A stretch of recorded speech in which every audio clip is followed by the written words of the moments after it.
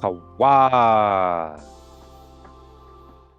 Hey, much love and respect. Pura vida, mi gente. Thanks for tuning in once again. Appreciate everybody that's here. I know it's the middle of the work week, right? Well, not the middle of the work, but middle of the day, starting off the Monday, right? Uh, but we got a good amount of people here, so let's go ahead and get started.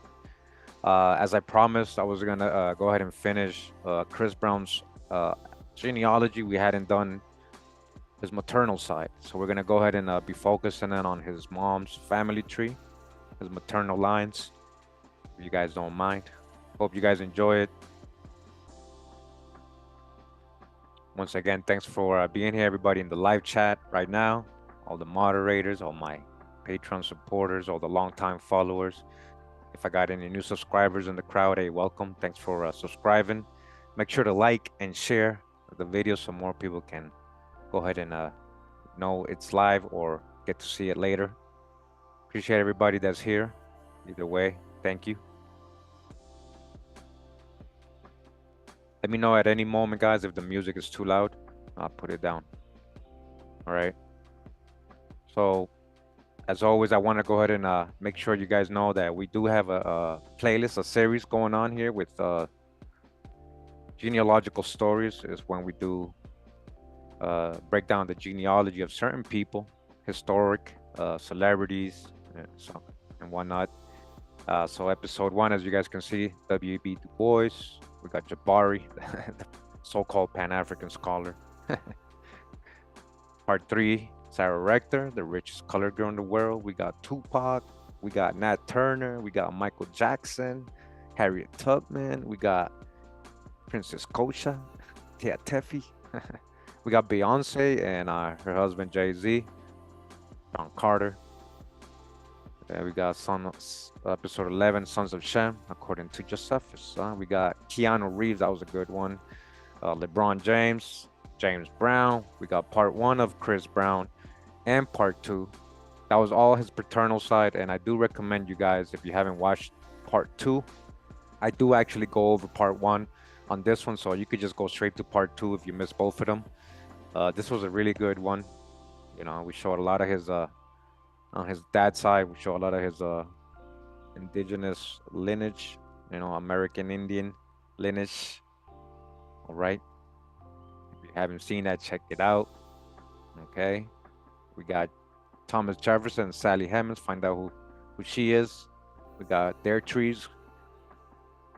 We got Silas Jefferson, the so-called Creek Indian. We got Chief Oshkosh genealogy. That was a pretty good one. We went over so-called Native Americans genealogy and showed how they also very mixed. You know, they have a lot of them have a lot of European ethnicity too. It's not just 100% Indian. I got a lot of people trying to like deny what I was showing and say, no, that's not true. It's 100%. They're 100%. They're not all 100%, guys. Episode 20, I kind of showed a little bit on that same family, the Brandenburg family. Menominee Indian descends from John Calvin. There's a line that goes all the way to John Calvin. Yeah, the Protestant, the one who the Huguenots followed, right? And then we got episode 21, of course. We just did Sean P. Diddy Combs genealogy. If you haven't seen that episode, all right. And today we're gonna do again Chris Brown's part 3, which is his maternal lines, and some other videos here like Alexander Hamilton, George Washington's. These are all related to genealogy. So if you guys are interested in continuing the series, I got them there. Go ahead and check that out if you haven't. Okay. Again, welcome. Welcome. You just joined us. All right. Just put some of these things up.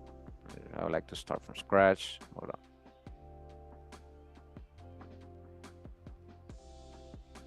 All right.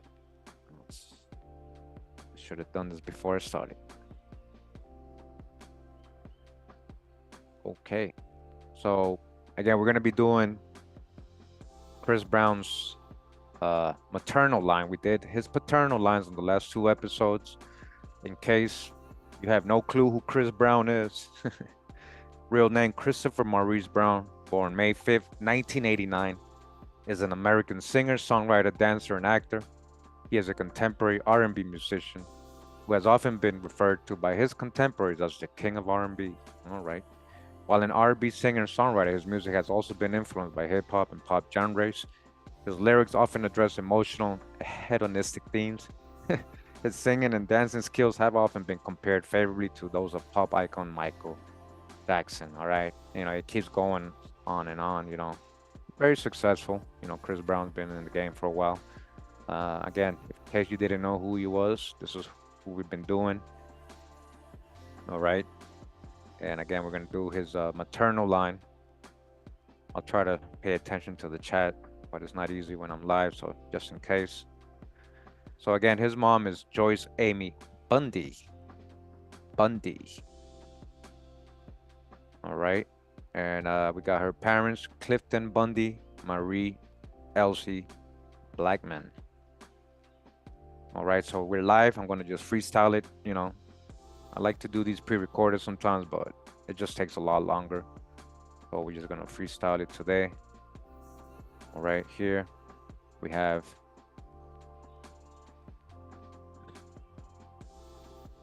her date, her marriage record. Right, Clinton Maurice Brown, his dad. Here we have her parents listed, as you guys can see, birth date and everything about her. And she is labeled so-called black here. Now, you guys saw what she looked like. She's very light-skinned, especially now in her later years. A lot more light-skinned, I would say, than her previous younger pictures. And there's a reason for that. There's a lot of mixture here, and that's okay. I just want to go ahead and show you guys. All right. Actually, let me see. I think I got some gallery pictures here. So I'm not going to try to rush. I'm just trying to take my time with this. So if you're in a rush, you can always come back and check out the videos later on. So yeah, here's a bad picture of him when he was, I guess, in trouble. This is his mom and his aunt. All right. You guys see? You'll break all your spells, all your prejudices, all your stereotypes. This is Chris Brown's people. All right? If you didn't know.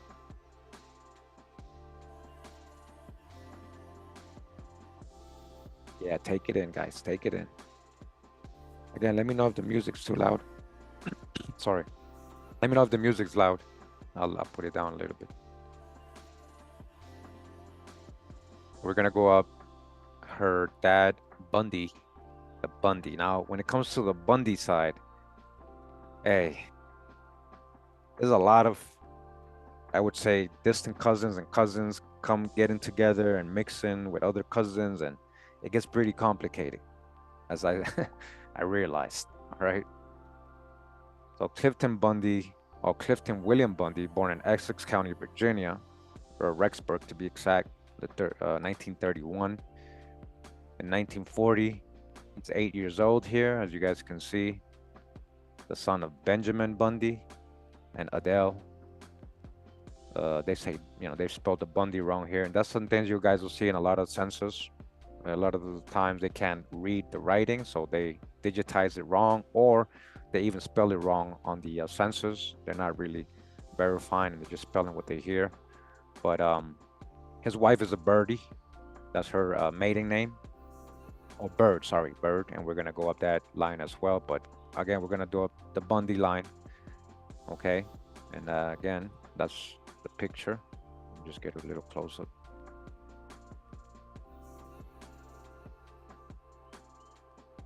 So that's his maternal grandfather. Okay. Clifton William Bundy. Chris Brown. Okay. Thanks, Tess. Sometimes it's louder for people who have headphones on, so they complain a little bit sometimes. All right, so Clifton's parents, again, Benjamin and Adele. We're going to go up Benjamin's line, again, the Bundys. And you're going to see that I believe in and his wife, she's also a Bundy. She has Bundy. This is what I'm saying, guys. It gets a little complicated with the Bundys. Yeah. So Benjamin Baylor Bundy, born in 1902, Battery Essex County, Virginia, Pesto in Tappahannock. Okay, 1910. He's 3 years old here. He's being labeled mulatto. All right. And we got his parents as William Claiborne Bundy and Mary Susie Brooks. Here it says Chapman. But why? Chapman and Susie. And the siblings, 1920. Claiborne. Okay, so I think they just couldn't read the writing. And here goes Susan. Again, listed as mulatto. They're still in Virginia. All right, and as you guys can see, there's a lot of records here. You know, he was in the military. Complexion, light brown. World War II draft. Here's a death certificate confirming the father, Claiborne, and Mary Susan Brooks. Okay, so I don't just go off one record. All right, so Tisa, everybody else can see. Everybody else can see, right? Tisa said she can't see. Make sure you guys let me know. All right, so Benjamin's parents, William Claiborne Bundy, Mary Susie Brooks. We're gonna keep going up the Bundy line, right? Okay. Siblings, let me just like this. Okay. A lot of big families here. A lot of big families. So William Claiborne Bundy, born 1873, still in Essex County, Virginia. 1880 census, he's 10 years old. Also being listed as mulatto. So you guys see that? Oh, you know, they tell us mulatto is supposed to be a white European mixed with a so-called black African. But as you guys can see, his dad is also being called mulatto. So, you know, it don't make sense already from what they tell us, right? So, you know, again, a lot of the time, it's census takers, you know, just looking at what people look like and they just put whatever. They'll put mulatto, they'll put, you know, light skin, they'll put black based on what they think. I know a lot of Indians got called mulatto, but it wasn't always the case, guys. You can't generalize like that. And that's what I've learned, you know, doing a lot of people's genealogy. Yeah. So here he is again, the son of Benjamin. It says Virginia. And they're all listed as mulatto. You see, everybody, even the mom. In this census, right?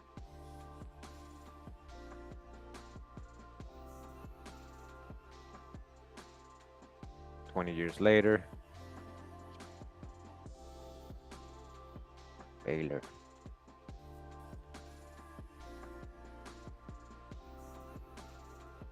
Here's his death certificate. Okay. So his dad again, Benjamin Bundy and Virginia Jenny Bundy. You know, at first I was like, maybe they got it wrong, but she was actually also a Bundy. So both his parents are Bundys, guys. All right, we're gonna see again, going back, I believe in the Birdland, they reconnect with the Bundys too. So this is what I'm saying. A lot of distant cousins getting together on the Bundy side. Hey, it happens sometimes, right? And here's the siblings. A lot of big families, big families. So again, Benjamin G. Bundy, 1844, Caroline County, Virginia. He ended up in Pennsylvania. And I just want to show you guys, remember, they were listing all these people as mulatto. Look, 1850, mulatto. Still. And third mom, Jane Bandy or Bundy. We don't have her maiden name. She might be a Bundy too, but I don't have her maiden name. Okay. 1860. 18, still listed as mulatto, still in Caroline. And we got his mom here, 35, Jane Bundy.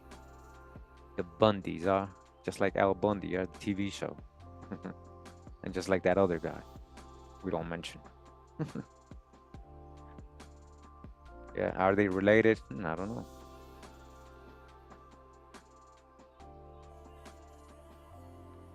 So some death certificates of the kids, you guys can see here. So again, a lot of records. You guys can see I don't just go up one record. I just try to verify as much as I can. 1870 still listed as mulatto. Okay. Now I just want to see this real quick. We got, this is the 1850 again. And they got Jane as so-called black. You see that? The B. And the kids are mulatto. All right.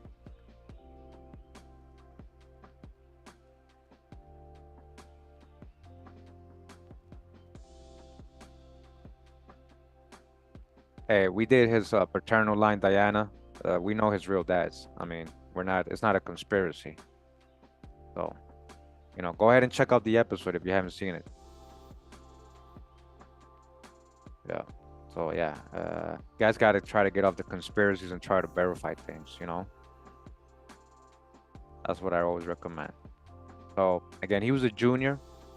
I found out based on, I believe, other family members. They had,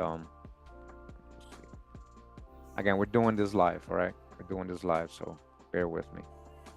Yeah, so all the other families had, senior and junior, right? So his dad, Benjamin as well. This family as well got Benjamin. This other family has Benjamin as well and Jane. So, I'm gonna go ahead with most of the families. I think that's where we got it from. We got a junior and a senior. So senior, born around 1823, Caroline County. And from here on, guys, to get to the next generation, we just got it from families. All right, as you guys can see, they got William Henry Bundy and Esther Freebird Bundy. William and Freebird. Now the Freebird, not a Native American name, but they're saying she was free, like a free person, not a slave, right? So these are free people of color, I would say, because we did get Jane, so-called black, but now we don't know if these people, because we don't have no records listing their race, if they're light or so-called black or whatever, but it all plays in. Either way, if they're so-called white or they're so-called black, it's still family, right? And I just want to show you that all these families had William and Esther Bird. So here goes another bird. So she's a bird. So this is why they meant free bird. Now I just remembered. So that's what they meant by free bird. A lot of people say, look, that's her Native American name. No, she's a bird. That's what they mean. She's a free person, and her maiden name is Bird. That's his mom's. As you guys can see, Esther Bird. So we already had a bird down the line, and we have another bird up, a couple generations ahead, back, I'm sorry, again. So again, all these families kind of know each other. They're probably in the same area, kind of mixing with each other. All right. And again, going up to his dad, William Henry Bird, we got about 1799, Essex County, Virginia, passed away in Caroline. So they had gone from Essex to Caroline to Essex again, as you guys saw. There's an 1820 census here I found of a William Bundy, Essex, Virginia, free colored person, as you guys can see. And then we got some family trees. I think they had Henry as the dad, which would make kind of sense that William Henry is getting the Henry from his dad. So we got these families giving us Henry Bundy as the dad, and they didn't have the mom. All right, so again, we only have what the other families put down. I haven't been able to verify this. I just want you to know, okay? So Henry Bird, possibly going back to about 1770, because they didn't have dates. So I usually estimate about 26 years for the parents from the child. And usually it's around that, unless they're one of the later kids, one of the, if what I'm trying to say is, unless they had him late, like, one of the younger children later on. So, but usually 26 for the dads. I add 21, 22 years for the mom, and usually it's kind of like spot on or close. For Henry, I did find a couple of Henry Bundys in the same area, as you guys can see. It just says number of free persons on 1810. I mean, is this that? If this him? Not sure, but I mean, it's in the same area. There's a Henry. Oh, look at that. Free colored, free colored, free colored, free colored. All right. We're talking about free people of color. This is way before slavery supposedly ended, right? Again, we've learned already to dodge the hijack on that. You know, what's his name? Henry Gates likes to say, well, 95% of so-called blacks were enslaved before 1860. So this is very rare to find. That's not true. That's a lie. I've done hundreds of trees, guys, and I found so many so-called free people of color, so-called black folks, right? Free before 1860. All right, so that's as far as I was able to go. I think some of the families had his mom as Eleanor Bundy, right? Let me see. Yep, this person had Eleanor. They had Eleanor too. Now, when we go to their tree, where do they get the Eleanor from? They don't really have a source. They're going off other family trees. They're going off of this guy, and then this guy has no sources. So this must have been the person that put it in. We're gonna read something, a note she put in. She wrote a note about. She still believes in the whole African slave stuff. This lady right here, she's probably related to Chris Brown. She has their trees, but she was on another line trying to make somebody slaves or whatever. So, just her notes, no records. So, again, the last Bundy was Eleanor Bundy on this line, right? About 1730, they put, which kind of makes them really older than her kids. About 36, this one, and this one about 40. No, 50? Yeah, 50. Yeah, 40 years old. So could have been one of the later kids, And then other family members had Anne Bundy as her mom. Again, this is all from trees. That's from her tree. She's adding this. So I could contact her and say, hey, how do you know these are the parents? But I just, say my family, so I don't want to bother people. They get upset, guys. Like, who are you? Are you related to me? They get all upset. So I just stopped doing that. I know it's private. I know it could be considered private, but also all these records are public. And again, we're doing this so we can learn for educational purposes, also to correct false narratives about what people are. Okay. So Bundy's, this is like the last mail I got to, this is according to families. They're in Virginia, as you guys can see. If you want to follow up, if you think you're related to these people, just for fun, we always do this. Again, Bundy, it says a lot of these countries have Bundy, as you guys can see. It says the ancestors of the Bundy family migrated to England following the Norman conquest. All right, so part of the Norman invaders to the British Isles. The name stems from Old English Saxon roots bonda or bunda, which were used to indicate such a person. There are several persons called Bundy in the Doomsday Book, one of whom is somewhat contradictory, called Liber Homo. Bundy, Bundy, were all listed in the Doomsday. So this Doomsday Book is a pretty good book when it comes to genealogy, pretty far back in Europe, right, in the British Isles. You guys can look into that, right? So we're gonna work our way down now, okay? From this guy. So we had, well, with Jane, we already know.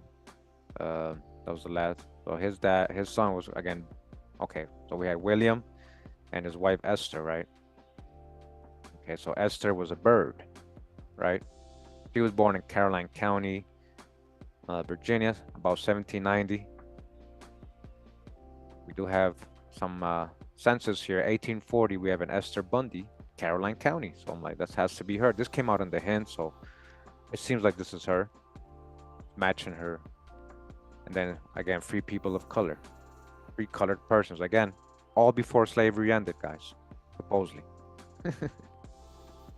1850 census, Esther Bundy, so-called black, so-called black. All right.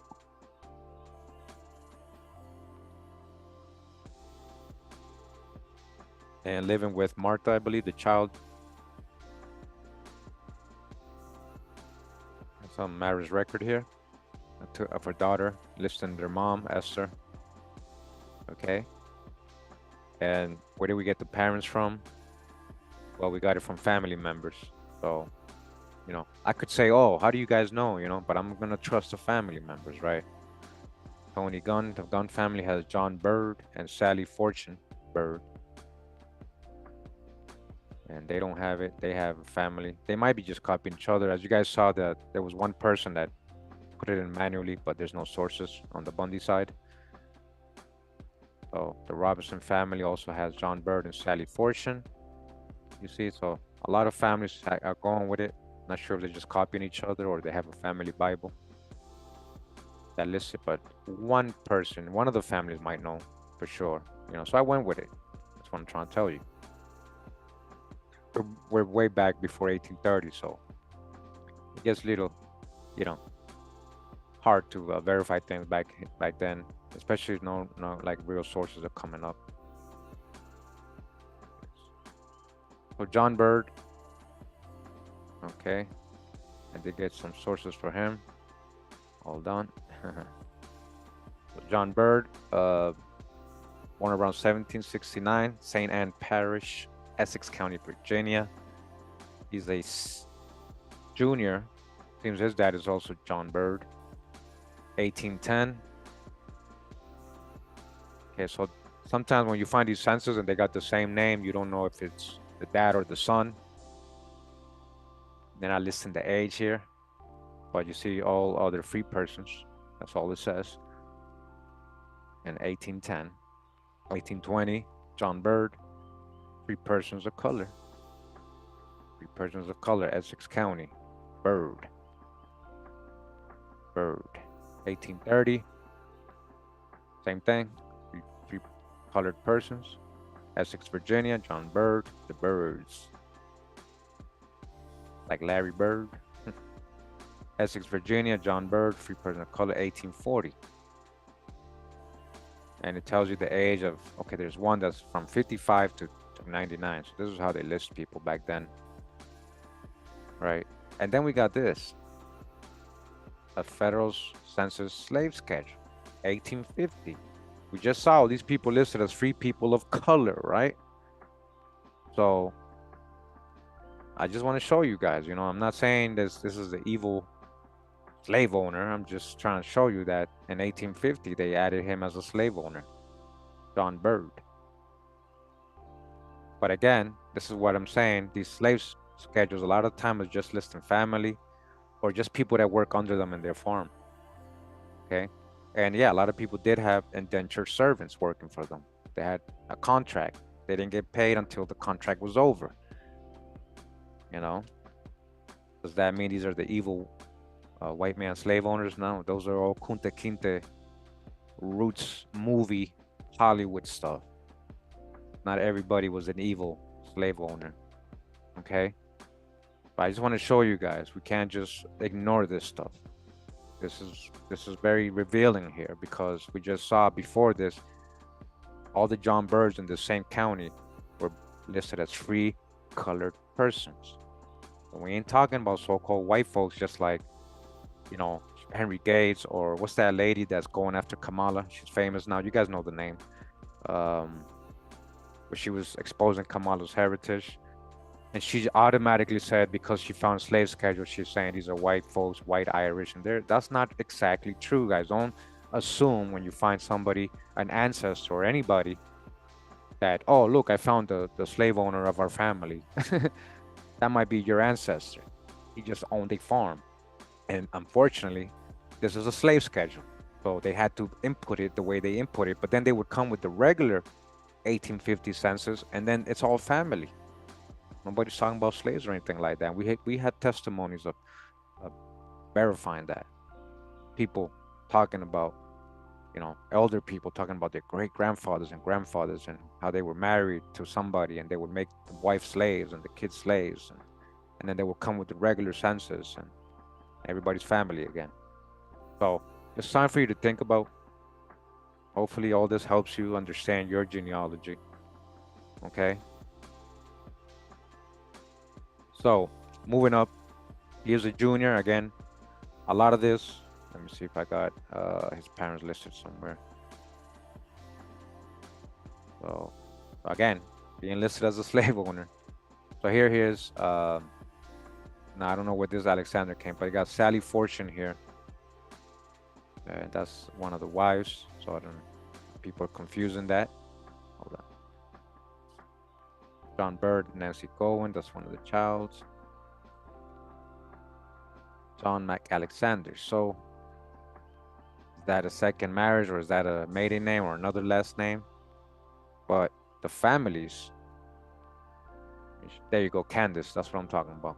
She be making up a lot of stuff. She does good work, but she's just adding a whole lot of hijack too. She's not really there yet. She's not really there yet. So John Bird, they have Mary Molly Bird here, or Meredith, as we're gonna find out. And other families have John Bird as the senior as the dad, Sally Fortune the wife, John Bird, and then this one got Ann Nancy Smith. This one got Molly. This one got Samuel Bird, Mary Molly Meredith. So, hey, as you guys can see, a lot of people are just guessing and adding things. They're not verifying. But most of the families had John Bird and Mary Molly Meredith. Okay. I mean, I could be wrong. They could be wrong. But that's what was coming up also in the suggestion as biological parents. Ancestry was providing, and it kind of matched what other families had, so I just kind of went with that, trying to be as honest as possible with you. So this is where we ended up. Okay, it's on the Bird side. 1727, again, all free people of color. He was listed. Okay, let me see what it says here. So marriage, we're gonna go to his wife, but first, again, just for fun, Bird. England, Ireland, Scotland. The name Bird is part of the ancient legacy of the Anglo-Saxon tribes of Britain, sons of Isaac. Saxon, sons of Isaac. Bird was a name used for a person who worked as a bird catcher or someone who had bird-like characteristics. So which one is it? Two different things, right?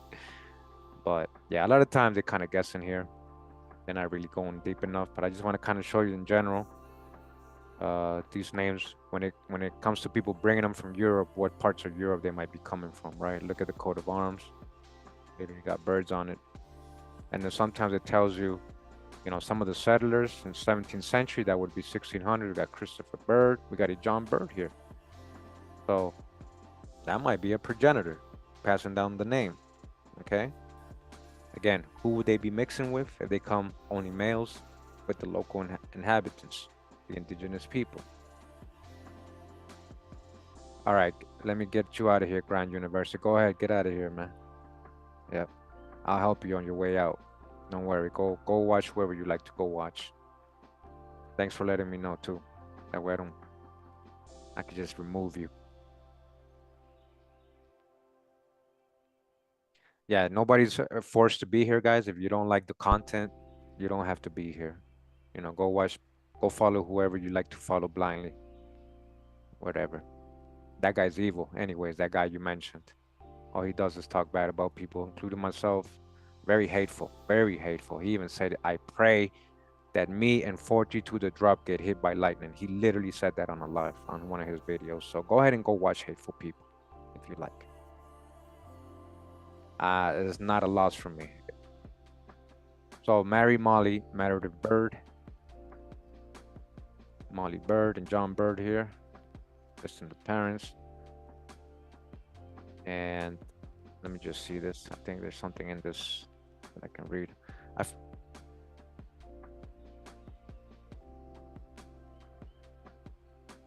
So this is from the Free People of Color in Virginia, North Carolina, and some other state. That book we've gone over. This is a good book. We're gonna go over very thoroughly. Shout out to Open Mija. He's read the book very thoroughly. but there's a lot to go into, like, not just reading this book, because it just says, it adds some of the African hijack, and they try to make mulatto mean half white, so you got to kind of dodge the hijack a little. But here we go. Now let's read here. It says, let me see. So it says somebody, they're talking about the Bird family, as you guys can see in the top. He was called John Bird Sr. when he registered in Essex County on the 15th of August, 1829, born free by certificate of John P. Lee, former clerk of this court, about 60 years of age, dark mulatto. All right, the Birds, we're talking about so-called black folks, right? 6 feet 7, 6 feet 7/8 of an inch. This is wife, apparently Sally Bird, and that's where we got the Sally Fortune. So this kind of helped me confirm. Now I remember, these were the parents, right? Who raised her the same day, born free. Again, born free. Born free. We're talking about slaves, about 56 years of age, bright mulatto.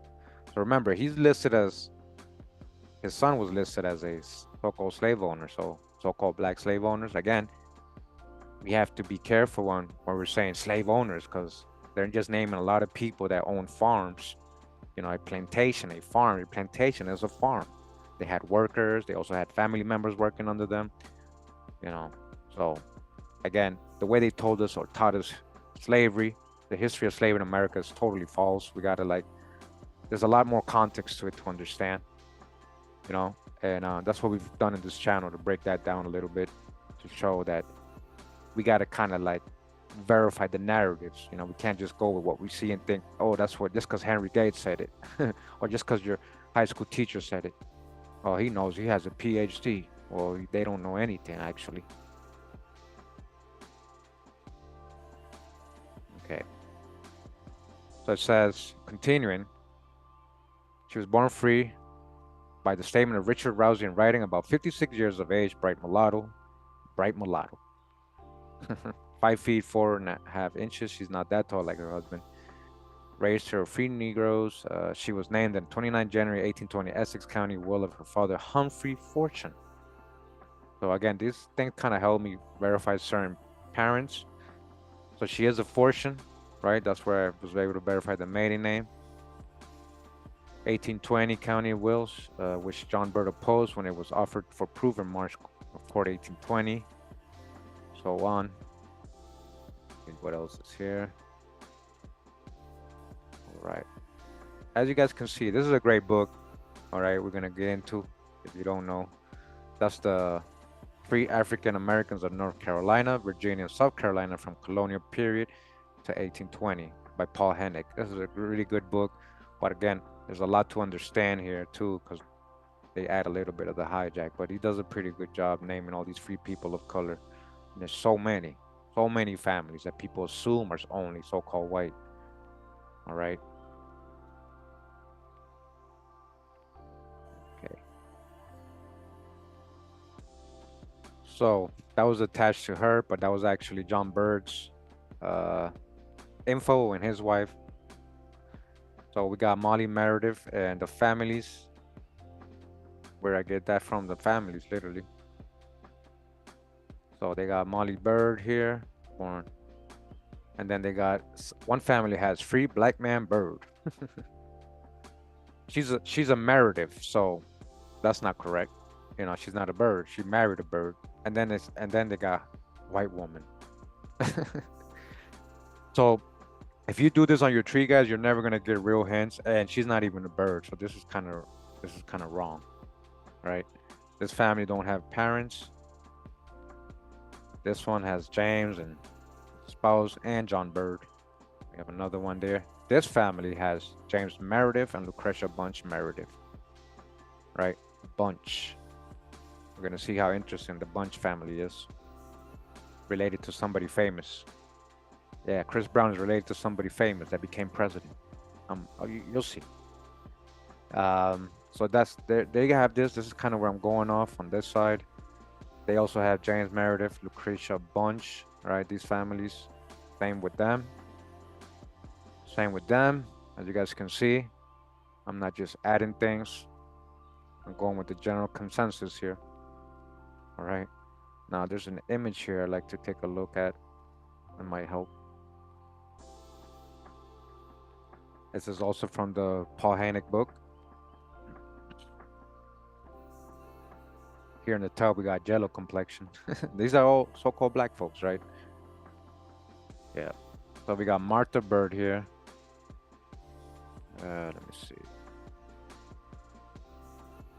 Bird.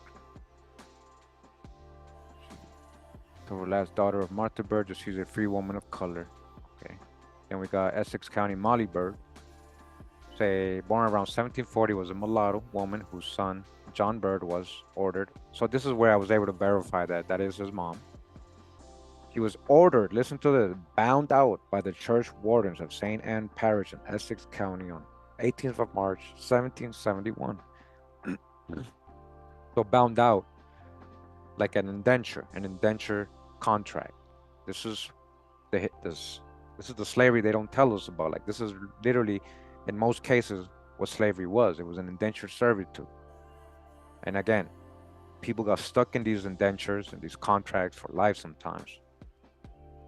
And that's when it became chattel. But it's just bad management or just evil people taking advantage of others, you know, or they just chose to be. A lot of people just kept doing their contracts. They would get free, they had nowhere to go, and they just bound themselves again to somebody else or the same person. A lot of time by force, a lot of time by choice. Who were bound out by the church wardens of St. Anne. It says no family name. So she was bound out to listen to this. So James, so this is where we get, so remember James Meredith is supposed to be her dad, right? So we got James with no family name. So that would have helped if it said Meredith. Okay, let's see. And we're talking about the Bowmans, Overton County. He testified that he enlisted in Hillsborough, North Carolina, and served in Captain James Gunn's regiment of dragoons. Lotto boy. Okay, so you know we're missing pages here, so it's hard to see what you're talking about. But I just want to show you this is a good book. Again, go verify it. Unfortunately, now we got archive.org blocked by the Chazars.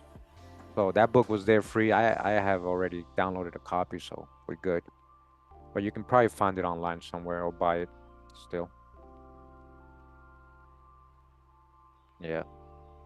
So again, we're going with what the families are saying for her parents. We're gonna move up on the Meredith side. And again, her dad was James. Oh, this ain't my tree. I'm gonna go back to my tree, guys. Okay. Thanks for being here. We might be here for a while. That's why I went live early. Okay, so far we're at his 7th grade grandmother on this side, just so you guys can see where we're at. Oh man, they brought me all the way down. Let's go back up. Go back up. Okay. So James Meredith.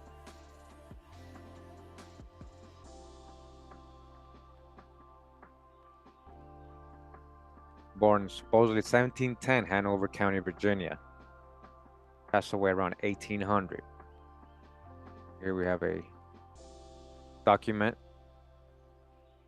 right? Henry County.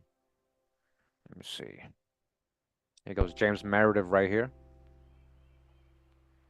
It says, we therefore pray that the academy which is now erected at Martinsville may have the sanction of your honorable house, and that such men be appointed trustees of the gentlemen delegates from the counties of Henry, Patrick, and Franklin may nominate. Signed by John Dillard, Robert Sharp, Jacob Lindsay, Joshua Dillingham, John Clemens, and James Meredith. There he goes. Jesse Atkinson, Ballinger, Wade, Hezekiah Salmon, Joseph Morris, and so on and so on. So that's why this came up as a hint, because he's in this, he's one of the signers. Important person. Here he's married to a Mildred Bagby. People have more than one wife. And we did find a James Meredith in the Continental Troops for the Revolutionary War. Not sure if that's him, but that was suggested as a hint. And when it comes to the parents, we got it from the families. Okay, as you guys can see, They got George and Alice Meredith. They got George and Alice Meredith. George and Alice Meredith. And so on and so on. Get all these families wrong. Some of them don't know. So that's where we're going off. Okay, guys? So again, hey, Chris, you want to verify all this? Let me know, man. You let me know if I'm wrong, man. I doubt he's watching. Hopefully he is. Hopefully he's been watching since part 2 at least. I hope he watched part 2 at least. Because I know he knew he was indigenous, but he's also promoting the Juneteenth African hijack slaves narrative. So believe it or not, guys. And people have a hard time when I say that. Like, no, he knows he's Indian. I'm like, yeah, but he thinks he's part Indian and part African. He's not understanding fully yet. All right, I'm just keeping it real with you guys. All right, so George Meredith is the dad supposedly, right? New Kent, Virginia, all the way back in 1660. That's how far back we got on these lines, right? His wife Alice, we got a hint here. Let me see. This is probably new. I didn't have this before. And it's just other family members. You know, they have Thomas Meredith and Joan Hart as his parents, so he might be able to go more back, right? And Thomas appears to be from England. Look, so, you know, I can add that, but this is their source, Genie Community. And Genie Community, they actually don't have sources on their website. It's just manual entries. It's literally just manual entries. I just want to show you. You see? There's no sources on Genie on net. It's just manual entries. So I don't like going with this website because a lot of the time I've already caught them being wrong, but a lot of the time they are right. So, but you guys can see if you want to follow up according to what this family says, Thomas and Joanne Hart. Joanne Hart. So let me just go back real quick on the Hart side. Let me see what they're saying.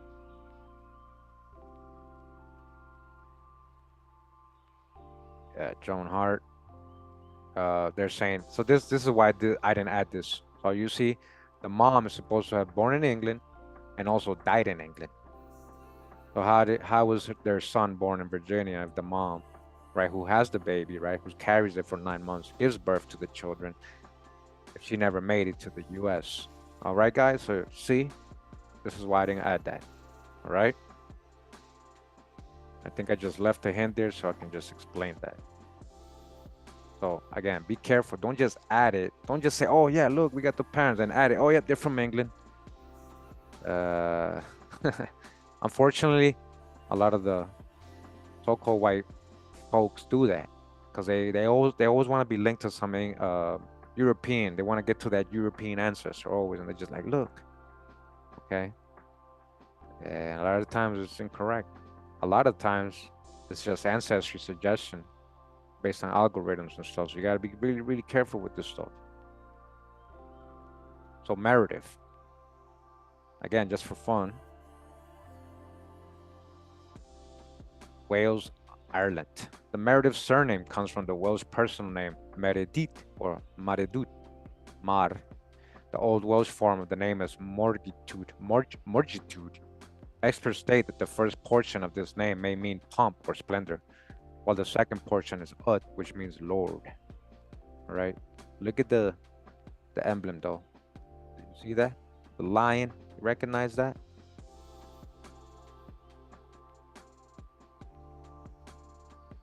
Okay. And then his wife Alice. And that's as far as we got. We don't know where she was born. Don't have none of that, and we don't have a maiden name. Okay. Welcome, welcome. Thanks for joining us. We're just doing Chris Brown's maternal lines. Okay, maternal lines. This is part 3 of his genealogy that we've been working on. I had this done a while back. I just hadn't gone live with it, guys. So this is why I'm doing it today. Okay. Again, we're doing his maternal side. We're going to do all the lines, guys, all right? Just bear with me. I hope you're not in a hurry. All right, so that was on the Meredith side. And remember, Lucretia or Lucretia Bunch was the mom of Mary Meredith. We were able to verify that, and a lot of the times we saw the Bunch came up. And a lot of the families had that as well. Okay, and I'm gonna show you something interesting on this bunch line. I'm gonna show you something very interesting. All right, I don't know how many people knew this, but I bet you a lot of you know already what's gonna be found on this bunch side. So, according to the other families and well, mostly the other families, Lucretia Bunch's parents are John Bunch III, who is also the eighth great grandfather of Barack Obama. Hey, that's what they're saying. And then the seventh would be his son Samuel. Where is that? I do have that. I know I had Samuel somewhere.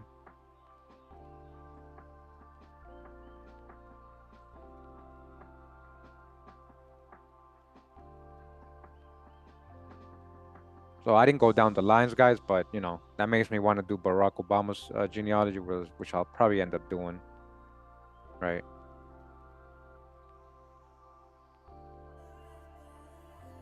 Okay.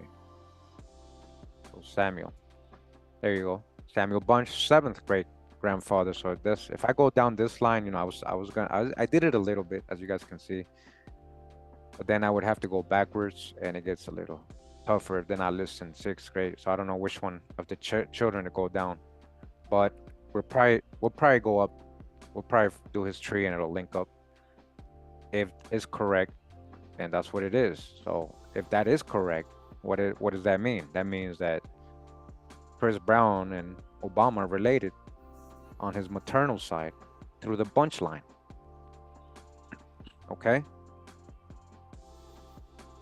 So John Bunch III, eighth great grandfather of Barack Obama, and ninth great grandfather of Chris Brown. Go ahead and verify if you like. All right?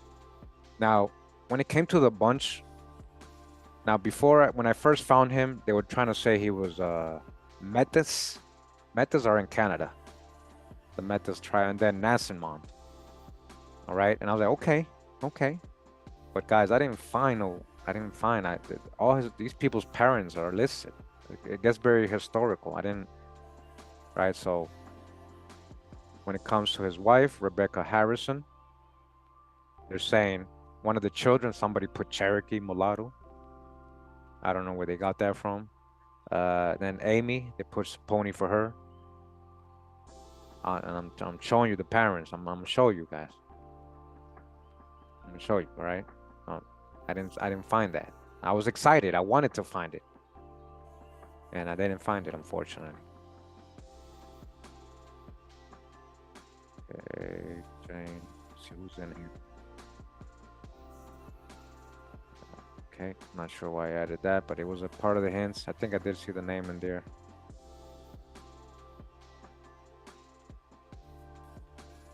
So, Genealogies of Virginia Families from the William and Mary College Quarterly, Volume 2. This indenture. Between James Barney and Anne Barney, his wife, and the county of Louisa on the one part of Elijah Hutchinson of the county of London on the other part, witness that he said James Barney and his wife for, and in consideration of the sum of 600 pounds current money of Virginia to them in hand paid by the said Elijah Hutchinson, the receipt whereof they said James Barney and his wife does hereby acknowledge, and of every part of parcel hereof does acquit, exonerate, and discharge him, the said Elijah Hutchinson, his heirs, executors, and administrators, and every of them forever has granted bargain, sold, aligned, remus, release. Okay, so somebody's indenture is over. Okay, so let's keep going because I do see bunch. Okay, so his heirs, remus, released, and field confirmed, and by these presents do grant bargain, sale, alien, remus, release, and fialf, and confirm unto the said Elijah Hutchinson, his heirs, executors, administrators, and assigns one certain piece of parcel land. So this is his freedom due, I guess, for completing his contract, his indenture. Situated in Louisa County, aforesaid on the north side of the South Anna River, containing 250 acres, be the same more or less, part of which said land the said James Barnett purchased of James Bunch. So that's why they gave me this. The said 250 acres of land. So it seems this guy Elijah he was under an indenture with under James Barnett and Ann Barnett. Okay, and if we would have known historically that these were so-called black folks, they would try to make him a slave, Elijah, and they would say this is James, the slave owner, and he freed his slave. This is what they would tell us. Oh, this is when he freed his slave. A lot of the times it's when their contract is over. They're not just freeing people because they wanted to. A lot of times the contract was over. A lot of times it was their children or family members. And they even got freedom dues. They got paid or they got land for completing the contract. Okay. James Bunch III, father, John Bunch and Rebecca Bunch. All right. This is what I'm saying. Like we have actual, this is the gravesite. Like it's there. Okay. John Bunch, Rebecca. So that was, okay, John, this John, and then his parents, Rebecca. Then the family members. They have John Bunch II. So this is what I'm saying. Look at this. This is what I mean, guys. So John Henry Bunch III, free mulatto, Cherokee. Cherokee, huh? And again, I didn't find that, guys. So, again, 8th great grandfather Barack Obama and 9th great grandfather of Chris Brown. So this person has the wrong parents. See, they have a whole different set of parents, Paul Bunch and Keziah Fortune. But everybody else has John Bunch II and Tempers Bates. Tempers Bates. And we even saw, here's a fake image. They try to state, this was just saying, this is what a mulatto looks like. That's what that's what the note said. This is what a mulatto looks like. That could be him though, but they didn't say that. So again, this is what I was saying. His dad, John Bunch, is being called Nasimon Podunk Metis. That's in Canada. Bunch II. And again, I was excited to be able to find some Indians here. And I was like, whoa, you're telling me Obama has Indian ancestry? And again, I didn't find that. Let's go up. Let's go up John Bunch II.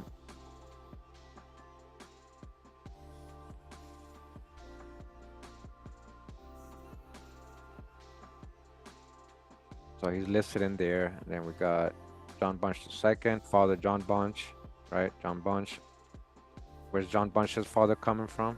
1636. It says arrival year 1656. Hold on. Yeah, so 20 years later, after his birth, arriving, right? Arriving. Very early immigrants, much relevant information taken from patent books. 5 volumes. Cavaliers and Pioneers, you know, so this is, you go find those books, he's listed there. Corporal, Senior Corporal John Bunch.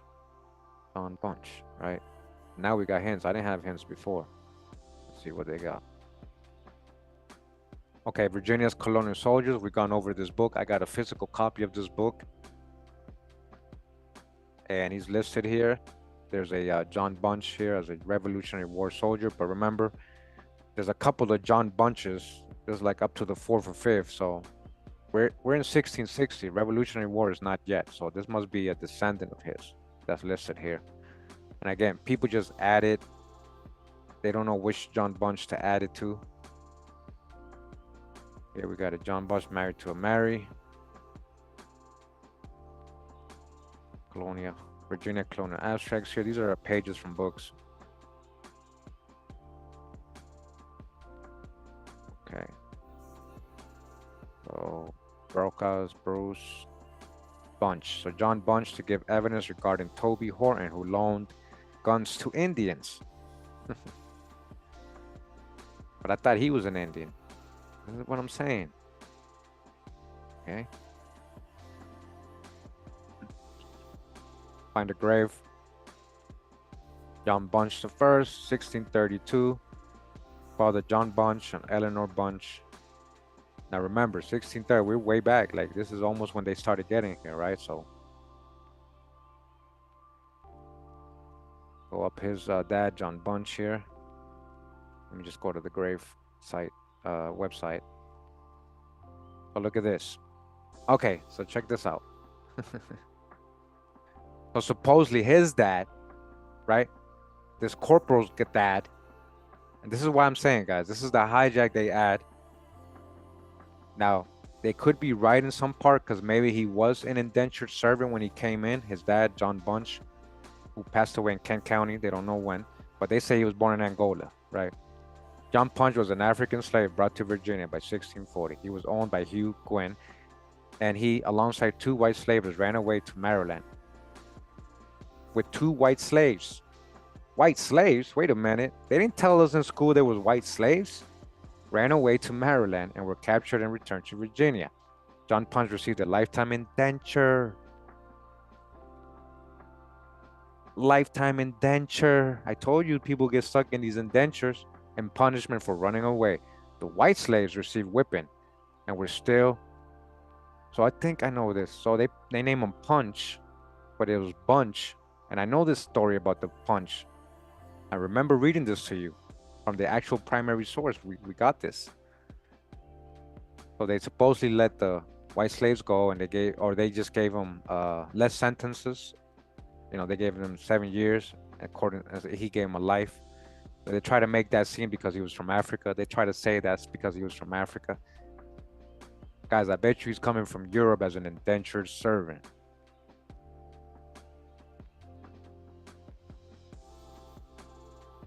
John's wife is unknown, but his grandson was referred to in court as Musty, which was the grandchild of a mulatto. So it's probable that whoever John Punch's consort was, she was white. Whoever, they don't know, they're guessing. John Punch's descendants were known by the surname Bunch. All right, you guys see that? I didn't realize that. I think when I first read that this is the famous John Punch. And I'm gonna have to redo that video, just this segment, just so you guys can remember, because it's part of one of my old videos where I read from court records what happened to John Punch, right? And then we're gonna try to link it up to this. I'm gonna do some investigation. And again, this is supposed to be Chris Brown and Obama's ancestor, right? But that's the hijack with the African stuff. All right.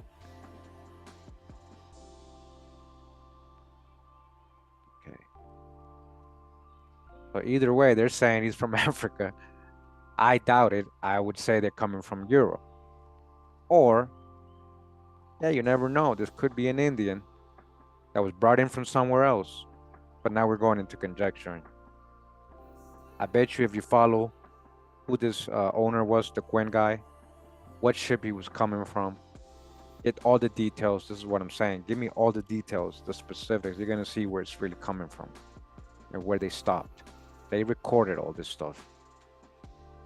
They recorded all this stuff, guys. Okay. What happened to the... So let's see. Bunch. Scottish. Look at that. In Scottish history, few names go farther back than Bunch, whose ancestors lived among the clans of the Pictish tribe. Huh? But we know these are people of color. Remember what we've learned about the Picts and that book, Ancient and Modern Britons. He literally calling them Moors, Gypsies, people of color. All right. So again, most likely he came in as an indentured servant. And that name goes back to the Picts. Let's see if Punch comes up. Punch comes from England, it's saying. So which one is he? Is he Punch or Bunch? Because they're saying he's Punch, but then they say his descendants took on Bunch. So two different possibilities here. Okay. Just want you guys to see. And I try not to go into the realm of conjecture. A lot of people like to do that. And when I ask them, well, how do you know? They get upset at me. How do you know? How can you prove that? How can you? I'm the proof. I'm the source. Okay. All right. No worries. No worries. No worries. I get it. I get it. How do you tell me you got no proof or source without telling me? Okay. So John Bunch, mulatto. Supposedly his dad is that guy who ran away, right? John Punch. Supposedly. That's not. I didn't get no hints, no nothing, nothing to verify none of that. Just that grave record had listed him. And now they're making Sarah the mom. Sarah supposedly. Let's see. Subscribe. What you mean subscribe? Okay. Sarah Mary Bernard comment. Oh, this is why I didn't add Mary. So this is the other thing. Look, they're saying Mary was born in Hartford, Connecticut, and passed away in Connecticut. These people are in Virginia, so it just don't make sense to me. I don't know. I'd have to conjecture. Oh, maybe she went to Virginia and had him, and then she went back. Now I'm conjecturing and guessing. Okay, that's why I didn't add this. So right here it gets kind of fit. And I think the reason that it gets like this confusing is because if we actually get the real details, we're gonna see we're talking about real Black Europeans who were actual slaves and running away. And these other white slaves, does that mean they were pale skinned just because they're being called white slaves? The ones that ran away with him? First of all, we weren't even supposed to know they were so-called white slaves. But you guys gotta remember what free white meant, right? Or what free white included. You guys remember, right? And if you don't, I'd like to show you again. Whoa. What happened? There we go. Free white person, Black's Law Dictionary, 4th edition. Meaning persons belonging to the European races. It included all European Jews.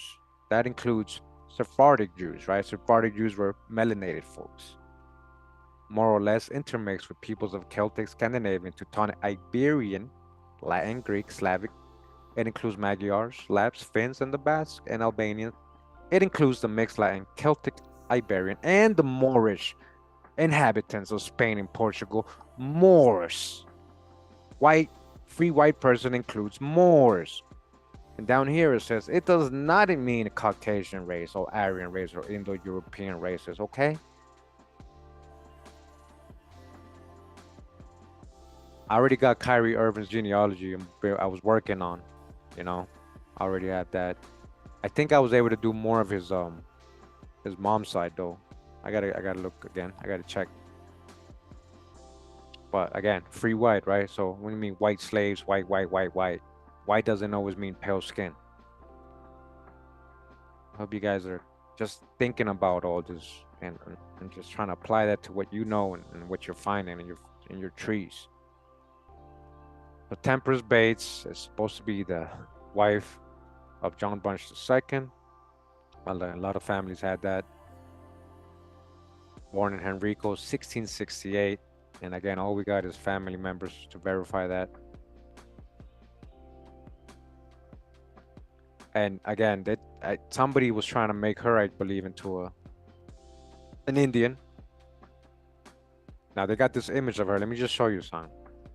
Now look at the year she was born. 1668, 1768. When was the camera invented, guys? Who knows in the chat when camera was invented? I know you're probably gonna Google it, but the very first real type of modern cameras, 1839, when they kind of developed. And then from there, you got to understand, they got to mass produce it, commercialize it, make people buy it. It takes a time before it actually becomes marketable and everybody has a camera. So I would say by the 1850s, 40s, 50s, cameras start really being used. So how is there an image? Let me show you again. Of Temperance. And we're talking about an image from the 1800s. That's not her, guys. That's not her. Cameras were not invented yet when Temperance was born. 1668. She passed away in 1735 before cameras even came out. Okay? Now this person, Cynthia, Cynthia, why you put that image of her? Come on, Cynthia. You gotta be better than that, Cynthia. Anyways, she has Henry Garner Bates as her dad, and Sarah Freeman. Henry Bart is Plymouth, Massachusetts, and died in Massachusetts. How does that make sense when we're talking about people in Virginia? Her daughter's supposed to be born in Virginia, and it's supposed to be an Indian. This is what I'm saying, guys. All right, I want you to see all this bad info people be having, and it comes up as a hint for you. And that's why I didn't add this stuff, right?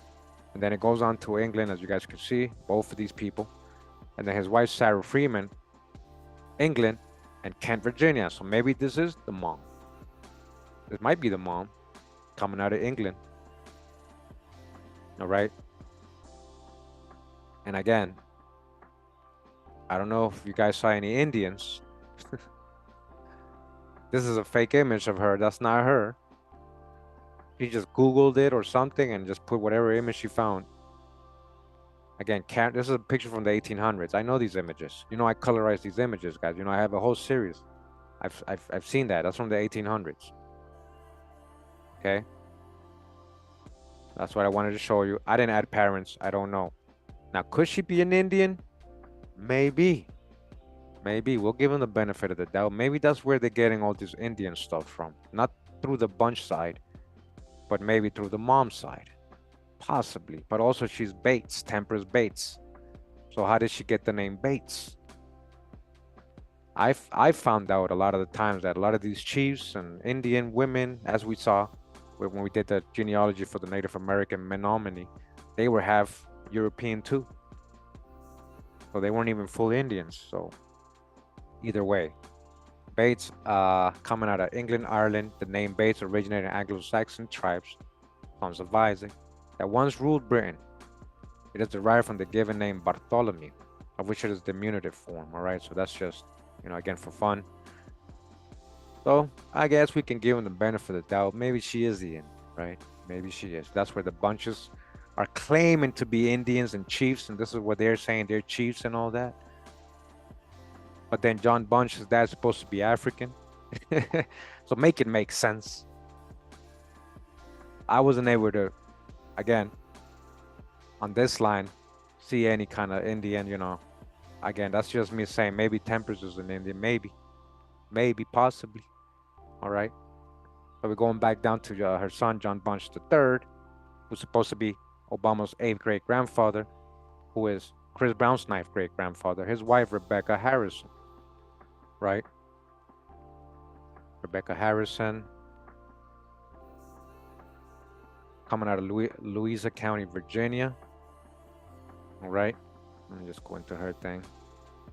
So again, I got this from family trees. I didn't really get, okay, let me see. Okay, so I got Rebecca Bunch here, right? Maiden name Harrison. So I was able to verify her info.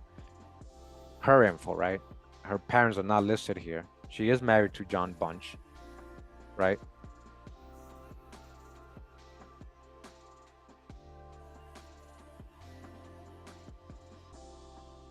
Yeah, we're not gonna generalize Cindy, you know. I know some good Cynthias, you know. All right, so this is U.S. National Cemetery Interment Control Form from the 1900s. So I don't even know if that's her. Okay, I guess I get a lot of these hints from other family trees. Veterans, yeah, so this is from later on, but it does say circa 1775, but we're all the way in 1600s. All right. So she did die in 1770. That could be her. Goochland, Virginia. And as you guys can see, I don't really see any parents other than from other families. That's what they had. You know, they don't really have sources. I verified. So they got Anthony Harrison and Rebecca Bernard. So she might be listed as or named after her mom. Okay. So all these families had the same thing. Anthony Harrison, Rebecca, and that's why I added them as the parents, right? A lot of different families, not just one. And I went with it. Could be wrong though, but Anthony Harrison, coming out of Louisa County, Virginia. So that's as far as I got on that, right? 1662. Are they Indians? Are they Europeans? We don't know yet. We're going into the realm of conjecture, but somebody might know, right? And we keep digging. How can we dig that far right there? Like, how can we be able to verify that? Right, there must be a story written somewhere in some book. And now archive.org is down. But Harrison, meaning where that came from, the name, not the people, not just the people, but the name. England, Ireland, the origin of the name Harrison are with the Anglo-Saxon tribes. Saxon. Sons of Isaac. The name is derived from the personal name Henry. The personal name Henry arrived in England after the Norman conquest.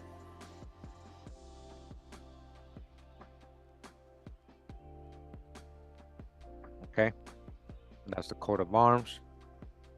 I showed these emblems when it came to those video I did for the nations of Israel. The snake on top could be a tribe of Dan, a Danite. They had the snake. So, you know, it's a whole lot of history to understand too once we get into Europe. We ain't just talking about just plain so-called pale-skinned people. There's more to it. You know, there's always a lot more to it, guys. So Harrison and Harris, you know, they might be two different families, but Harris, the Harris are big Saponi, Catawba Indians. I know that for sure. But that name also came from Europe, so they have the European too. Even the people who are Saponi, Catawba with the Harris. You know, guys, you might not like what I'm saying, a lot of you, but once you really do the real research thoroughly, you'll see what I'm talking about.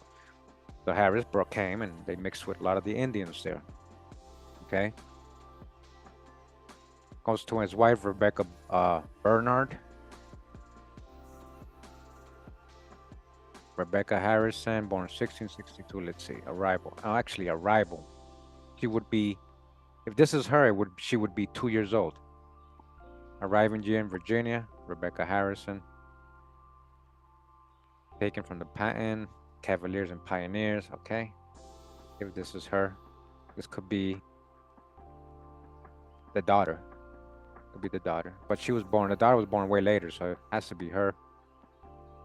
And where did I get the parents from? From family members. They did that back in the woods. What does that mean? So Rebecca Bernard from DeSoto County. The other family members are saying Henry Bernard and Martha Bernard Eagles. And also listed as Harrison. So Eagles Harrison is what I got, or Eagles for the mom. And again, this is just from this family right here. When I go into their tree, where do they get that from? Who knows? Because he got some England records. Baptism in England. Is this really her if she was supposed to be born in Virginia? This is what I'm saying. So this is most likely wrong, guys. This is what I'm saying. These parents are wrong. And I guess I shouldn't even put it. Yeah, I shouldn't even put it. So this is a person named Rebecca Bernard, born in England, whose parents are Henry Bernard and Martha Bernard. So gotta try to make it make sense. Now, maybe we have the DeSoto County, Virginia thing wrong. Maybe somebody added that just because they didn't want him to be from England, and she is actually born there and came from England, right? And married Anthony Harrison. We don't know where he's from. He could be an Indian, part Indian too. All right, but all possibilities until we get definites. If not, we're just guessing, and you're just, you know, wishfully thinking and just adding things. All right. Just want you to see it's very complex when it gets back far. These, you know, sometimes when you get this far back, it gets really complex. You know, a lot of times people are just guessing and just hoping, hoping and guessing.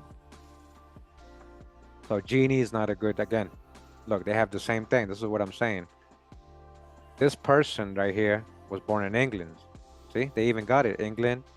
And then she died in Virginia. So they got that she was born in England. So that's what I'm saying. So we're not talking about an Indian then, if so, right? If so. So this is what I was saying about, I don't know, guys. I didn't really find the Indians. When it came to the bunches, maybe John Bunch against mom, Tempers. Maybe Tempers Bates has some indigenous blood. I wasn't able to verify that, okay? So we're going back down the bunch, remember, through the bunch supposedly. All right, John Bunch III is Obama's 8th great grandfather, supposedly. And that's Chris Brown's 9th great grandfather. Okay, so we got here through the narrative line, which was all given to us by family, so I wasn't able to verify a lot of this stuff. And that brought us down to the birds, right? You guys remember, right?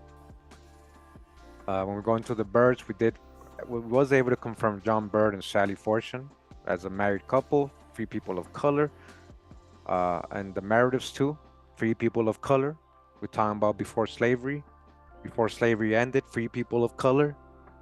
Doesn't always, guys, there was black Europeans. It doesn't always mean automatically Indians, but yes, a lot of them probably mixed in with Indians or some Indians somewhere, hopefully. I'm thinking maybe with Tempers Bates. That's me giving him the benefit of the doubt. Now, when it comes to his wife, Sally Fortune, right? Remember, we did have her dad. Humphrey Fortune was listed, and according to other family members and other records, Jarusi or Jarusia Wright is the mom. So Sally, again, was born in Virginia. This lady was born in Massachusetts and died in Missouri. So I don't know if she traveled at some point to Virginia and had her baby coming from Massachusetts and then ended up in Missouri. Again, I'm conjecturing there, but that's what a lot of families had. Let me go into her profile. That's all good. That's what I was saying, Sonia. But on this line, I wasn't able to verify that. So, hey, if you guys can show me some real, we can verify all this, and maybe we can find these people listed there in that same family that you're saying is a pony. You know, again, you know, portion.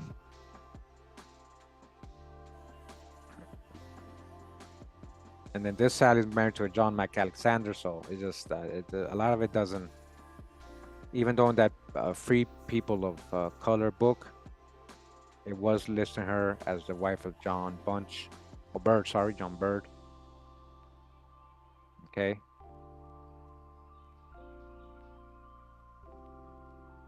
Here's Humphrey. Okay. But in general, we got this from the families. The parents, I know Humphrey's her dad. I know Humphrey's her dad because he was listed in that book. And he's being called mulatto by this family. And then everybody else had Jerusa Taranaya Wright as the mom, you see? Jerusa Wright. And I didn't see any moment where she was in Virginia, but I mean, we're going to give them the benefit of the doubt again and say she must have went from Massachusetts. And at some point she was living in Virginia, had her daughter. And then at some point she moved to Missouri. Hey, that happens. Immigrations did happen, but kind of guessing right there. Hoping we're right. But all the families had Jerusalem. Where did they get that from? We'll see. We'll see if I found something.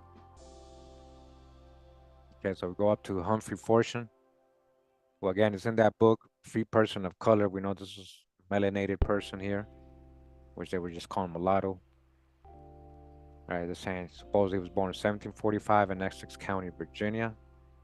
Let me just look at this document right here.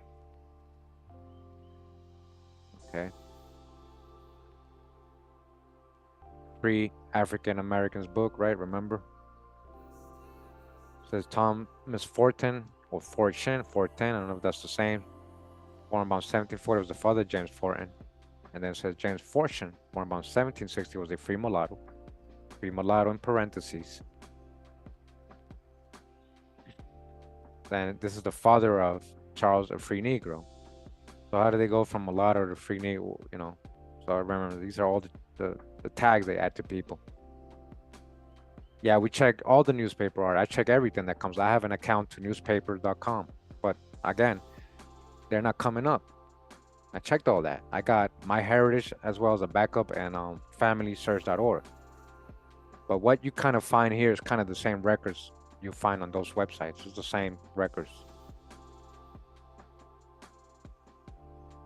And if a newspaper comes up, it's usually later on. It's not in the 1600s, 1700s. Usually after the 1800s and 1900s when you start seeing the newspaper stuff. Okay, so we're kind of far back before that, you know. So Humphrey Fortune, there he goes, born say around 1745. So this is why I was able to confirm his info. Head of an Essex County, Virginia household, right? We're talking about melanated folks here. He had a son, Major Fortune, I guess, born in 1783, head of the Accomack County household. And then it says here, William Fortune, born 1747, was a mulatto, head of Essex County, Virginia. So I don't know if this is his brother or related to Humphrey, because they're, again, telling us that his dad is named William. So I'm assuming that maybe this is his brother and he got his name from his dad. So he's William Jr., right? But these are all people of color, right?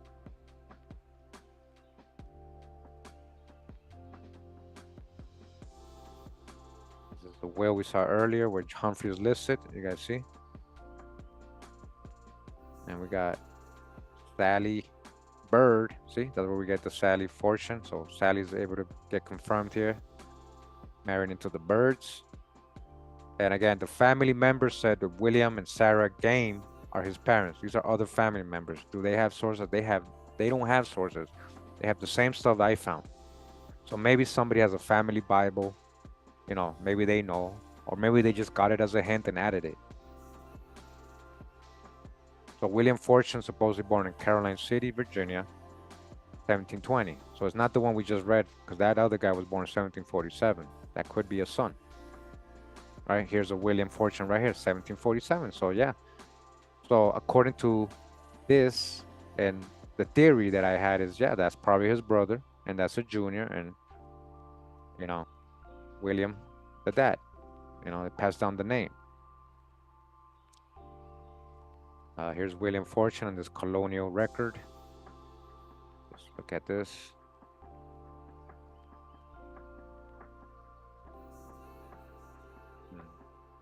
Let me see where we are.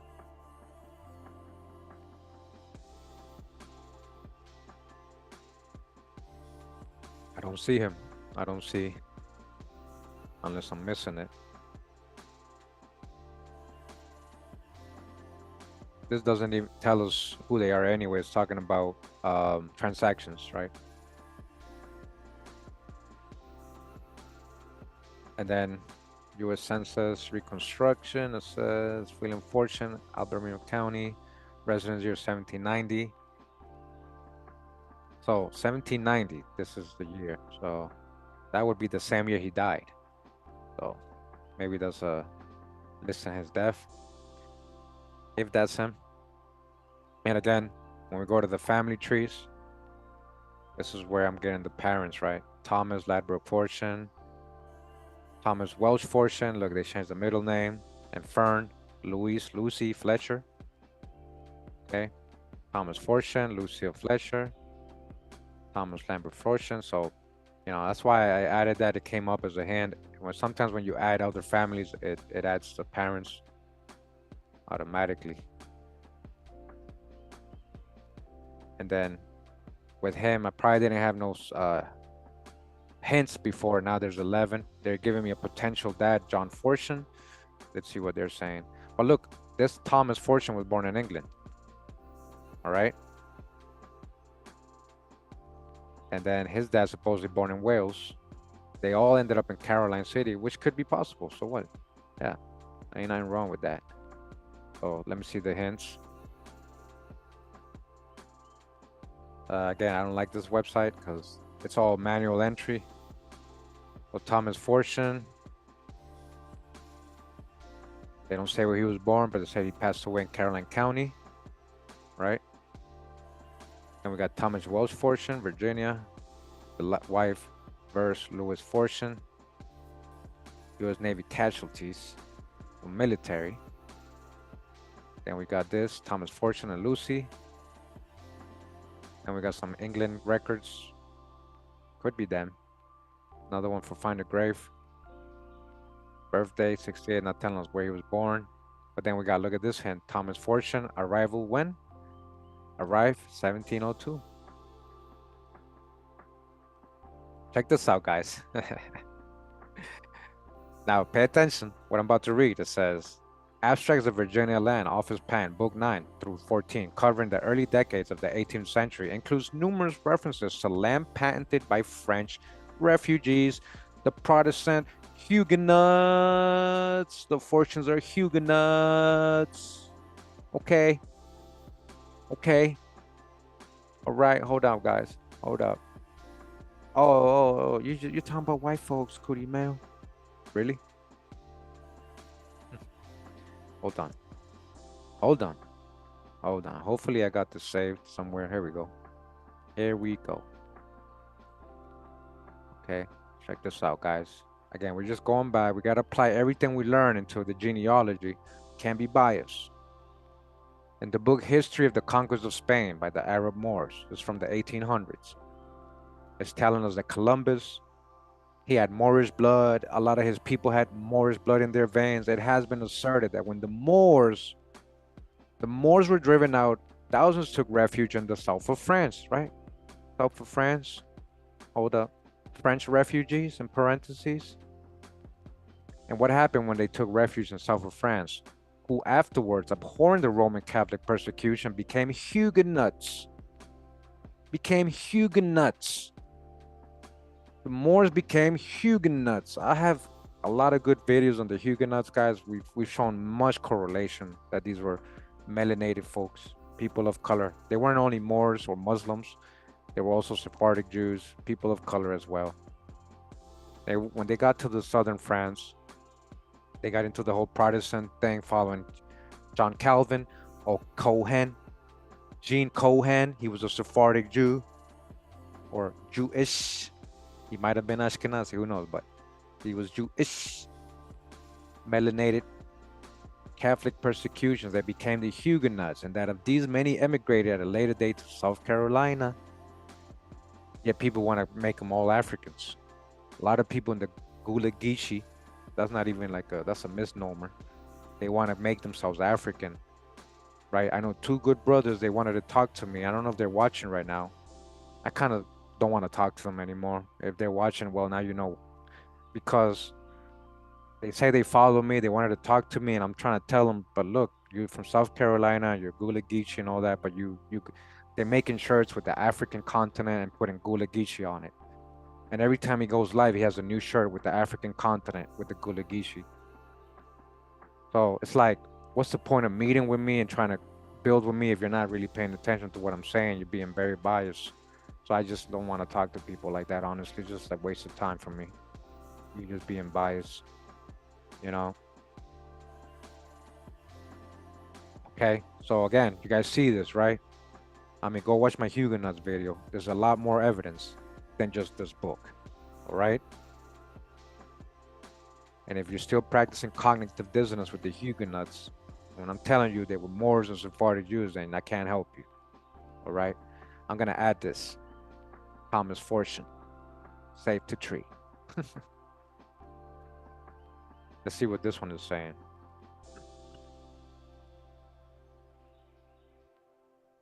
I hope you guys saw that. There's literally a Thomas Fortune coming in as a Huguenot, a French refugee. Who was the first refugees? Huguenots. It was applied to Huguenots, refugee, the word refugee. Ooh la la la. Ooh la la la. The refugee, na na na na na na na. Who they talking about? All right, let's see. My fault, my fault. Let me get serious. Let me get serious. Thomas Fortune, right here. What does this say? 1,200 acres on Southside Main Blackwater. All right, doesn't really say. So I guess they had lands, patented lands. Remember, what did it say about getting these French refugees getting land patents? Land patents doesn't always mean Indian. A lot of you are very biased to that, and I understand why. You're finding out you're not African, so you just want to be Indian. I get it, but I just want to say it again. A lot of people still ask me, but oh, he was a black European and all this stuff, and then he mixed in with us. I'm like, us who? I found out that the person literally thinks he's like 100% Indian. I'm like, And I just want to tell you guys, if you're watching me, let me see how many people we got here. 109, but we'll get more people later on. All right. What I'm realizing, what I'm learning is that nobody's really 100%, especially talking about 2024. Even 1900s, by then, a lot of people were mixed already. What I noticed based on my research, guys, is that almost all, if not all, if not all, so-called Black Americans are both. I'm not saying you're not Indian, both American Indians and Black Europeans. There's no separation. It's in all of you. Whether you want to believe it or not, or accept it or not, and get mad at me or not, the truth will come out soon, and you'll see. Man, Kurimeo was trying to help me see something. And I've got a lot of fallback from people, and then over the years, as they kept watching the videos, and then they started doing their genealogy, they said, "Yo, you were right, man. You were right. I found that in my lineage. I found Black Irish, I found Huguenots, I found Black Scottish people, Black English, and then they go on and realize that they start doing some amazing research on these European ancestors, and they found out how great they were. So don't just be biased, guys. Don't just try to look for Indians. And you gotta understand, how did you get all these last names? How many last names have we gone through already? Where did all these last names come from? Again, look, French Huguenots, right? English, Italy, they were everywhere, because in reality, a lot of them were people from the Inquisition that had spread throughout Europe. Okay? And it says it's found here in ancient times.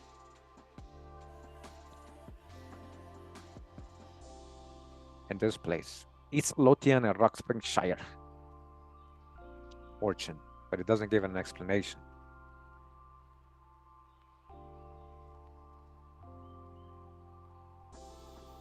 It's not just English, it's all of Europe, from all over Europe. And it doesn't, how is it going to detach you from Turtle Island if you still got the blood, if you still got the American indigenous blood? It's not going to detach you from anything. Some people just want to be 100%. I'm going to tell you straight up, Puma. A lot of people that don't want to accept that is the same ones that point fingers at people that look like me, or people, or the Native Americans, or whoever they call Mongols, Siberian, or so-called white folks. The invaders, those are the invaders. But nobody ever wants to take accountability or accept who all their lines are, and realize, hey, you might have colonist blood, you might have indentured servants from Europe blood, prisoners of war, Jacobite blood, Black Irish, and all that. So what? Embrace it, guys. Didn't have a problem all these years with that lie out of Africa stuff. You didn't have a problem with that. I'm telling you something better and greater here. Along with your American Indian heritage, be proud of all your ancestors. Embrace them all.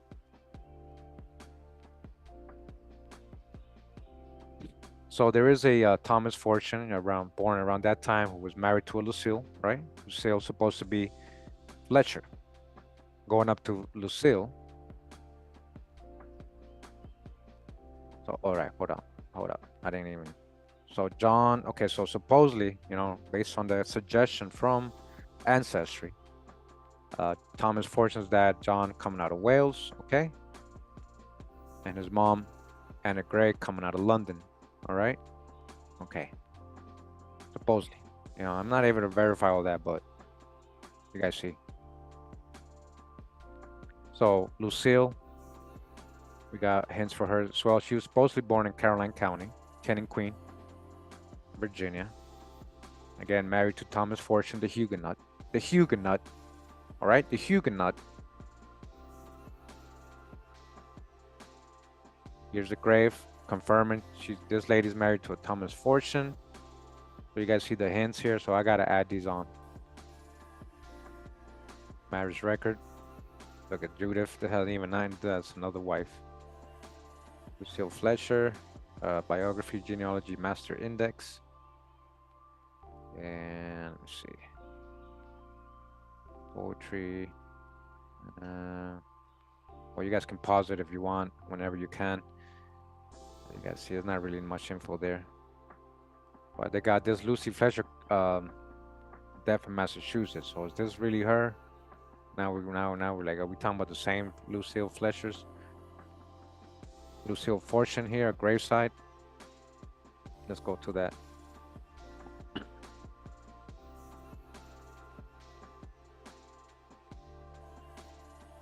People are people, guys, right? They had their own survival struggles and stuff before they came to the Americas. Some were colonists, some came straight to take over the land, and they didn't care about the indigenous people or local people. But some came very poor. Some were uh, sent over here by force and had to work in the same plantations as the Indians, just like a slave. You know, a lot of them got sent to the Caribbean sugar plantations. What we thought they were doing with Africans, same thing. So it's not about every European's bad or every European's pale. So yeah, a lot of people have a hard time understanding this.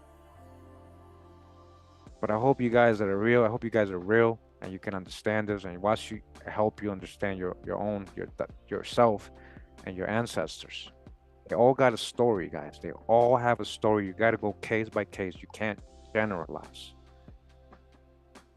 The biggest thing we've learned in my channel is not to generalize. You got to stop generalizing. If you don't know, you don't know. Stop guessing and get the specifics. Go case by case. Stop generalizing. All right. So here they got Tom Fortune listed in the graveside as the husband. Okay, birth Caroline County.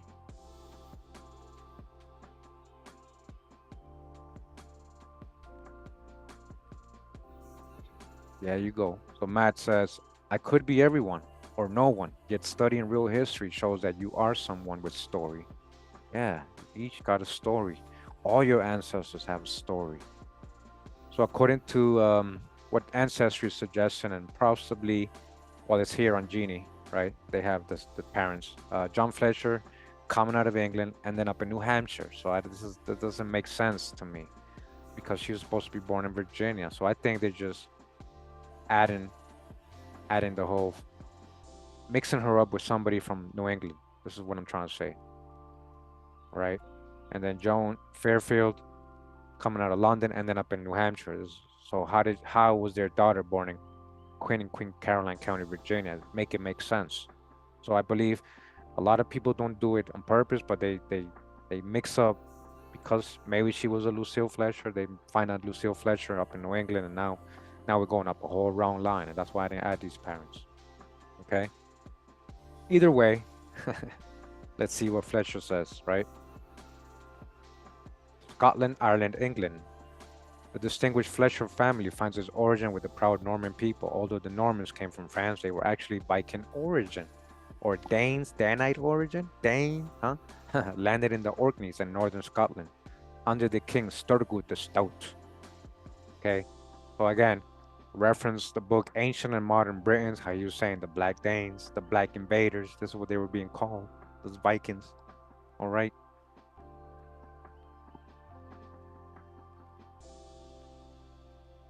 Okay, so we kind of done with the fortune side, right? So I just wanted to point that out. Humphrey was person of color, William Fortune, his dad, and then Thomas, the Huguenot. So it makes sense that these would be a person of color. Whether they mix with Indians, I haven't been able to, on the Fletcher side. So, okay, so this side we have Sarah Game, his wife, and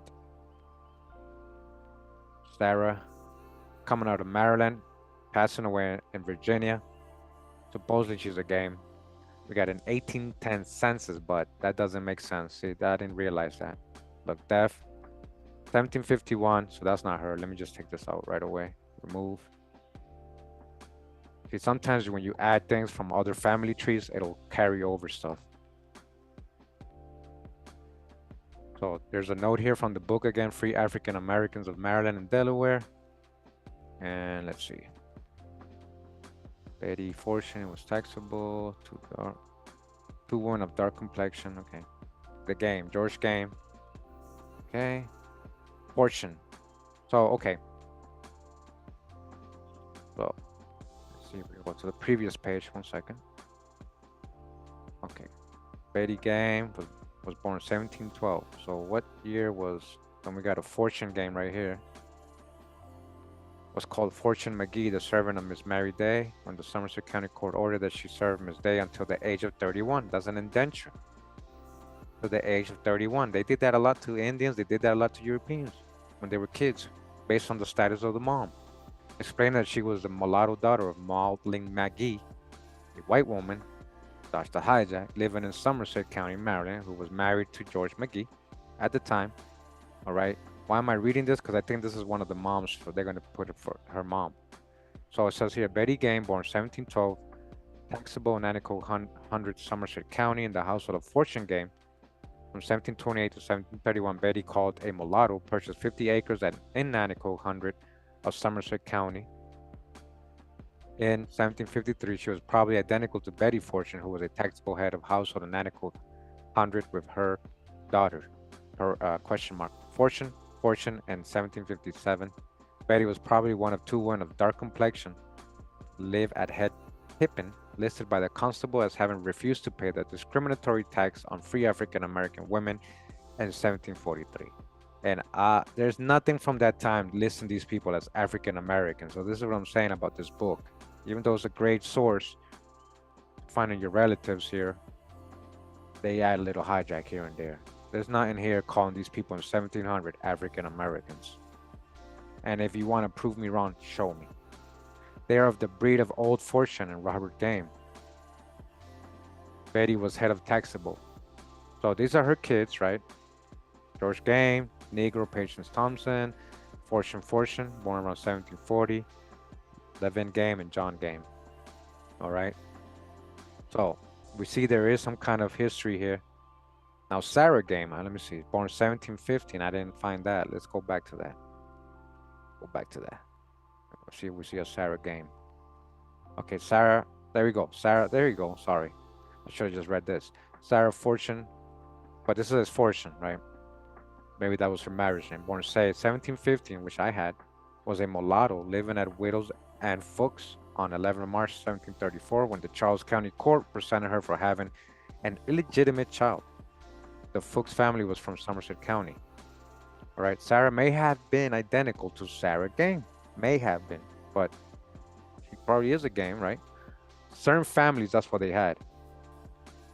A taxable in the Nanticoke 100 Somerset County household of her sister, question mark, Colina Game, or Gam. In 1759, Sarah was the mother of James Fortune, a mulatto of Sarah Fortune, who bound himself indenture as an apprentice to James Law. So a lot, again, this is what I was saying earlier, a lot of times they voluntarily bound themselves or got into an indenture, which a lot of time was just an apprenticeship. So a lot of people were being called slaves when they were just doing apprenticeships, guys.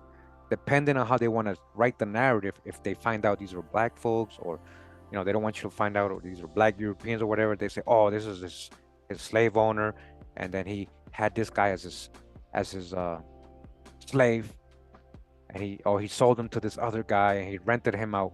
No, he gave him to his uncle and he was learning an apprenticeship, sort of like William Ellis, right? The biggest slave owner in the South, which was a black man, William Ellis, right? You guys know the video, right?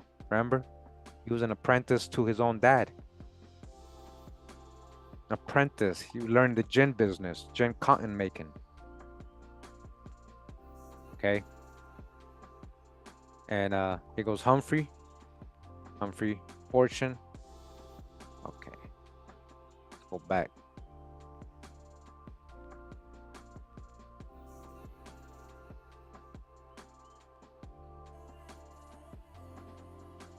Okay.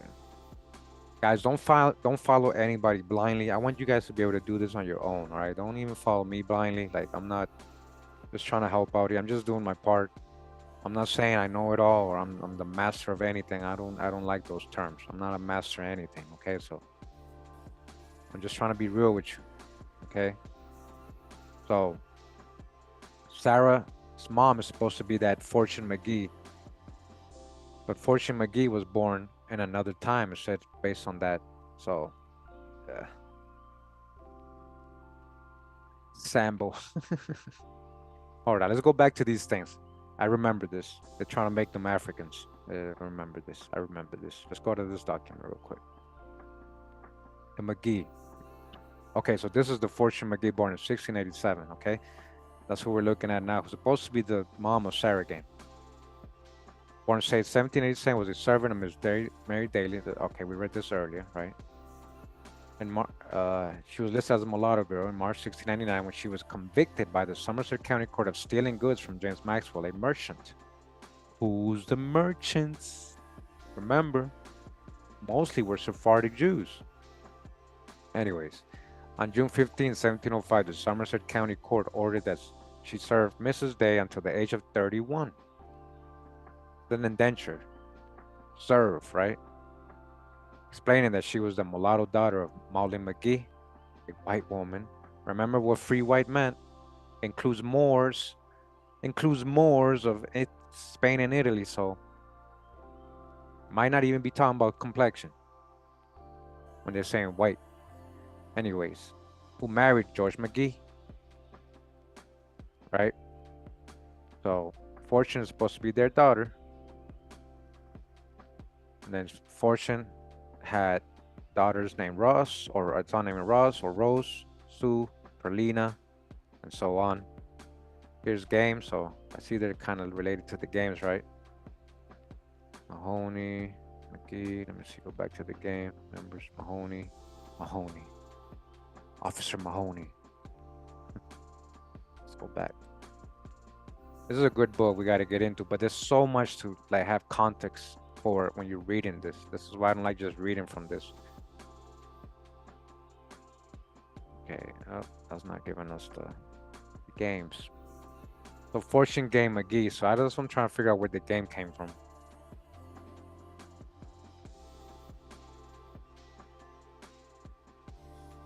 And I told you earlier, Candace doesn't know it all. Like Candace is missing so much. That's what I'm saying. Candace literally said, if you see somebody on a slave schedule, that means white. And that's not true. Just like Henry Gates said, that's not true.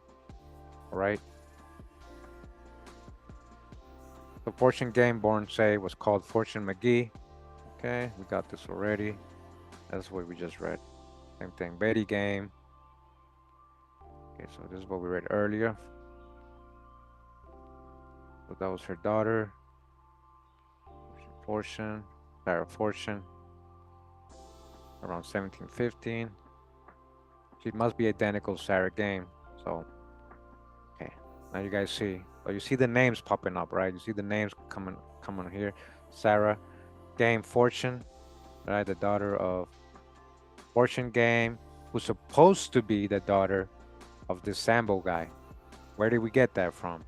We know Molly McDallion, supposed to be the free white woman she's descends from. They didn't list the dad in this. They didn't list the dad. Do I have to show you guys again? Yes, I do. Yes, I do. It says again that she's the mulatto daughter of Madeline McGee, a white woman who was married to George McGee. Right? That doesn't say Sambo McGee or Game. This is what I'm saying. Where are they getting the Sambo from? Where are they getting the Sambo from? Now look, they married Madeline to a Sambo guy. Samuel Game. Sambo, where are they getting Sambo from? Going up to Samuel, they say he was born in Barbados. That doesn't mean African, right? Let's go to see what we can find here. The Game family, check this out.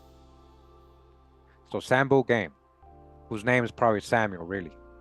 Born 1670, was the slave of Peter Doughty of Somerset County, Maryland, but he was born in Barbados. Sambo may have been the father of Fortune, may have been, we don't know, may have been a Fortune Game McGee, the servant of Miss Mary Day. The Somerset County Court ordered Fortune to serve Miss Day until the age of 31. We got that already, right? Explaining that she was the mulatto daughter of Madeline McGee, a white woman living in Somerset County. But remember, she was married to George McGee. So when did she hook up with Sambo? Right? Anyways, she was called Fortune Game in 1728 when she was a taxable head of Somerset County household that joined in Sambo Game. Sambo and his wife Betty were Negroes. So see, Sambo was married to a Betty. So we're getting different things when we're doing the genealogy. We're getting different stuff here. were Negro slaves by Peter Doughty. How do you know Peter wasn't so-called Negro too? This is what I'm saying, guys. Apply everything I'm telling you every time. How do we know? We're supposed to assume they're the Negroes and he's the white man, right? But we just saw it. Supposedly he was born in Barbados, according to somebody. Doughty also allowed them to use his. Okay, so it says by Peter Doughty, 1700. It says Doughty also allowed them to use of his 150-acre plantation. He allowed his slaves to use his plantation. Does that make sense? Called Paris in the Nanticoke Hundred of Somerset County during their lives. So it's probably related. They might be related to him. Land records. They were freed by 1713 when they petitioned the Somerset County Court to allow Betty to be tax-free. Sambo was taxable in Nanticoke Hundred, Somerset County, 1724 to 1733. Negro, Grays, taxable, and his household may have been his slave. And Robert Game, taxable. Okay. His household was probably his son, Patrick McKeel and Samuel Clark, who were probably white. Probably white. Free white. What does probably white mean, though? That means they don't know. Right? So, either way, somebody has him born in. Let me see if this one has. Because we didn't see nothing about Sambo where he was born. We didn't see none of that, right? Still not in here. So we saw that already. But I probably got that from the family trees. Show you. Never know. Somebody might have some oral history. Hey, Sambo, our ancestor Sambo came from Barbados. But look at this. Look at this. So this family said he's coming from Senegal, Africa. Where did they get that from, guys? Where did they get that from? They have no sources of proof for that. This family also says he's coming from Sambo. It doesn't say that in the thing we just read. It didn't say nothing about him being African. It called him a Negro, right? Now they're saying but look at this is funny. Check this out. Check this out, right? Check this out. So we have his dad as Charles Game of Suffolk and Elizabeth Game, or Elizabeth, right? Where are they from? If he's born in Africa, why is his parents? Well, we don't know. What's up with these names? Charles Game. So that's an African name. And Elizabeth. No sources, right? No history. Somebody just added that. That might be his real parents, though. Coming from somewhere else, possibly Barbados, possibly Europe. A lot of black Europeans ended up in Maryland, guys. You'll find out when you start really doing the real research correctly. Maryland and Delaware and all these places.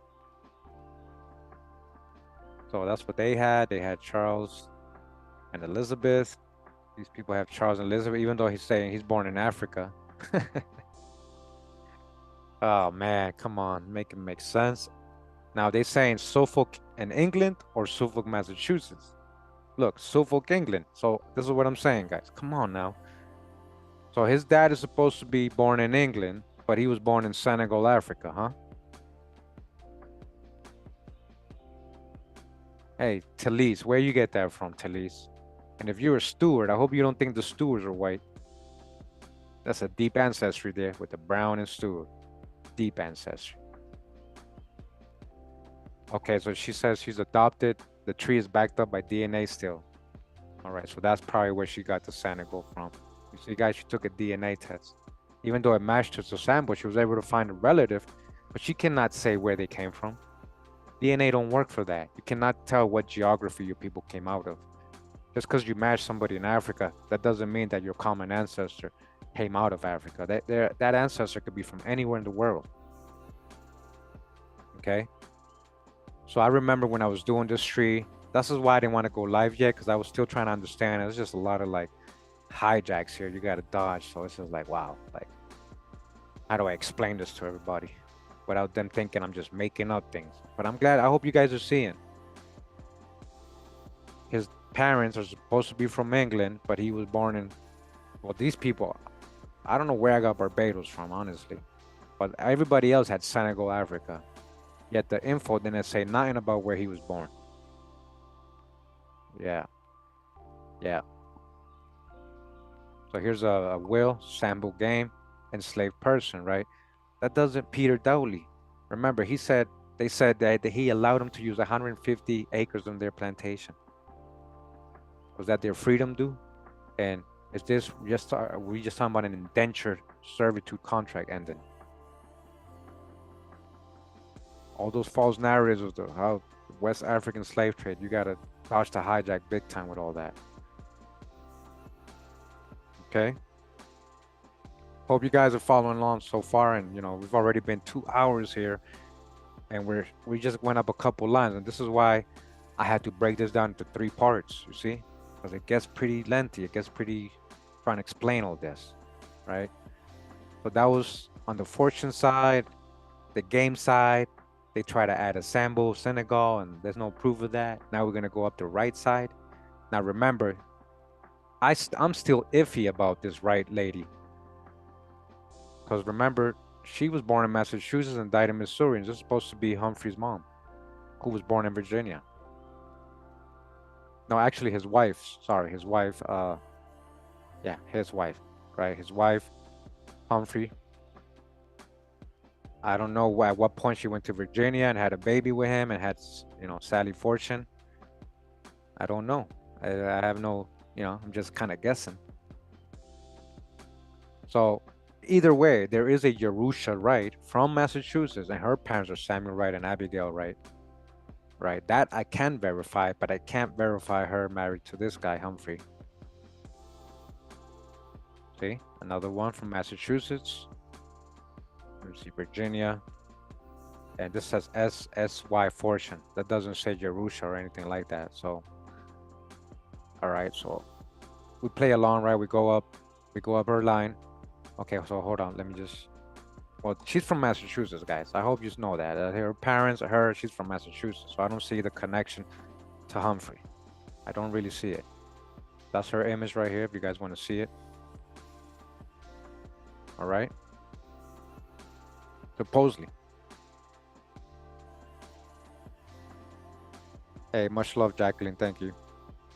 So, again, her parents, Samuel Wright. Let me just go up. Let me go to the tree, just so you guys can see where it ends up. These people end up in Europe. I know this. Okay. Samuel Wright. Right, born in Rentham, Massachusetts. He ended up in Virginia. So maybe Abigail, Massachusetts, Virginia, but she didn't. She ended up in Missouri, and I didn't find anything on her being in Virginia or married to Humphrey. So either way, his dad, Jonathan Wright, coming out of Massachusetts, and Mary Wright don't have her maiden in Massachusetts, right? So maybe we'll still give him the benefit of the doubt. Might be his wife. That might be Humphrey's mom, wife and Sally's mom, So the Wright name, ancestors of the Wright family derived their name from the Anglo-Saxon "virta," which signifies, in its widest sense, the same as the Latin "faber," a workman of any kind, but more specifically, an artificer in hard materials. The eminent antiquary who bears this surname observes that Smith was the general term for a worker in metals, and Wright for one who worked in wood and other materials. Okay, almost like a copper. Copper works in wood. All right, so I didn't do game, so I just want to do game. So look at this, game. Straight up England. The name game has a long Anglo-Saxon heritage. The deep ancestral name of the Anglo-Saxons. The name comes from when a family lived on the bank of a river stream named the Alcam. The surname game is topographic in nature. That doesn't really explain it really good, but they're saying it's coming mostly out of England, right? So where is Sambo really from? I don't think it's Senegal. They don't prove of that. That's just based on DNA testing. That's what they put. And then everybody else just copied whoever they, And then the name Sambo. Because I found people putting Sambo Samuel game. Is his name really Sambo? And what is Sambo? That doesn't necessarily mean African, guys. That might mean Asian, Black Asian. That might mean, this is all future videos we're gonna work at. This is a whole Sambo empire in like Vietnam or Cambodia. These were Black Asians, Negro Asians. All right, future videos. Samuel's wife, Abigail Thompson. Her dad, David Thompson, coming out of Worcester. These people are all in Massachusetts. You see, Mercy Thayer. And his dad, John Thompson Jr., Dorchester. Yo, Dorchester. That's where I grew up in Boston. Every time I see that in colonial towns, I'll just be like, wow. Wow. Wonder what Dorchester looked like in 1645. His wife, thankful Elizabeth Woodland, also coming out of Massachusetts. Okay, so John, the Thompson line. That you see ended up in England, right? And then Woodman, his mom, or Hayward, coming out of Devon, England as well. On his wife's side, we got John Woodland coming out of England. She's a Woodman, right? And then Woodland. Then Martha White, also in Massachusetts. Let's see. Her dad, Edward, coming out of Kent, England. And Martha Kinch, England. Okay. And we're going back down. So Mercy Thayer, her parents are Isaac Thayer and Marcy Rockwood. And this was very historical, like a lot of stuff was coming up. So like you can see 10 hints here. In Massachusetts, right? Colonial Massachusetts, the Thayers. His dad, Ferdinando Thayer. This is interesting. Ferdinando, like Ferdinando de Soto. Ferdinando Thayer. So are these people really from England, or can they go back? Could they possibly go back to Spain and Portugal? You know, could these be cryptos, you know, who had adopted, assimilated with the English people? And then you got Huldah Hayward coming out of London Borough Tower Hamlets. Interesting, right? And it's funny because Isaac, right? Hebrew, right? So it would make sense if this is a crypto Jew, Ferdinando. He named his son Isaac. These are all Hebrew names, right? On the Rockwood side, her dad, John Nichols Rockwood, and Braintree, Norfolk, Massachusetts, Joanna Ford. Richard Rockwood coming out of Dorset, England. Agnes Anna Love, Wiltshire, England. Lovell. And then on the Ford side, her dad, William Ford, with 2 O's, or Ford, coming out of England. And then Hannah, Elizabeth Anna Ames, England.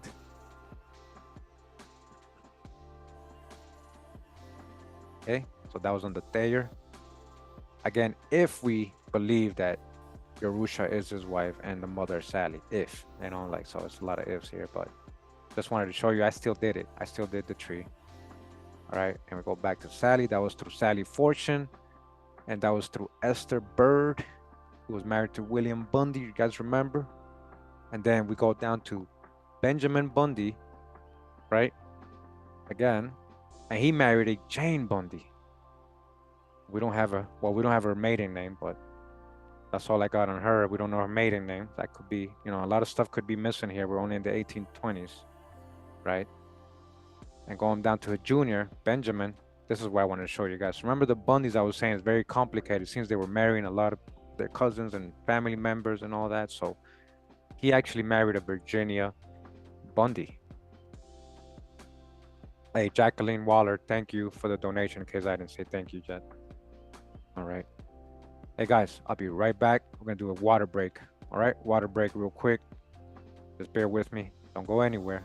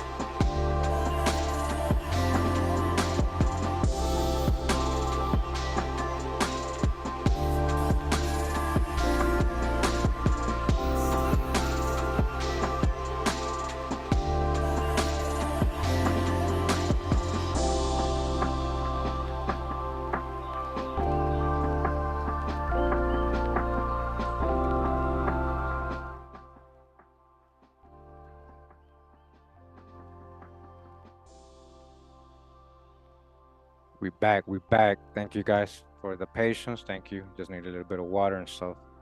Mouth gets dry, you know, after talking for so long. All right. Hope you're still there. Okay. We're gonna go up another Bundy line, right? Virginia. Remember this name, Virginia Bundy.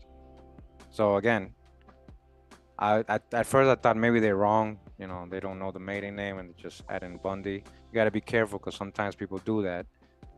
But she was a Bundy. Like she is a Bundy. This is her parents, Richard Bundy and Ellen Bundy. Okay. Going into her 1870 census. We have so-called black, right? Virginia Bundy, who's 18. And we have Ellen Bundy, right? So the mom is a Bundy. Might not be her maiden name, but she is a Bundy, right? 1880. She should be married by now. Mulatto. So she went from black to mulatto. You guys see that? Went from black to mulatto. Okay. And her children here, they're in Tappahannock, Essex County, Virginia. Let's see, we got something else here. Birth registers.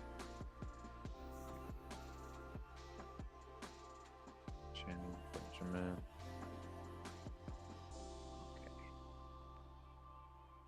And then, of course, the family members all had Richard and Ellen Bundy as her parents. Okay. Now, remember when we went up the Bundy line, there was a Bird, right? John Bird and all that. So look, Bird down here. So we're gonna get to that. All right. We'll get to that. Close that up. Close this up. Go up her parents. So Richard Bundy, that was as far as I was able to get on that. And then Ellen Bundy. And this was very so look, she married a Bundy and she's also a Bundy. Virginia was a Bundy. Benjamin is a Bundy. Doesn't mean they're like first cousins, but I think these are like distant cousins, guys. There's a lot of Bundys in this area, obviously. Okay. Going into Ellen Bundy. In 1870s. Well, that was her when she was 42. So she's being listed as so-called black. Here's the spouse, Richard, right? So we're able to verify Richard. Okay. Richard with James, the son. Richard and James Richard. So James Richard has his dad's name. So these are Bundys marrying Bundys, guys. Okay. And then all the family members, this is what I'm saying. Are they wrong? I don't know. But they have William Bundy and Esther Bundy as the mom. William Henry Bundy, Esther Bundy, William Henry Bundy, and Ellen Bundy. So didn't we have already a William Bundy? Yes, we did. But this is going back to the same Bundy line that we just went up. Let me show you. Right? Let me show you. I'm not making this up. So William Benjamin, right? I think it was this one. Yep, look. William Henry Bundy and Esther Bird Bundy, right? So what does that mean? That means that, yes, we're talking about cousins getting with each other, possibly second cousins, right? Getting with each other, right? So Ellen's parents are also William Henry Bundy and Esther Bird. So we already know that line. We don't have to go up that line. We already know that line, right? So we close that. And then Richard Bundy, hey, he might be coming out of another Bundy line. You know, it might be another cousin, distant cousin. All right. Hey, I ain't going to judge, but hey. All right. Hold on. You know, sometimes there's small towns and big families, and hey, that's all you got to marry, right? So when we went up Virginia, I just want you guys to understand when we went up Virginia, it was also Bundy. I proved it, right? She goes up to William. So these guys right here are, let me see, these will be second cousins, right? These will be like second cousins, right? So we go down because we went up all that already. Go down. right? We go all the way down to William Claiborne Bundy, and this is way back in 1873. It was normal in small towns, especially. His wife is Mary Susan Susie Brooks, right? Coming out of Essex County, Virginia, 1870. So Brooks, he's 8 years old here, being listed as mulatto. And dad Baylor Brooks and Martha Brooks, coming out of Virginia, 1900. 20 years later, because supposedly all the 1890 census disappeared or got burned. Supposedly, we are to believe that they only had one copy of the 1890 census in one building. Maybe, maybe not.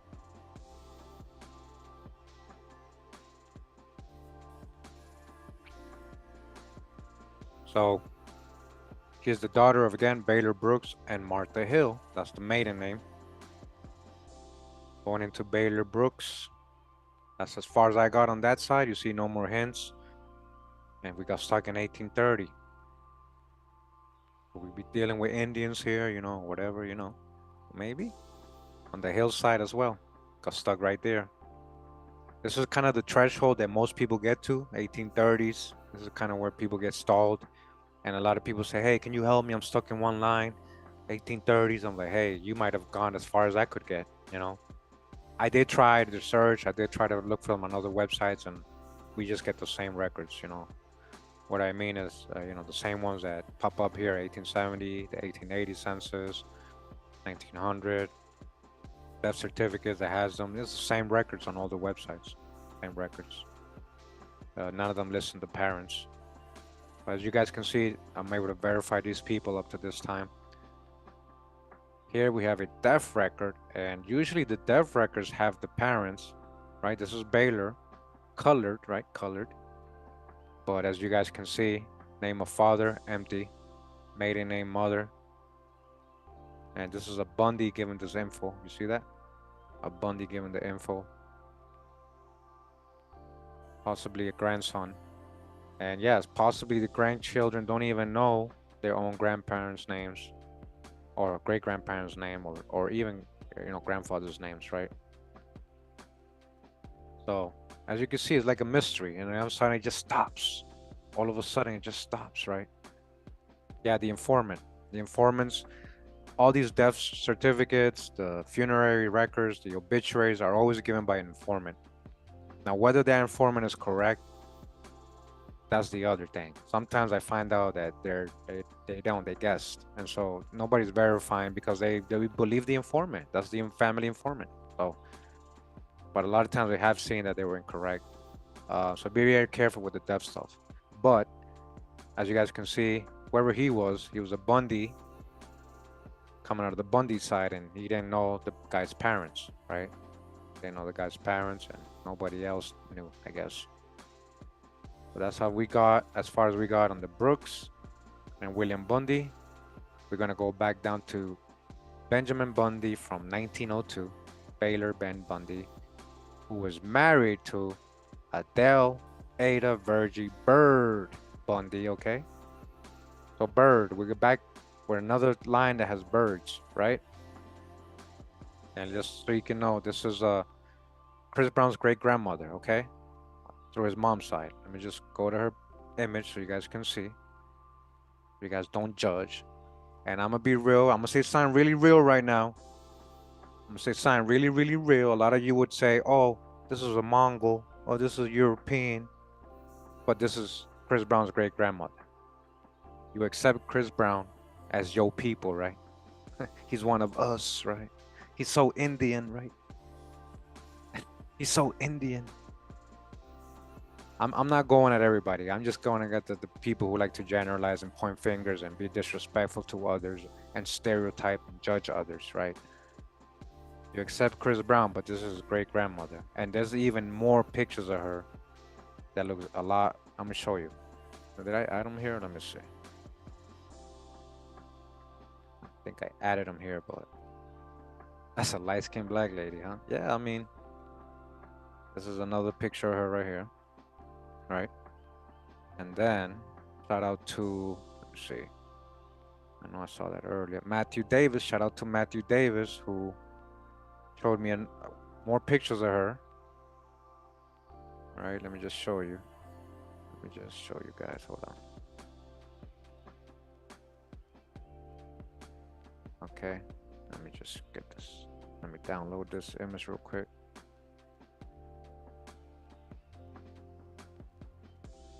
Okay, let me show you guys.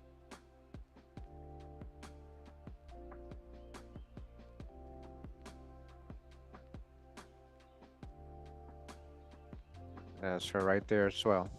Okay. Granny Ann was the real G. Granny Ann was the real G. She got hair like me, wavy like me, and a little lighter than me. A little lighter than me here.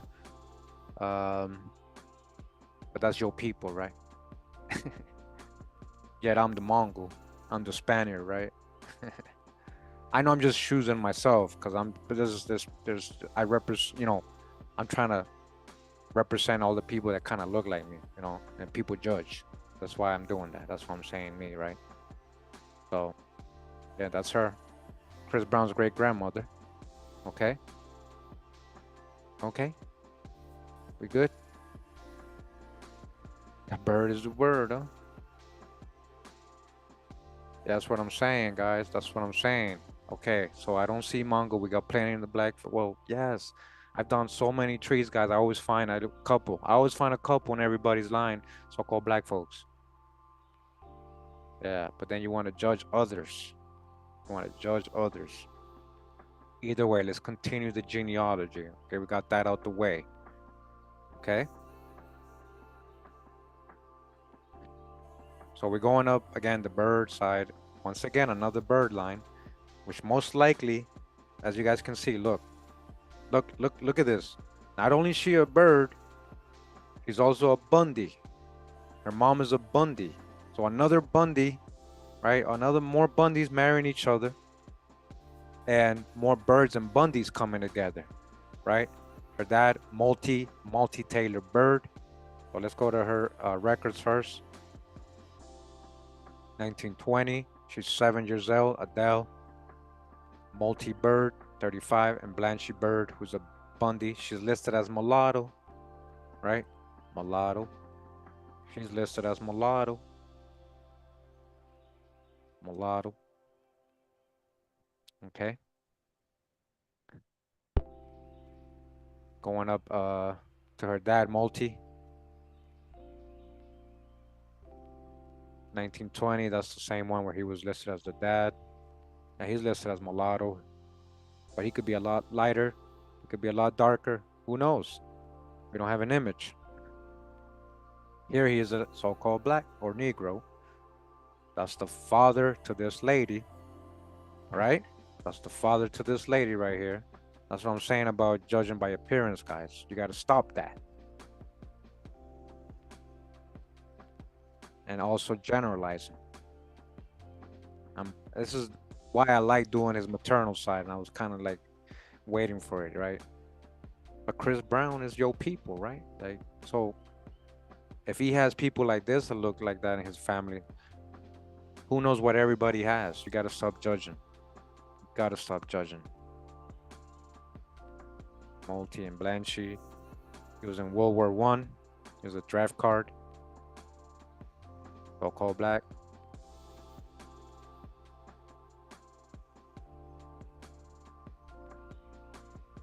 And here's Virginia's death certificate. Oh, delayed birth. That's her birth certificate. Proving her parents, right? So we got Multi Bird and Blanche Bundy, right? This is Virginia's bird's birth certificate. And she's listed as, look, they almost scratched out the color. Look at that. What is this on top? What does this mean? Oh, actually, this is the boy and girl part. Where's the, well, that's weird because it says colored. They put girl. Okay, girl, color, colored, right? She's colored, right? They're listing her colored. Okay. We're all kin, hey. A lot of people when they say we, they're not picturing somebody like this. This is my point, guys. They're like we. If I didn't tell you this was Chris Brown's great grandmother, a lot of you would have judged this lady. You wouldn't be calling her us or that's a black white lady. And be honest with yourself, please. That's why I say you gotta be like just be humble. Be humble.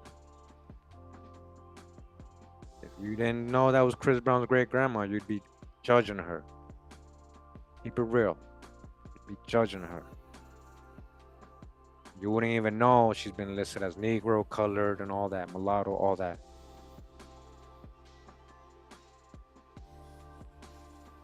Okay, we're gonna keep going up.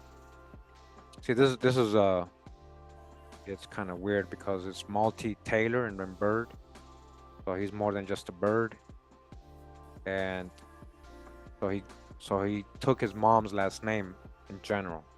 So what I'm trying to say is, by the time it reached Adele, Ada, Virgie, you forget there's a Taylor here. Taylor gang. There's a Taylor. Why?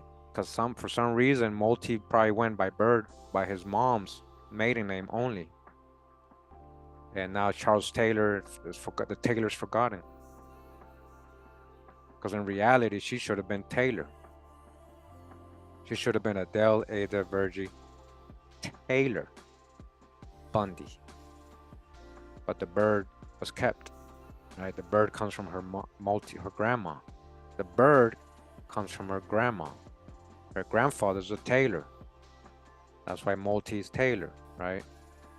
Going into Charles Taylor's records, 1870. He's 19 right here, and he's living under a. Well, he's living under a Nancy who's 40. Right? It says he's a farm laborer, Virginia. He's living in Madison, Caroline County, Virginia. And then his death certificate, right? So he's married to Betty Bird. Remember Bird? That's where the maiden, the name's coming from. He's listed as colored. It says here that his dad and his death certificate is Jacob Taylor, Elizabeth Birdie. Informant Molly Bird. Gotta be a family member. She must know his parents, right? We gotta trust the informant, right? So we got Jacob Taylor and Elizabeth Bundy. Again, another Bundy, guys. Look at how many Bundys and oh, yeah, Bundys are probably all over these little towns over here, right? So not only Multi's wife is a Bundy, all right, okay, but check it out. Virgie's a Bundy too. She married a Bundy, right? Her mom is a Bundy. Her dad, her grandfather's also, or grandma's also a Bundy. All right, do you guys see it? The mixture, you see, like, you know, even those far distant cousins, they're cousins getting together in different lines. Okay, so Jacob Taylor going up his line, and this is where he's listed as dad, marriage to Esther or Elizabeth Bundy, right? Bundy. And now we have 10 hints. I don't think I had this before. So as you do work on your genealogy on these websites, especially Ancestry, you might get hints months later. I started this like about a month or two ago, right? And I didn't have no hints. Now I'm coming in doing the video live with you guys, and we got hints. We might be able to get his parents. Now, remember, it says he was born in Essex County, Virginia. We have a 1860 census of a Jacob Taylor in Virginia. He's living in Travelers Repose, Pocahontas, Virginia. Spouse Clarissa. So see, now this is a different, it's not Elizabeth. So I don't know if this is him or maybe this is a previous wife, right? If it's him, that's what this hint is saying. They're saying white. Remember, these are black folks, right? But I bet you this is blank, like I knew. So when it says color, it's blank. And a lot of these 1860, 1850 census, they leave it out. It's blank. So you're supposed to assume these are all so-called white people. Now, is this the same Jacob Taylor? I don't know. I wouldn't be able to verify this, guys. Could be talking about a whole different Jacob Taylor. Here he is in 1900. That's definitely him with Elizabeth Bundy and now so-called Black Essex. That's where he was born supposedly. So this is definitely him. I'm gonna add this, right? Add the wife, add the new son, and the other kids that he already had, right?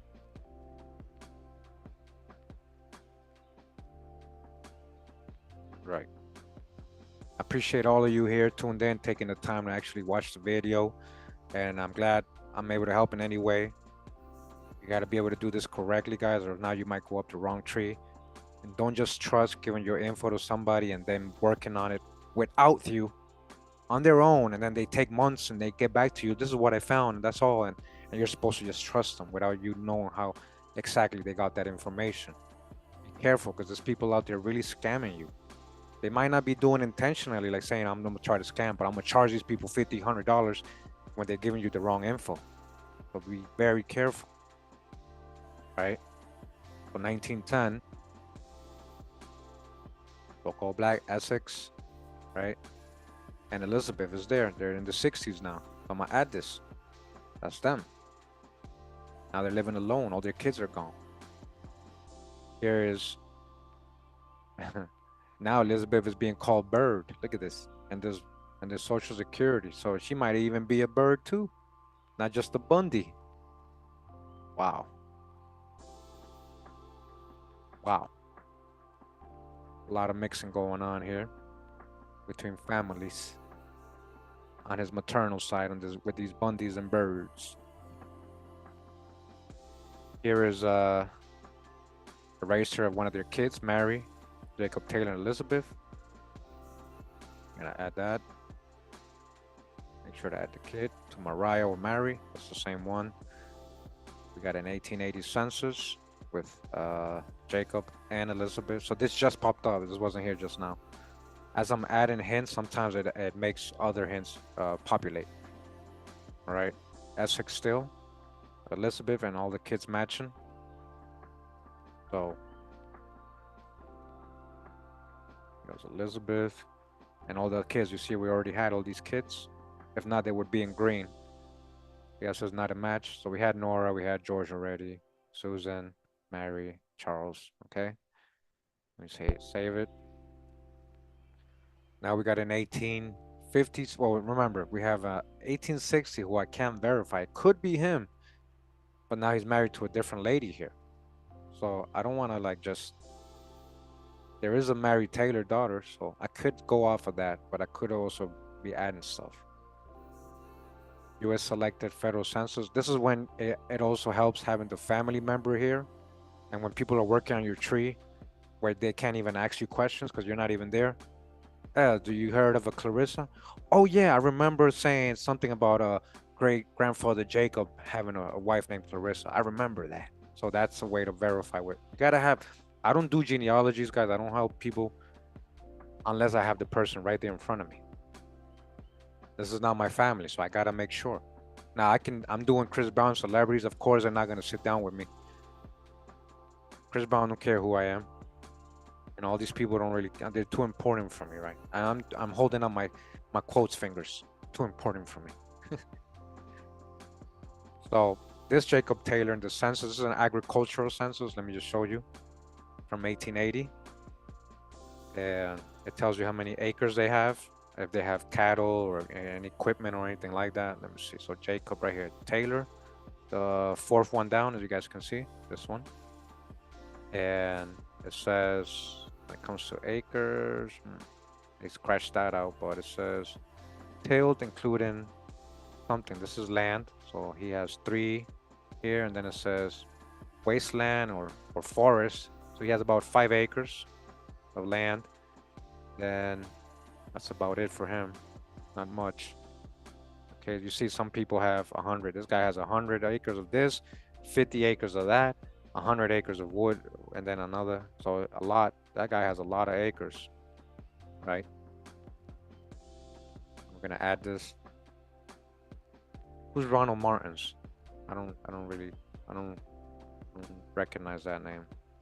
Maybe, maybe if it's an actor or something, I don't be knowing actors' names. I be knowing their like their fake names in the movies, but I don't be knowing a lot of the actors and their real names. You know, so I don't know who Roland Martins is. You can remind me.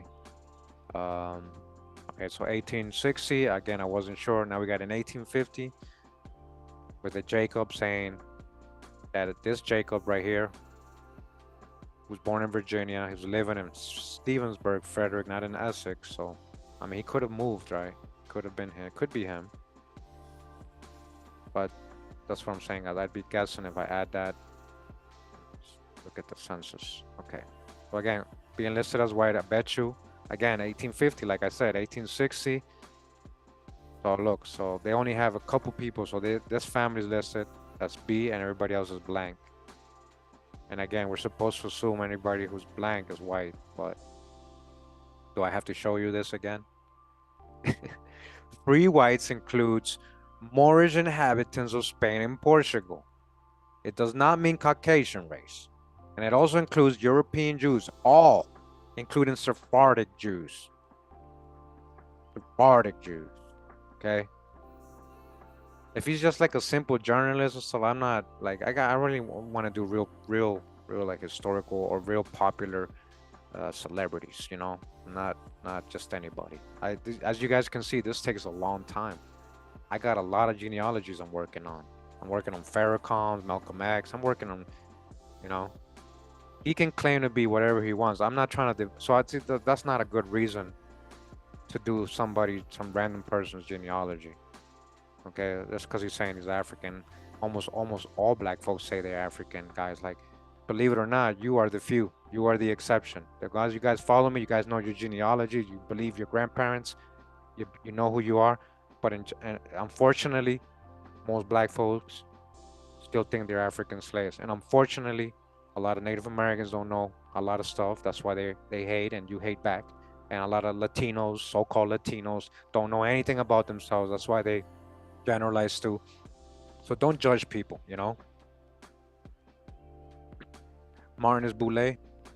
Well, if he's Boulay, he knows who he is then. If he's Boulay, he knows what his ancestry is. And he's just saying the African thing like Henry Gates because these are gatekeepers. I'm being real with you. I'm trying to make you understand something. You gotta understand who started the whole African Methodist, African this. It was black Europeans, guys, not white folks. It was black Europeans. They're part of the they agents, they're plants, they're gatekeepers. They're still doing it today, guys. You have to realize this. So 1870 census, Essex. See, so all the ones I can verify where he's with Elizabeth, right? And they're listing him as so-called black. They're all in Essex. So the 1860, that's a different county, different town. 1850 as well. I don't know if that's him. So I'm not gonna add those. And unfortunately, that means I don't know. You know, I'm still left with trying to look for his parents, right? Now look at this. This Jacob Taylor's a Confederate soldier. Oh no, don't add that, Kurimeo. Well, we weren't Confederates. We were in the Union. You know, Confederates were the white man. No, you're wrong. A lot and majority of them were so-called black folks. Just people fighting for their land and their life. The Union said they were gonna go. Literally, the Union said they were gonna go cut these people's heads off and take their land. It wasn't about slavery, guys. You gotta understand that. Abraham Lincoln was a black man, so it wasn't about freeing black folks. Come on now. But hey, this guy might have been a Confederate soldier. I found many Confederate people. A lot of Indians fighting in the Confederate side too. Indian tribes like Choctaws and all this stuff. The Choctaw Cavalry, all this stuff, guys. Like I found this stuff. And the people whose tree I've done and we found it, they know who I'm talking about. They know what's up. And they accept it because they understand it's a different history than what they told us. A different history than what they're trying to tell us. Okay. So we got these two. Hold on. So we got this one as well. He's a blacksmith. Oh, look. We got real parents here. Look, this just popped up. This is a good source, right? We have a Virginia U.S. Death and Burial Index. We don't have the actual, this is just the index, but we have an Ari Taylor or maybe Perry, and then we got a Fanny Johnson. You see, that's not the same as this 1850 census was saying John Taylor, Mary Taylor. So we're gonna review this and hit no. No. I'm almost gonna get rid of the 1860. Oh, it's gone. Look, the 1860 is gone by itself. It's not even here anymore. All right, the Confederate one is still here. And this one, who was definitely him, right? Essex County, born around 1831, passed away. Let's add that. All right, let's add that. Yeah, we already had that. We had, look, guys, we already had his death, so that matches. So we're able to verify. Okay, and that one had parents, but they don't add them. Look, they're not gonna add the parents. They didn't even give me a chance to add them, and that happens a lot. Now look though, look what they're suggesting. Now they're suggesting the correct parents. Look at that. I'm glad that was able to happen while you guys were live with me. Happens a lot while you're working with the hints. That's why I tell everybody, you gotta work the hints. You gotta hit yes, no, yes, no. Don't just leave hints there. You saw that. I hit yes, no. I got rid of some other ones, and I said I'm not gonna add this because I don't trust this. And what did happen? We end up finding his real parents, guys. We end up finding his real parents. Okay, Jerry Taylor. Let me add it right now before it goes away. Oh man, see, now they're acting up. Now they're acting up with the internet, right? Now they're acting up with the internet.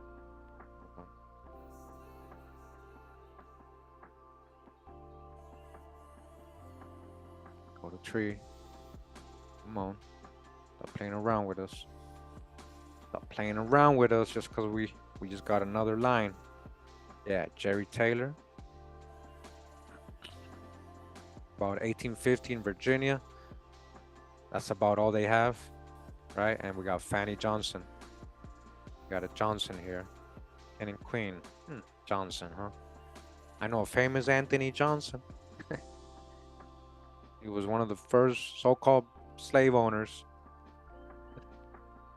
Going back to the 1600s, he was a black man. And he tried to make his slave and a slave for life. He actually did. He won the court case, right? Let me just want to add what I can. So this one didn't get added. You see how they didn't want me to add this one? It got stuck because it was listing as real parents. Yeah, I don't trust them. I go into conspiracy theories. Yeah, I don't trust. I've seen it happen too many times. Right?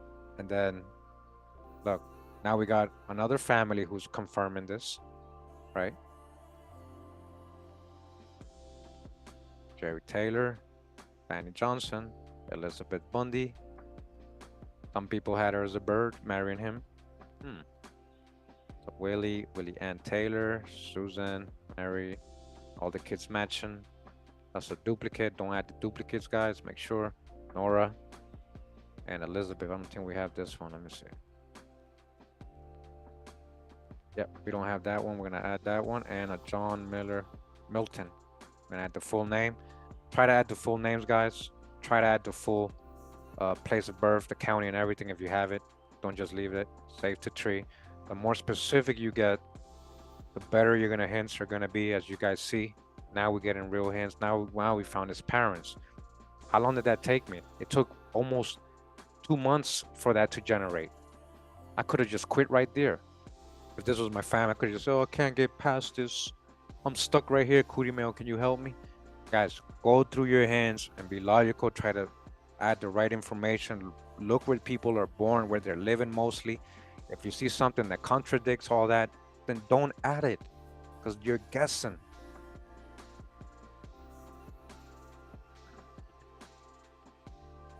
All right. So look, we got you guys want to add the Confederate one? I almost do. I almost kind of do. I'm going to just add it just in case. Just in case. You could also hit maybe, but it won't put it up there. It will be under undecided. It will be under undecided. So There's another family, right? Now another family confirming Jerry. It might be a lot of families confirming this. It might keep popping up a different family, right? Some other families now see this person has Essex, right? Now we know where exactly he was born. This person has 1790. You can click on this and add it as an alternate, but then you got to try to make sense out of it because if his kid was born in, later on, how much older can he really be than the children? And these people have Dickey now for this person instead of Johnson, but we know it's Johnson based on the records, right? What we can do is slash Dickey because that could be a maiden name that might help out some way. But they have Essex instead of Queen, so they might have wrong info. These people, they might be, if I don't see anything with Dickey coming up later on, I'll just remove that. So sometimes that helps. Okay. All right, Taylor, George, Susan, Elizabeth, Nora, John Milton, and now we got siblings for Jacob. So, when they say testing, it's hard. It's hard because people are just adding stuff just to test. I'm gonna add it just in case. Of course, you can't put testing because the software is gonna literally think the guy's name is George Teston. Don't add things like that, guys. Add your notes somewhere else. Add your notes somewhere else because it's gonna take that literally. It's gonna literally think his name is John Teston. It's gonna look for a John Teston. Okay. Yeah, nicknames like Beth, Liza, Eliza, all those, Betty. Usually those are Elizabeth. But when I know that, so I'll add, slash Elizabeth next to the nickname just in case. Jacob can also be Jake. Jazz can be James. Dick can be Rick, Richard. All that. So you guys know. So look, more families coming up. Let me just see if they got any new info.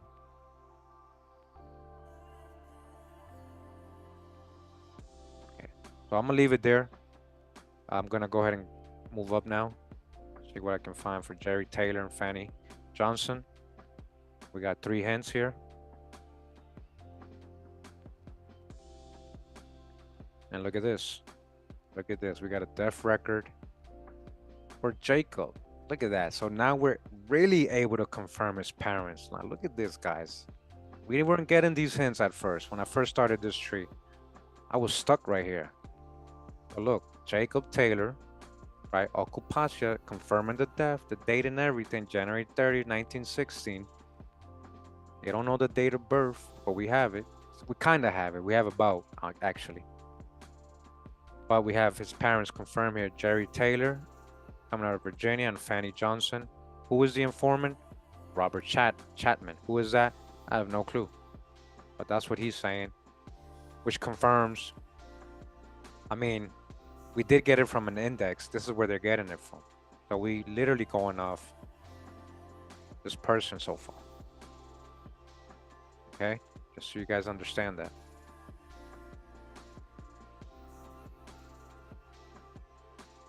Then we got an 1880 census here. But Jerry, look at that. Virginia, living in Wetumpka, Elmore, Alabama in 1880. So they might have moved. Is this him? Born 1815? Maybe. So-called black. I'm gonna hit yes. See what happens. Usually when I don't know, I'll hit maybe. So he possibly could have passed away in Alabama. That might help eventually. Then we got another family. Listen to him, Fanny and Jacob. I'm gonna add that because adding other families might populate other hints. They might have records that we don't have, and then it'll come up as a hint later on as the algorithms start, working.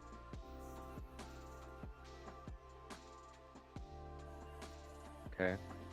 This is how I do genealogy, guys. This is how I do everybody's genealogy when they do a genealogy session with me and we're live. I'm on a Zoom call with them and we do logical stuff and we end up doing breakthroughs and they're like, "You're so good at this." I'm like, "Well, I just was trying to be logical, you know, like just going off the info. We're not guessing, just go off the info, you know. And also, I've done it so much that I'm kind of got used to the website, how it works, all the little tricks and stuff, what it be doing. Sometimes they be suggesting wrong stuff. You gotta hit no to the bad stuff, so it can give you good stuff. So it can the algorithms can work better.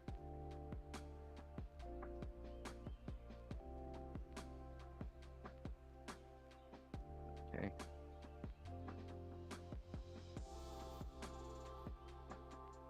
Okay, and that's it. Look at that. Now, when I get to this point, usually when it's the first time, I'll hit search, right, on this person. So you can search only for this person. And look what happens. So somebody said Fanny Dickey. This is the same family we already added. So look at this. We got an 1830s, 1880 federal schedules, defective dependent delinquent. This is like was he arrested in Alabama? This could, idiots. Whoa. I think I know what they're trying to say. Like he's special, like has Down syndrome or something, or has a disability. Let's see.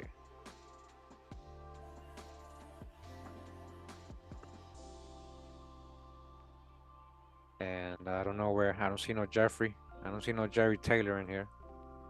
Look at this idiots. Wow. Wow.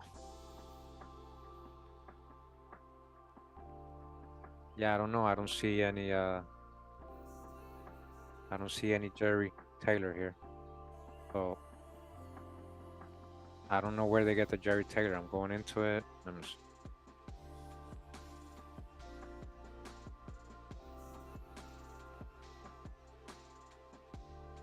Who's Calusa? I don't see any Jerry Taylor. Do you see a Jerry Taylor here? I see Sitch or Rich Matthew or something like that. Milton, Leo, um, Millie, and Leslie. This is Elizabeth Leslie Smith. But I don't see Jerry, so I'm not gonna add this. That was a search thing, anyways. I don't know where they're getting Jerry from that. Agricultural census. It seems he might have gone to Alabama. This is what's coming up, a Jerry Taylor in Alabama. So let's see. Jerry Taylor right here, who has 100 acres of tilled, including fallow and grass rotation with a pasture meadow. And then he has $5 worth of farm and implement machinery and $65 worth of livestock. So, you know, back then this is a lot, you know, 1880, right? This might be him, guys. So I just need more, you know, I just kind of need more. It's with Tumka, same one as the other census. I just don't see him married to anybody. So that's what I'm saying. I could be going in the wrong direction. That's why I don't want to keep adding stuff. But it's just something for you to look at, because sometimes when you hit search, you'll find like the census or the death certificate and listing him, the wife, and you're like, oh yeah, that's him right there, and that's his parents, you know. So you could also filter the search. So for example, I can hit death, marriage, and maybe I can get a death certificate. There's a marriage record, or Jerry Taylor with a Martha Kyle. See, this Jerry's not married to Fanny. He's married to Martha Kyle. Same one from Elmore. See, Martha Kyle. So that could be a whole different person. So I'm glad I didn't add that. Here's Lizzie. Jerry Taylor death certificate, death registers. Caroline, Virginia. Look at that. Old age. Oh, he might have died in Virginia. Taylor, colored, 18. This might be him too. It's just so hard to be able to, you know, like say, that's him, right? No, that's him. That's definitely him. Like, believe it or not, I'm showing you there's different Jerry Taylors. You'll find people with the same name living in Virginia. Now this one, 1815, matches the birth date, and this is in Georgia. But again, that could be a whole different Jerry Taylor. This one's married to Jenny Mae Houston. All right, and so on and so on. So I'll leave it there because I could get more hints later on as the algorithms start working, since we added this just now.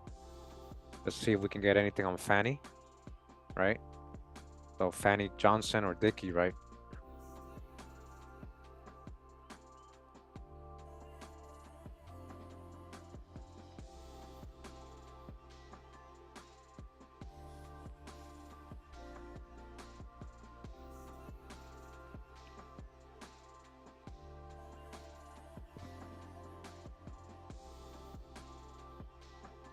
So Fanny Taylor, this one 1870.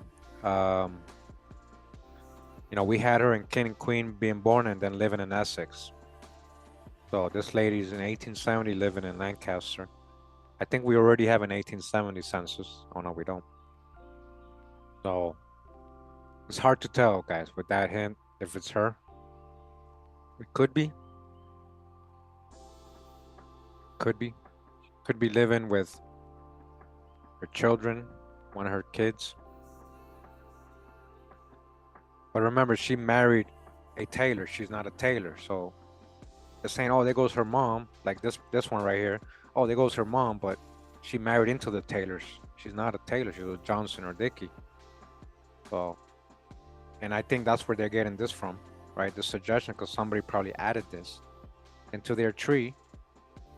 They might know, they might not. They might say, oh yeah, we have this name in our family records, you know. This is why, again, if somebody's doing your genealogy, you should be there so they can ask you these questions. 1900 census in Tennessee. With maybe. Again, she would be 85 here. I wouldn't know. Like I need, you know, I wouldn't know if she moved to Tennessee. And we got an Ann Taylor. That's not her. And then we got this newspaper article. So this is what somebody was asking me. Do you use newspaper articles? Yeah, like they pop up. I do. I got access to that, as you guys can see. Last night, first annual commencement of the Richmond Finnish Collegiate Institute. Okay. There's Beauty All Around Our Paths by Miss. All right. Miss Fanny Taylor. All right. So this is just kind of a lot of info here. I wouldn't know if that would help me. So these hints kind of don't really help me, guys. Like I'm being real with you. Like I wouldn't add those yet. And then look, this person, Davida.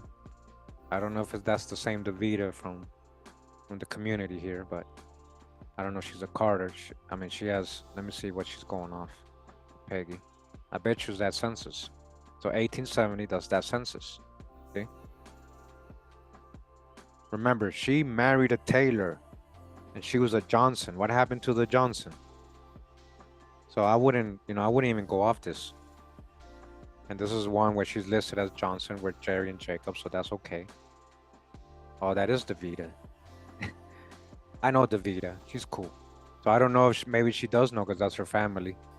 Maybe she does know. So maybe Davida can confirm that they actually have Peggy and that Fanny is also a Taylor and she married a Taylor. I mean, we'd have to confirm all that, you know, because she's.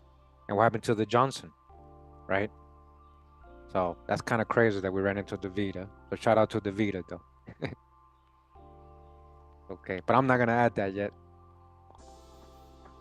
All right.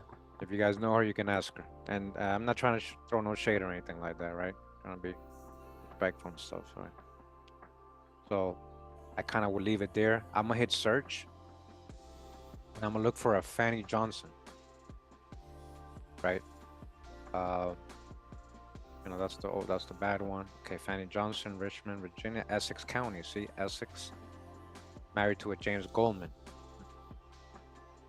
Fanny Johnson. So what you can do here is hit edit and remove all the Taylors and the Dickey. Right? Erase Taylor, erase Taylor, erase. So they could only look for a Fanny Johnson with the same info, right? And hit search.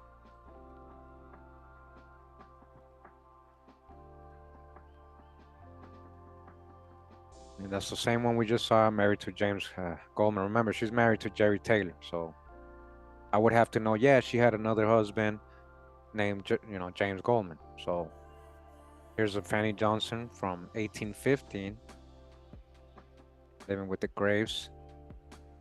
Can't confirm that. Here's again Fanny Johnson with James Goldman. 1870. Now look at this, Essex, right? Fanny Johnson, not Taylor, domestic servant, and she must be working here for these people. That might be her. That could be her. I mean, I can add this and be like, yeah, that's her, and I found her, and then that might not be her. So what I'm trying to do, guys, is just, I know you want to find your ancestors. I know you kind of want to like just get it over with, but just be careful, don't just rush into it. Take your time. Hints might start coming up eventually. Do the research. You got leads, right? Go locally. Go to the registers locally. Then not everything got scanned. We only have the Fanny Johnson. You go tell them, I'm looking for a Fanny Johnson that was married to a Jerry Taylor. Do you have anything on her birth, anything on any census from 1860, 1870 that might list her parents? You never know. So these are marriages, children's marriages listing her with James Goldman again. Here's one in 1850, so-called black. And if this was her, right? Okay, this was a person who married a Henry Johnson.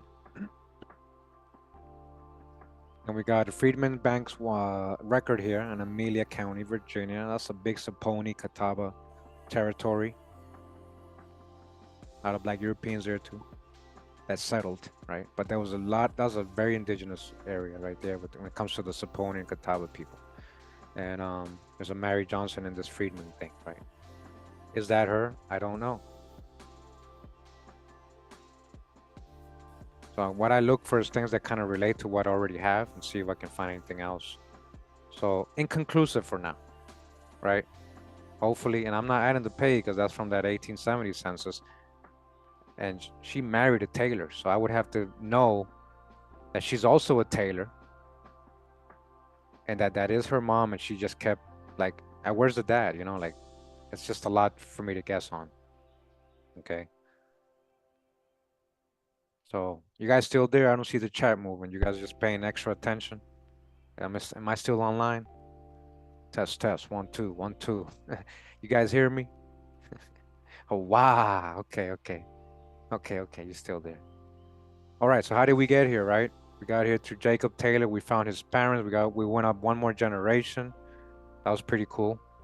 We're gonna close that. His wife was again Elizabeth Bundy. Right? Elizabeth Bundy. Another Bundy. Oh, wow. All right. I see you guys paying attention. I like that. Sometimes I'll be live and I'll premiere a video. You guys just chat. I know you ain't paying attention. It's all right. I like when you guys talk to each other, when it's respectful. Right? Now look at this. There's an image here, a photo. I'm not saying this is her. This is a hint. Elizabeth Bundy. That's a very, broad name, but that could be her. That does look like a colored person. Look at that. To me, it has features, I would consider colored, right?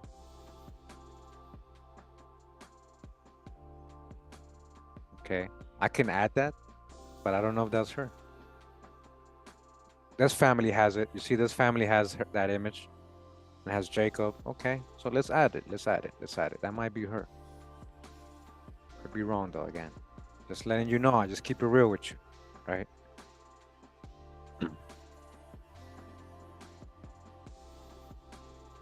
So let's read this story right here. Free Negro register. Oh, okay. That's what that was. So let me see. This is to certify that Nelly Bundy and her 3 children, Millie or Willie, and Elizabeth, right? And Lucy Carham, Carham are free persons of color. All right, they had to certify that. You see what people had to go through? Do you guys see what people had to go through back then? You got to certify, get it notarized, and all that. Just like the loopholes they try to make you do today just to be sovereign. Wow. Let's add that. I might be her. So Nelly is being suggested as the mom, as you guys can see here. Okay, we got a deaf. And here goes her dad, Willie Bundy. So we were able to confirm her dad, right? And in that document, if that is Elizabeth, we were able to confirm her mom.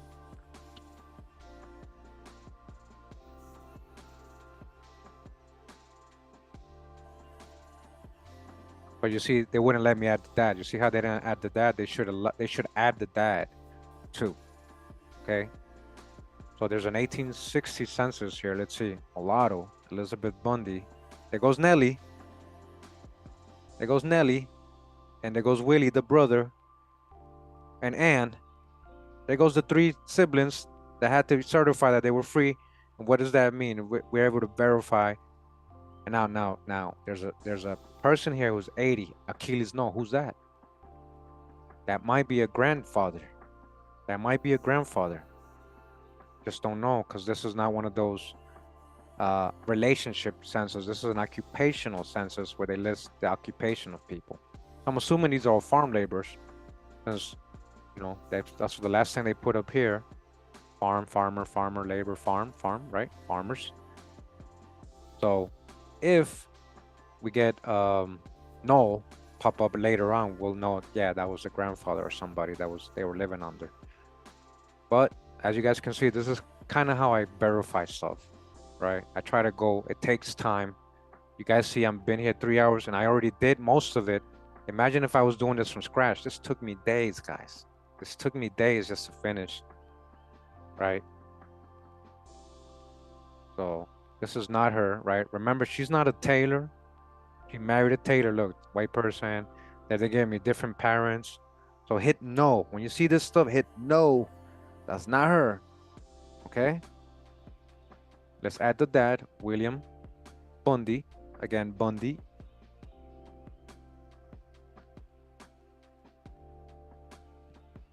Nice work. And then we know the mom. We just confirmed it in 2 different records. And of course, I'm going to remove that free, because that again, they're going to take that literally as being the name.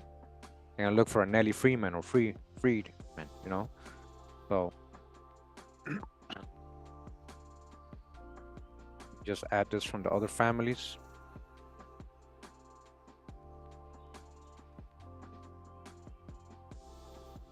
Well-dressed free people of color, right? Ain't no slaves here. So how much slaves have we really found in Chris Brown's family, guys? Honestly, really none, other than indentured servants who could be related to the people they were working for.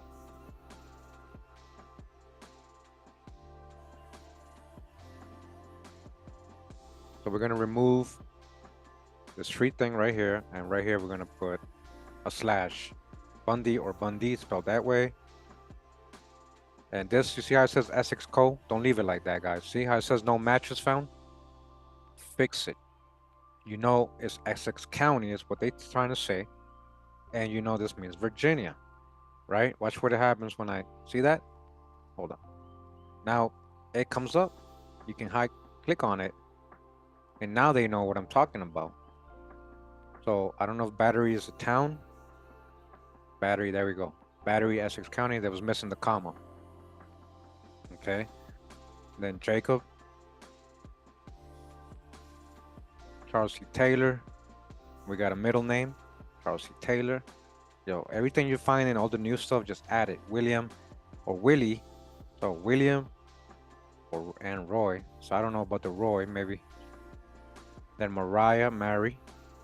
So Mariah or Mary Taylor, and then V, middle name. Again, some of the days are always going to be off a lot of the times because all the census have different about.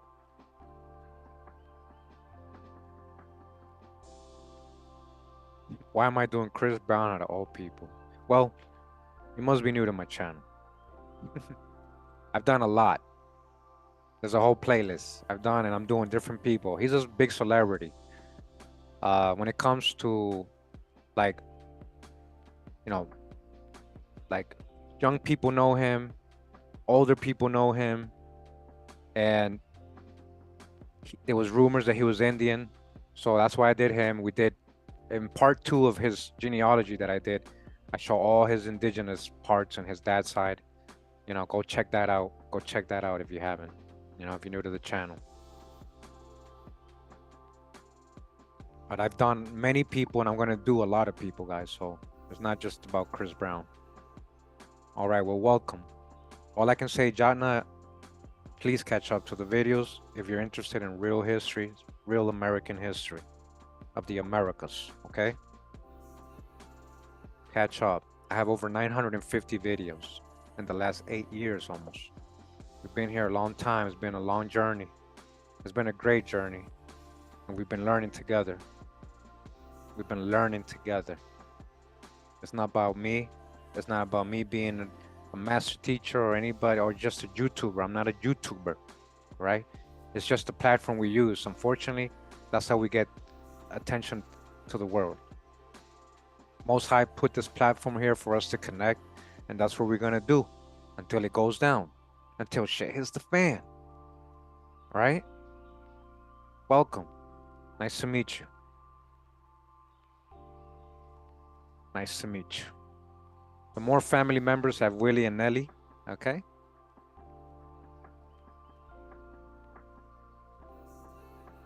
I appreciate everybody that takes the time to sit through my videos, catch up, because you guys are really interested. That means you really care about knowing, not just being subliminal in the comments or in the live chat saying, why are you doing this or why you're not? Like a lot of people just questioning me. They're not really asking because they want to know. They just want to, they're really interrogating me and questioning me because they don't want to believe it. You know, so I appreciate all of you who are real. You guys take the time, you know, you make it a priority. And a lot of people say, I don't got time to catch up. I don't got time to watch a 2-hour video. Well, then you don't really care. And I get it. There's priorities. Obviously, this is not a priority to you. But the same people will go and binge watch a whole Netflix series in 2 days. I know. I know. Trust me. Oh, man. Again, it's about priorities. It's all good. Thank you for any support anybody provides. Thank you, J9, always for reminding people where they can support me if they like. Check out the Patreon page. J9 has the link in the chat. If you're interested, you can also, I have a lot of books there. I have a lot of exclusive videos. There's an instant message there. You can talk to me, you know. If you don't have the means of finance to be able to, if you want to talk to me, you can find me on Telegram. You can find me on Instagram. Nobody's forced to go pay me anything just to talk to me, all right? I don't want people to think that. I answer all my messages. I try to keep up with on all my platforms. I'm not too big. I'm not too important for anybody. You know, you don't have to pay me just to talk to me like other channels. But I ain't gonna say names.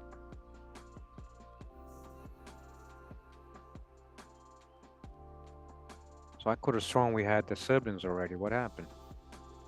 Just saying I don't. So Willie, we know that was one of the kids. Thomas. We're gonna add the siblings. What we're doing right now is adding the siblings. William, Lucy, Barry, Nanny. It's a big family. And this is why maybe a lot of Bundys are getting married, because there's a lot of Bundys in the whole area. They're like third, fourth, fifth cousins, you know, and then they end up meeting their fifth cousin, and you know, it happens. Hey, much love, Jacqueline Waller. Thank you. Appreciate the donation. Yeah, Chris Brown, that's what I was saying about that, Cheryl. Chris Brown will say he's Indian, but he also has a little bit of the hijack still. He's promoting Juneteenth, slavery, African stuff, and yeah. And this is what I'm saying. He might get mad at at presentations like this. He might get really mad. He might be a Pan African. He might be a lot of things. He might believe a lot of things that are not true, and he might not like me.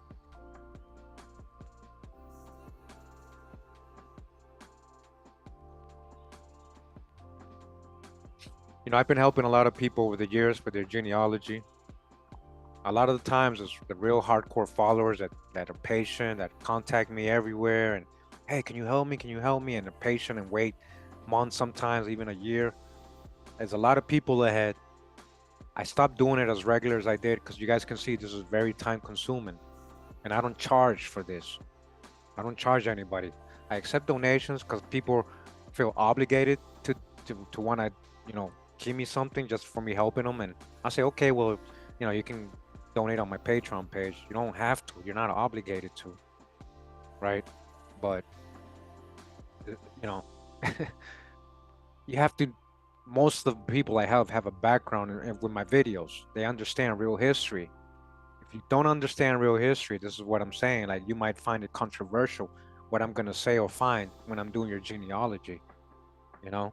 And if you're still listening to, and I'm just saying this because it's funny. There's always some auntie who's the family historian, but she's still Pan African. She's still trying to make you guys into slaves, and it's just conflicts, and they don't know who to trust. The YouTuber, right, in quotes, or their aunt, the Pan African, right? So I leave it up to them. I try to be as thorough as I can. I try to do it with them right there in front of me. I'm like showing them, look, do you know this person? Yeah, that's my grandfather. Do you know this? Yeah, that's my great grandfather. Yeah. Okay, well, we're going the right way then.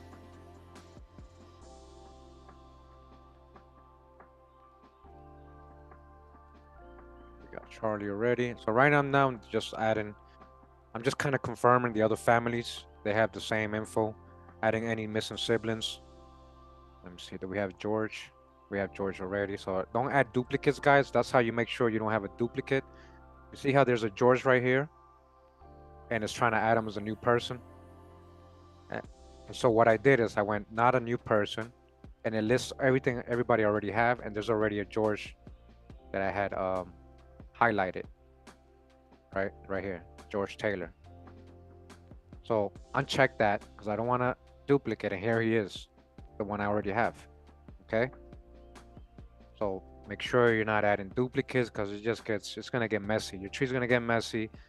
You're gonna kind of mess up other people's because then they're gonna add your tree as a hint, and they're gonna carry over all the duplicates. So just make it easy on everybody. Just make it easy on everybody. So Nelly, we already have Nelly, right? We have Nelly. Why do they not keep adding Nelly? This is like the third time I try to add Nelly. Or maybe Nanny. Maybe they're listed as Nanny. And Thomas, James, William, Lucy, Mary. I don't think we have a John. Yeah, you see, we didn't have a John, so we got a new sibling. We got Nanny right here. Alice, we had Alice. Robinette. So you see, this is all matching. And Gracie. I don't think we had Gracie. So the Bundys had big families. This is why there's a lot of Bundys intermarrying, and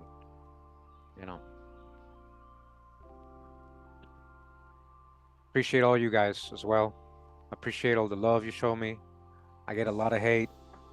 It gets overwhelming. I get a lot of trolling every day, guys. Every day I get new trolls. Every day somebody trying to talk about me or say you're crazy, you're wrong, pseudo, all this other stuff. Now I don't deal with them anymore. You guys saw my apology video. I told you I was gonna start just deleting them and not even giving them any time, not entertain them, and that's what I'm doing, right? So again, this is all new people we found as we were live today. So we probably would have been done already, but let's see. So William Bundy, again, we're going in 3 hours here. We're just doing his maternal side. Imagine we did his paternal side. It took us 2 videos, kind of, right? And now we're in part 3 of Chris Brown's thing, and that's just how complex genealogy, how long, how time consuming it is. Sessions could go hours, 4, 5, 6 hours. I do that with people. I really sit down and do that. I take my time. I give them the time. I schedule it with them. You know, I'm not rushing. I know this is a long thing. So look at this hint right here. William Bundy coming out of England. So obviously, right, that's not him, right? Let's hit no. And he landed in New York anyways. This is the same one coming from London. Hit no. So hit no to all the bad hints. You have to, guys. It's gonna help you. Genie. I told you I don't like Genie. I'll just hit maybe. Just because I know they might be right, but I don't like Genies. They be bad. They be bad.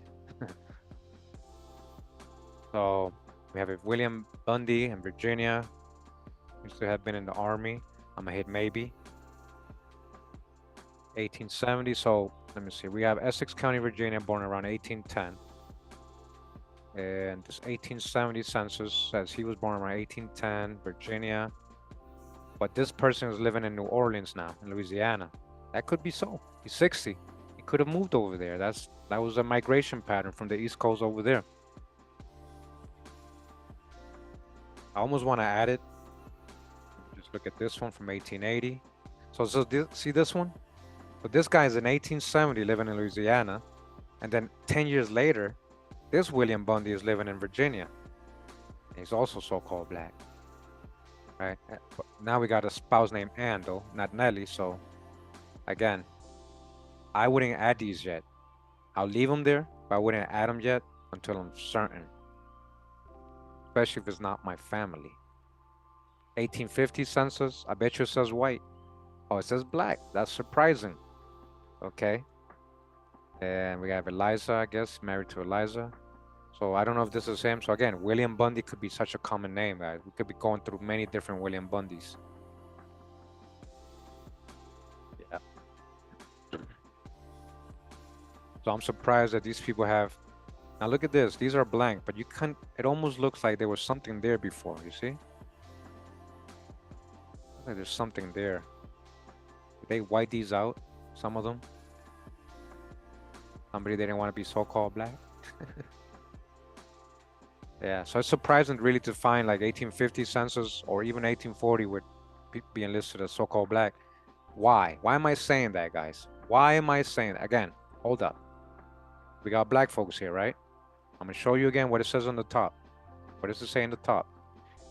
Free inhabitants in Washington Parish, County, Westmoreland. Free inhabitants. This is before slavery is over. Free mulatto, so-called black inhabitants. So-called black. I thought everybody was a slave in 1850. I thought everybody was a slave. You see what I'm saying? All right. Now that could be him. I don't know. We have a William Bundy. It's not enough for me to say, oh yeah, that's him. Especially if he has another family and another wife. That's literally, guys, other kids and another wife. The kids don't match. See? So that's what I'm saying. Even though this person is so-called black. Now, did he have another family previous to when he married Nelly? That could be so. That could be so, but I don't know that. I'm not gonna guess and just add it. Yeah, they did. They did. Well, I don't know. Actually, they could have added that later on, but I've seen it in a lot of 1850 census, the word black. So who knows, right? Who knows? I already had said no to. See, I already had said no to that other William coming from London. They added it again. You saw that? They re-added it again. And I already had ignored this. Okay, let me add this family. And we're gonna leave it there. Go over to Nelly.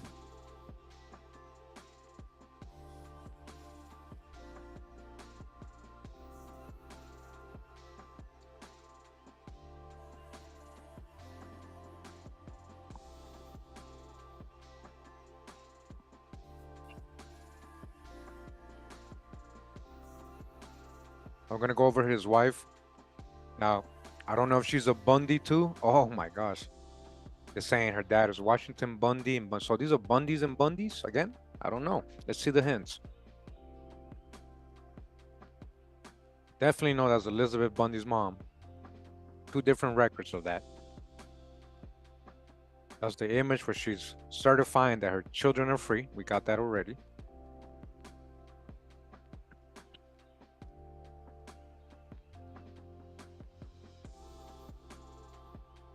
See this? This is marriage record for who? It says marriage record for Jan Reynolds and Lucy Catherine Bundy. They might list her as the mom, maybe.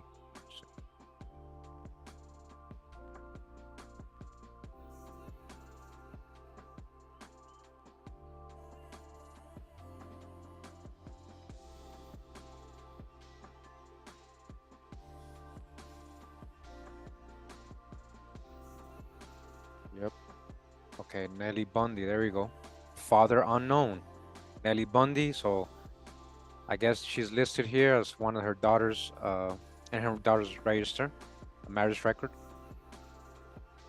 They didn't know the dad, but we have Willie. We got that already officially. We got that on a record, a death record. Okay. Here's a Nelly Bundy in 1870, Virginia and Essex. You know, that's where we are, Essex, as you guys see. She would be 40, so-called black. And there goes Alice. I think we did have a, yep, Alice. See? And Mary.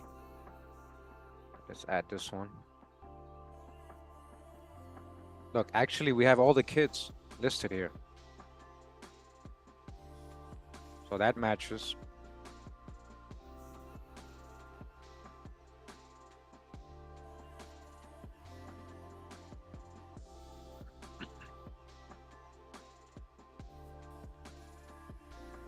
Listed as the mom for Lucy. Yep. And then Nelly, this might be her death certificate. Oh no, this is Elizabeth's death certificate where Nelly is listed. So check it out. So Elizabeth Taylor, right? Remember she married a Taylor. Here's the mom, Nelly Bundy, Robert Chatham. We got this earlier, so that's how we were able to confirm the mom. What I was saying earlier. There's an 1860 census here from Essex. So called black. Let's go into the census, right? Look. BM. This looks like a BM. This is the same family, right? So black, mulatto, black. How can the kids, it doesn't make sense, right? They're just going off what the people look like. Even if they're siblings. So if they're siblings, one of them's lighter, the census takers say, oh, he's mulatto. Oh, he's so-called black. Oh, he's mulatto. So I'm gonna tell you something because I forget to tell you guys. Unless you see a circle, an X with a circle. I'm sorry. So unless you see an X circled next to the person's name, they didn't give the info. When you see a circle with an X inside, that means the person actually filled out or gave the info to the census. All right. So a lot of this is just the census taker looking or going off old records or asking neighbors or just going off what they know. All right.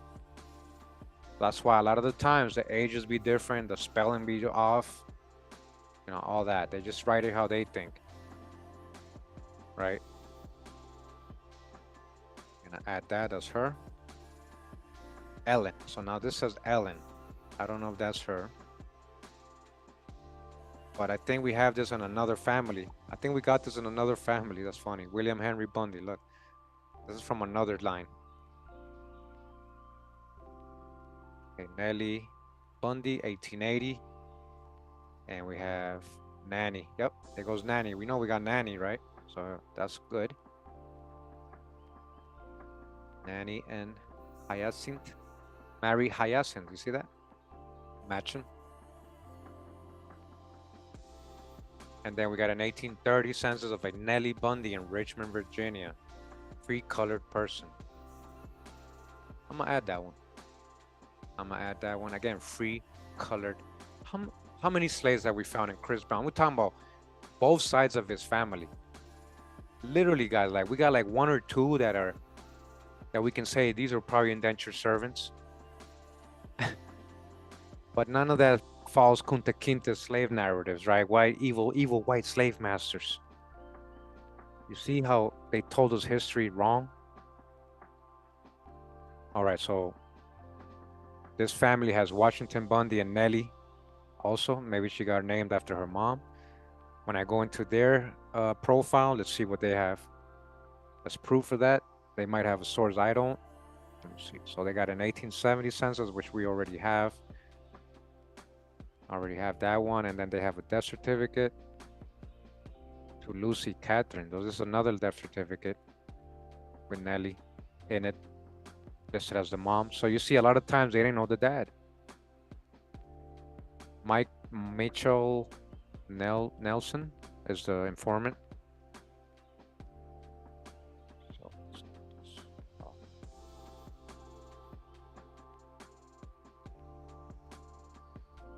Okay, let's add that one. Hold on, let me just add this. This is how I can add it. So if you hit save, if you're in somebody else's tree and you want to add a record that they have of your ancestor, you hit save, and you hit save to someone in your tree. Like Chris Brown, make sure you got the right tree. I mean, I have so many, so you might only have one. So you might, and then you look for Nelly, right? Nelly Bundy. Hold on. Nelly Bundy. This one. I think I have a duplicate there. So that's how you add it. Okay. And look, Lucy matching the daughter we already have. Save to 3.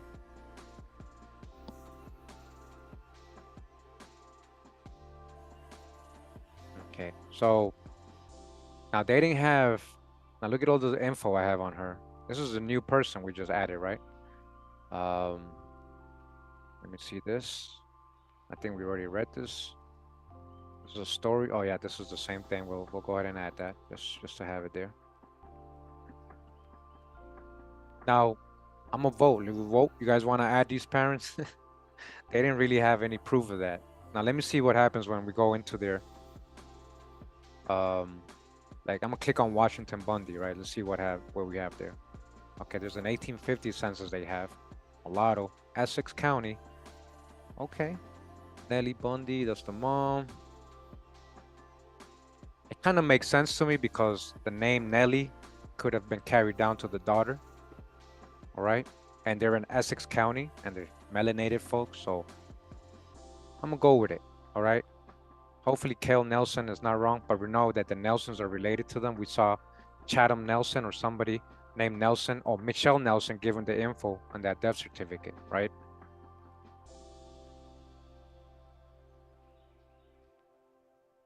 So again, a whole bunch of other Bundys, and again, all in Essex County. Most of the were the Bundys we run into today, right? So look, now we're adding Achilles. No, that's not the husband. I know why they're adding this as Nelly's husband. Remember, Achilles Noah was in that census where he's like 80 almost. He's almost like really old. And because he's the head of household and she's right under him, they adding him as the wife. I mean, as the husband, but he's not the husband. This might be an ancestor of hers, her dad or grandfather that she's living under. Okay, so be very careful on these things. You gotta pay attention and remember what you're coming, like running into. Like I remember this name because I'm still looking for the no. I'm waiting for it to pop up. But it's not her husband. She's like 40, like twice her age, and she's like 80.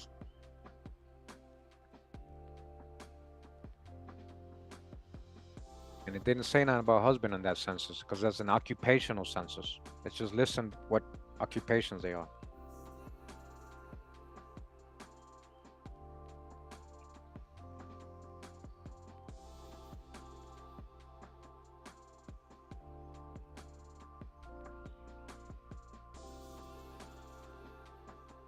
So this other person has Washington too, jacket 7676. Let's see what sources he has. Might help us out with something here. Well, we have this source 1860. We have all these. Yeah, so he has the same records we have, and I already have this too. So look, on source citation. So he just added Washington, so I don't know if that's where everybody else is getting it from, but we did find Washington and Nelly living together in Essex, right? Melanated folks.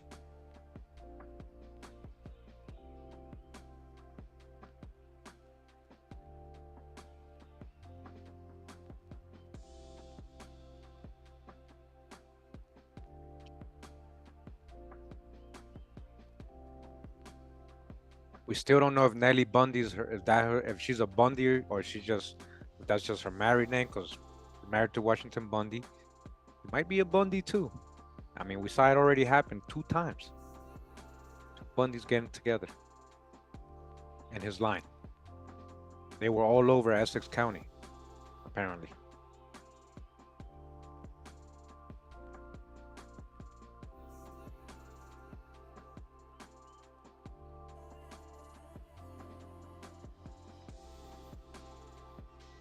It's unfortunate we only got 57 people here, but it's okay. I understand.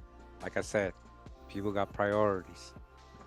They'd rather see some debate going on or some controversial talk. I don't know. It's unfortunate though. It's okay. I know eventually these videos are going to become so important. They're going to get views eventually. And people realize what it is I'm showing here.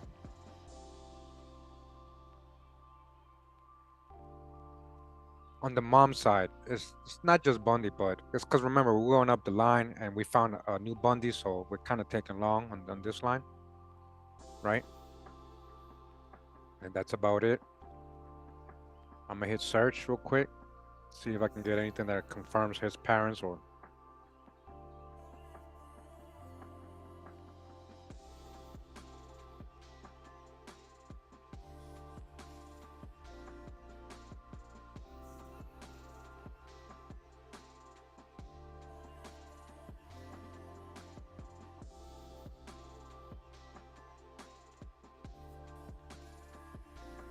So it did give me some results. Again, this could be all different William Bundys. It's a very common name, William, and especially Bundy, as you guys see. So, okay, we're gonna end it right there with the Bundys, and we got Nelly. Nelly. Let me just see if I can hit search under her, see if what comes up.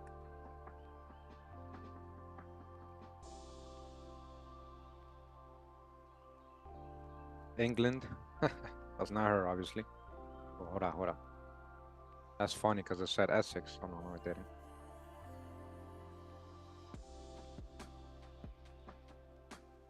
That's in Illinois, England, Bond. 1850, Nelly Bundy.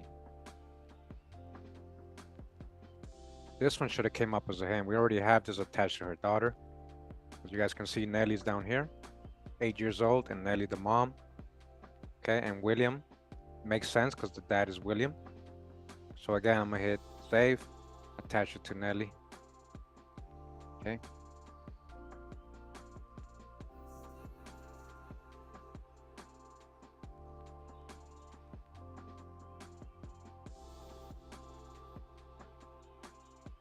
So again, this is another way to get hints by doing your own search on the person.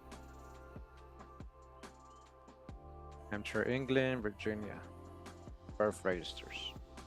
Spouse Isaac Bundy. So that's another married to another person right there. So I wouldn't add that because I wouldn't know if she really married an Isaac. So Nelly, this is New York. William Bundy, nope. Wales, okay. So that's as far as I can kind of be sure on. And we're kind of probably done with the new stuff. All right. And I'm gonna continue.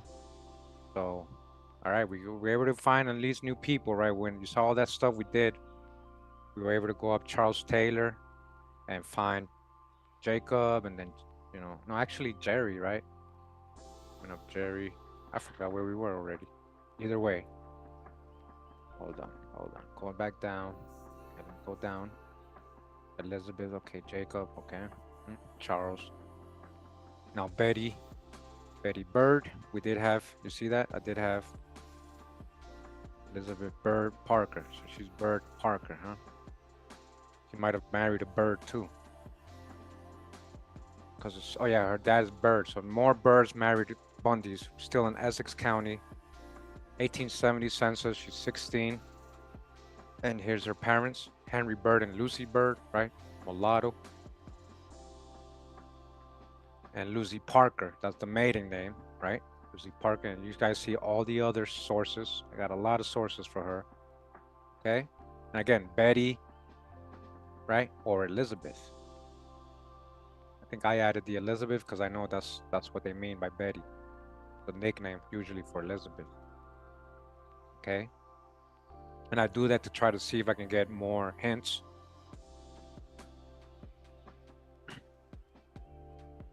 So again, her dad, Henry Bird, and that's as far as I was able to get. But we got, as you guys can see, 6 hints. I didn't have this before. All right. Here he is, 1870. We have that already. We're listed as the dad. Okay, let's go to the hints.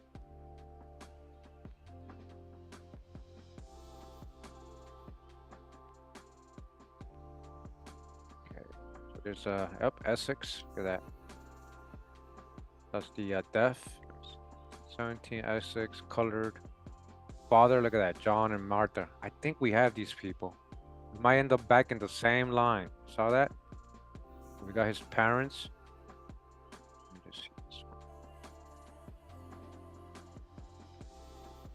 one. Okay. Now here's Henry Bird's. Okay, okay, let me add these. It's definitely these the same people.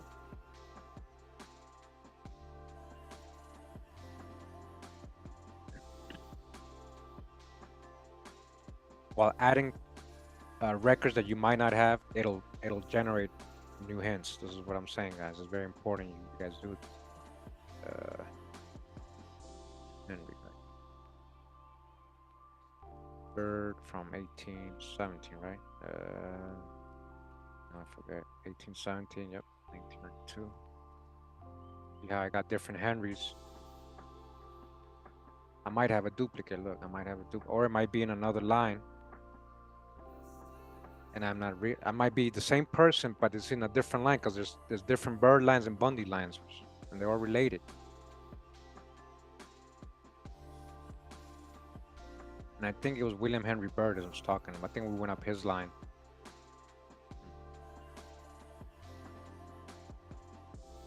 So Henry Bird Jr., look at that. Henry Bird, Lucy Hudson. Which is kind of weird because his wife is Lucy. Gotta make sure they're not just duplicating people here. All right.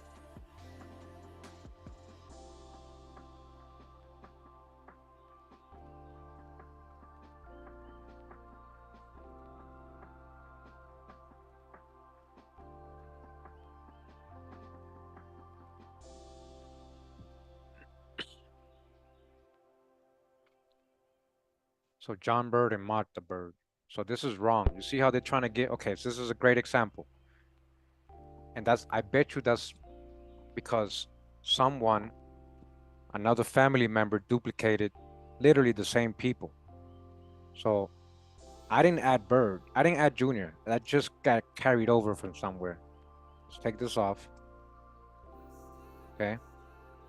And you see how it's telling me these are the parents? Gotta hit no. No. It's literally him and it's literally her. Lucy, Lucy, Lucy. It's the same people. Or if they're real people, it's not related to him. Because we got his death register showing us the parents, which is John Bird and Martha Bird. And I think we have John Bird, remember? So it might go back to a line that we already had. Remember, these Birds and Bundys are in the same county and they're marrying each other all over the place. Cousins and brothers. 2 brothers are marrying 2 sisters over there, and cousins over there. You know how that is. You know what I'm talking about. Okay. 1880, Henry Bird, mulatto. Say he's a servant, not a servant to who? Not a slave. Either way, it's 1870s, right? Slavery is supposed to be over. Okay, so look how it brought back the same parents, and I already hit no. You see that? It's trying to make me go the wrong way. Trying to really mess me up. Okay. I'm gonna hit refresh. It shouldn't be there anymore. See? It's gone. They might try to bring it back later. So what's this? Robert.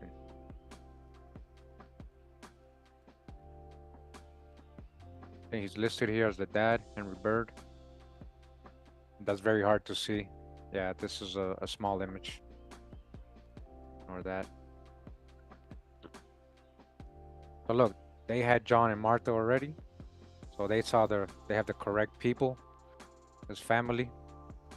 They don't have any more info on them. But I think, guys, if I'm not mistaken, I think we already have these people. So that's not him. Not a match. William Henry Parker, we already have him, so we don't need him. Angela Bird, Angelina, Edmonia, and all these other people. Francis. I'm not gonna add everybody because I'm trying to get a little, trying to rush a little bit now more, not trying to rush bad. You have to have William Henry here, and I got William Henry in the top. That would be a duplicate if I add them. Okay. Alice.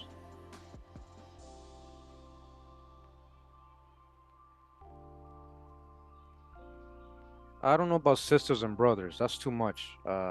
Jacqueline. I don't know about that. I don't know if that in your family, but that would be kind of crazy. No, I've never really run into that, and I've done hundreds of trees. I don't never run into that.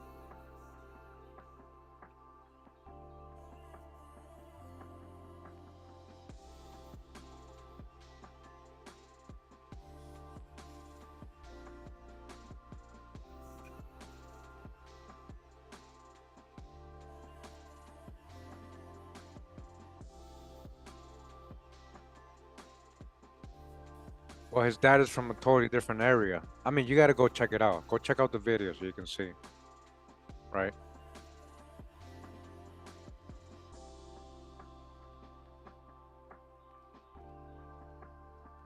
Different peoples, different people.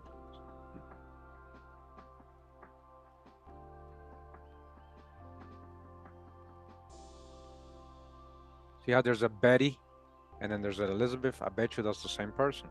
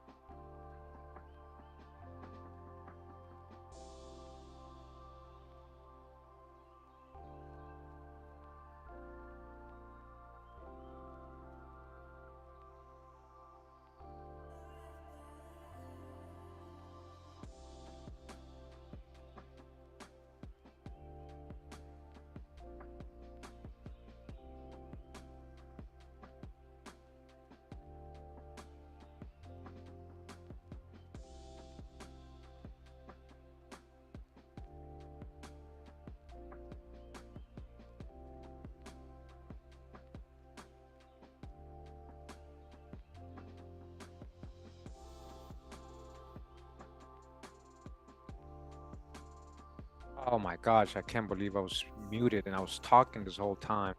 I'm sorry, man. Thanks for letting me know, Puma. Yeah, guys, if you hear me quiet for a while, you guys should know better. You know I do this sometimes. Man, but I was just adding something. I was just doing the dates. I hope you guys understood what I just did. Because John, let me go back to it. Because John and Martha didn't have any info, I estimate 26 years for the dad. I put Virginia as the death because Henry was born there, right? You got to be logical. Go with what you know. Martha, I gave her 22 years, right? That's what I do with the moms. Okay. Can you guys hear me now? You guys hear me now, right? Okay. You guys hear me now, though, right? Moving on to Martha or Lucy Parker, born in Caroline. Now, if you hear me quiet for a while, let me know. Because sometimes I mute because people come in my room or I'm doing something and I just don't want the background noise. Okay? And I forget to unmute. Okay. Lucy Bird, 1823. Colored Essex. Henry Bird. There we go. Look at that. Confirming people. Essex.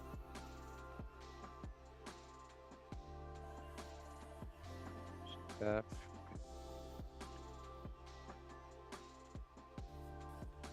This one, look at this. Lucy Bird, who's married to a George Bird. That's a whole different person. They're in a different county and so-called white, right? No. And the children are different. This one's from England. No, right? They're not from England. This one is definitely her. That's where her husband passed away, her son, William Henry. So her spouse name is actually William Henry. Hmm. I think we do have these people.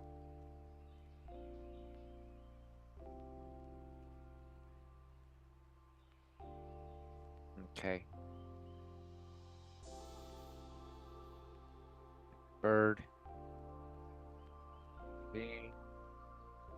Essex County instead of Caroline County. I'm gonna leave Caroline because the Birds might be from her. She might be from another county.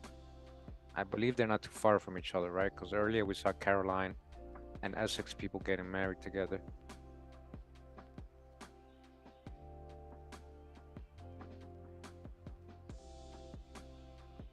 Okay.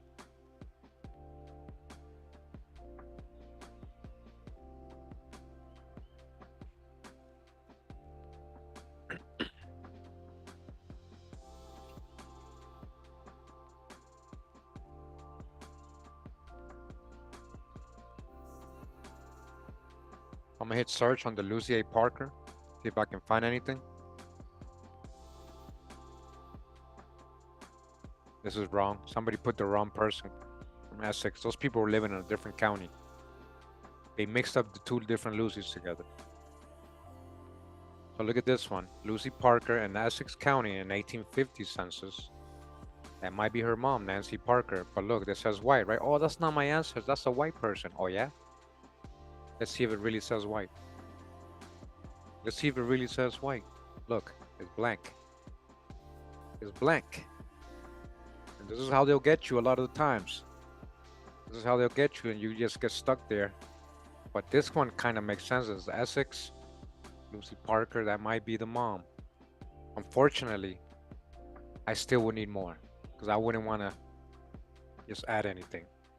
Look at this one, 1850, Caroline. That's where we had her being born. Mulatto. That's about it. So there is some Lucys in Essex, right? George Lee, Richmond, George. Okay. Oh, look at this. She's right here. Henry Bird. That's them. And Alice, their daughter's death certificate. I found that on my own, just searching, right? Birthday matches and the death date. So that's definitely them.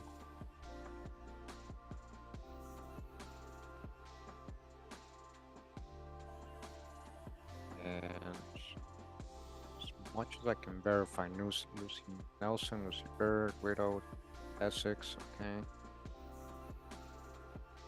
There goes her with Henry again.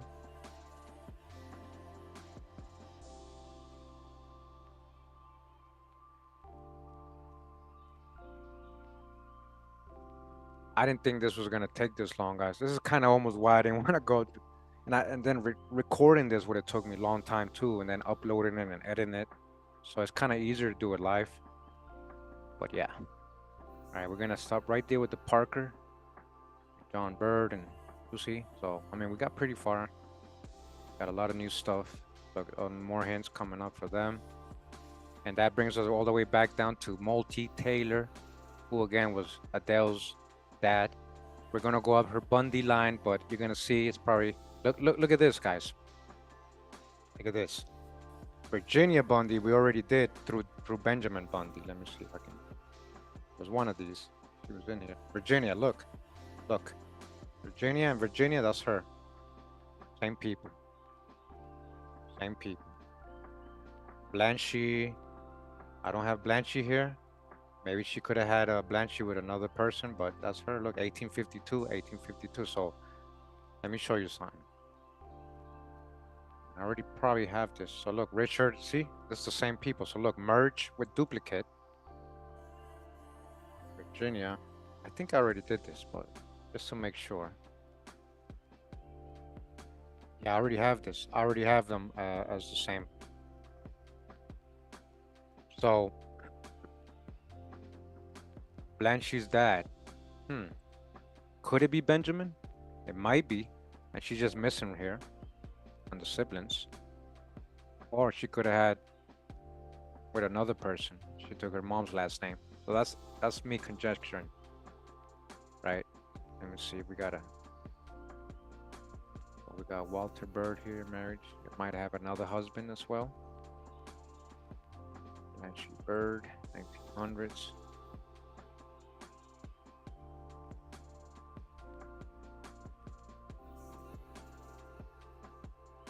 Niece, okay, living with her uncle here in James City.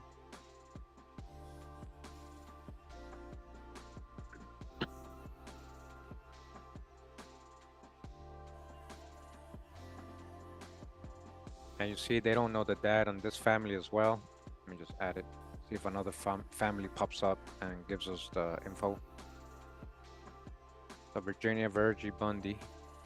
Yeah, that's why they name Adele Virgie. They're coming from her Virginia, from her great grandmother or grandma.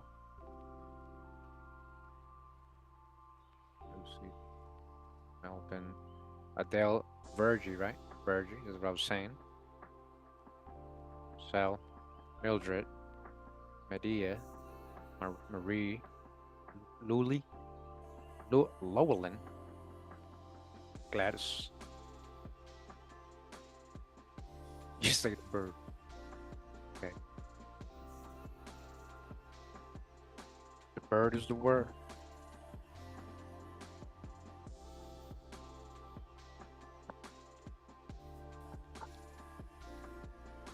Man, I think a bug just fell on my head. I think it was a spider. It's all right.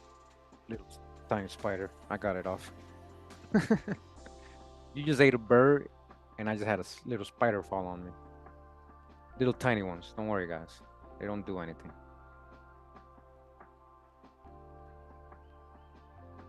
So, okay. Virginia. Okay. Still no dad. It might be Benjamin. Or maybe she had a child with another man and that's why she took her mom's last name. I don't know. That's just conjecturing, right? It's just weird that they don't know the dad, right? And all these Bundys and Birds are all related, so.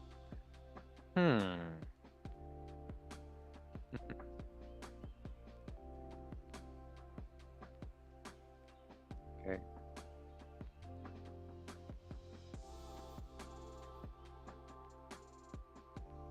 Okay. Who knows how many people is actually going to sit through this? It's a 4-hour video. You know, that takes a lot of patience, I know. but at least you guys were live. You saw it, all right? Let me just see this one.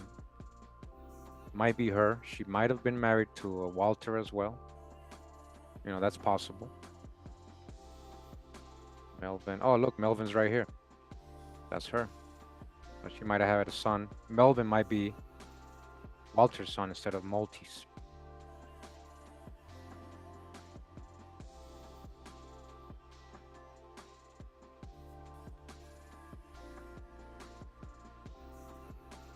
This one I'm gonna just hit maybe. Blanchy Bird. And that's it. We didn't get the dad. And I know I already looked for him. And again, Virginia and Richard Bundy. Oh, you look, see? It's right here. So let me add this. Watch this. I'm gonna add him. Right? Now we got a duplicate, right? So you go to him and you hit merge with duplicate. And they picked it for me. You see that? They already knew. And I hit merge. And voila. Okay. And that's it. We already know those lines because we already did those lines, right? It's the same Virginia. Look, Virginia. So she might have probably had a Blanchy with another man, maybe. That's why nobody knows. Wouldn't they know is Benjamin? It's definitely her, though. It's definitely her. Look, Virginia. Look, Richard and Ellen, right? Virginia, Richard and Ellen, same time period, right? And that's about it for, let's see, go back down to Adele, right? And then close that. Went up the Bundys already, and that was the Bundys. We still got a whole bunch of things going to go. Wow, I'm a little tired, but I'm gonna finish, guys. I ain't trying to do a part 4. So I don't think it's gonna be that long. So now this is his mom's mom, right? So what we did is we literally went up all of her dad's lines, right? The Bundys, right? So this is her mom, was Mary Elsie Blackman, right? View profile. That's her image, okay?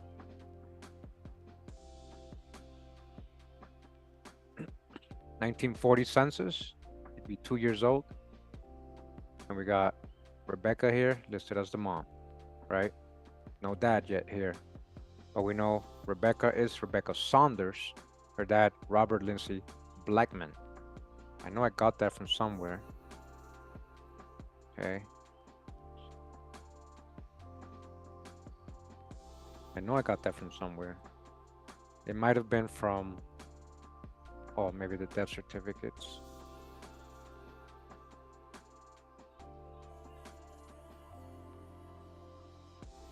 Marriage. Okay. Then it probably was from the families. But I was able to verify. A lot of hints started coming up with him, I think. Oh. Like, nope, you need to stop it. Okay. Yeah, so Robert Lindsay Blackman. I mean, she was a Blackman, right? It makes sense. Like, we had found her as a Blackman. So that's why I know this has to be right, because her mom's a Saunders. You have to be getting the Blackman from somewhere. And a lot of the families, and this is very close. We're not way back, and this is like, we're talking about grandparents and great-grandparents. We're not too far back. So a lot of the families do know the name of their grandfather, great-grandfather. All right, you see, a lot of people had it. Okay, so I went with it. It's funny, this surname, literally, right? Blackman. Blackman. Going up Robert Lindsay Blackman, Essex County, 1910. They put him as Bert, Thomas, and Lucy. Right, Robert, Bert, right, that was him. So William Thomas Blackman, that's his full name. Lucy Evans. Robert B. 14. It goes again, William Blackman and Lucy. All right, so you guys see.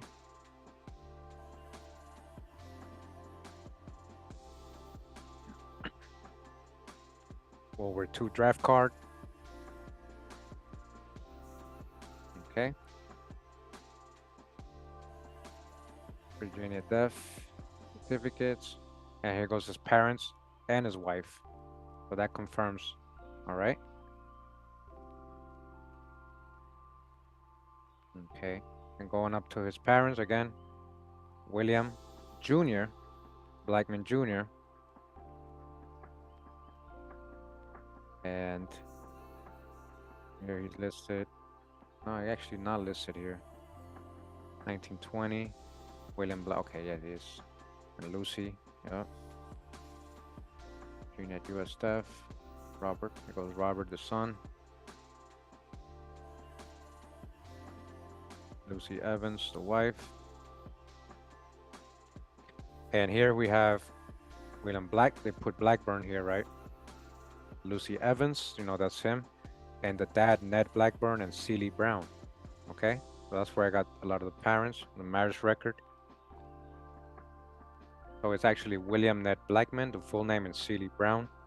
We're gonna go up that line. And that's as far as I got. So William Ned Blackman Sr. in Essex County, Virginia. Okay. And then his wife, Celie Brown. Remember, Chris Brown, right? So we got another Brown on this side, on his maternal side. This is his third great grandmother. She's also a Brown. So I got stuck here with her. But hey, it might even go back and relate to the other Browns on his dad's side. You know, it might literally go back to the Browns on his dad's side.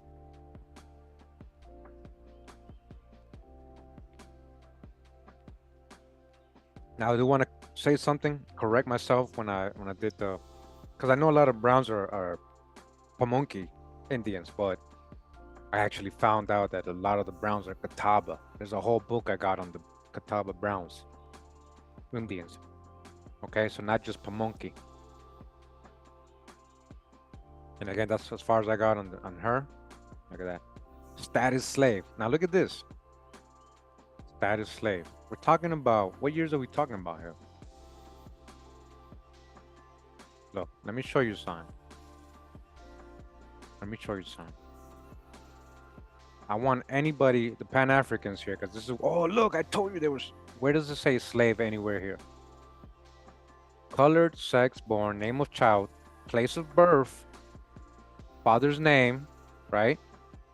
Father's occupation, father's residence, mother's name, deformity, circumstance, okay? Name of person, given at birth, relationships. There's nothing here that says slave, guys. Nothing. Nothing here says slave. So why, why does it say slave here? That's just a birth registry. This is a birth registry. It don't say nothing about slave on that document. I wanted to show you guys that. Don't say nothing about slaves on this at all.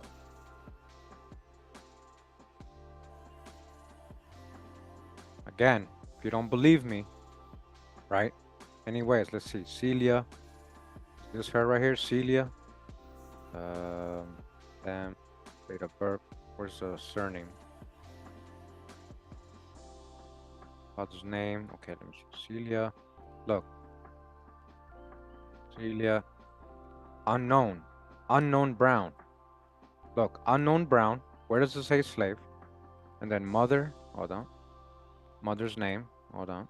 Unknown. No. And look, no mother. There's nothing in here that says slaves, guys. Nothing in here. Why are they putting that? I want you to see, like, look at the hijack. This is a register of birth, not a slave schedule. A register of birth, not a slave. Why did they put slave? Because it's 1853. They put slave on the digital part right here, not on the actual record. They don't say nothing about her being a slave. But because it's 1853, they put her as slave. I hope you guys are seeing what I'm showing you. Do you guys see what I'm showing you? You understand what I'm saying right now? So that's the hijack. That's a big one right there. Can't believe they did that. Can't believe they did that.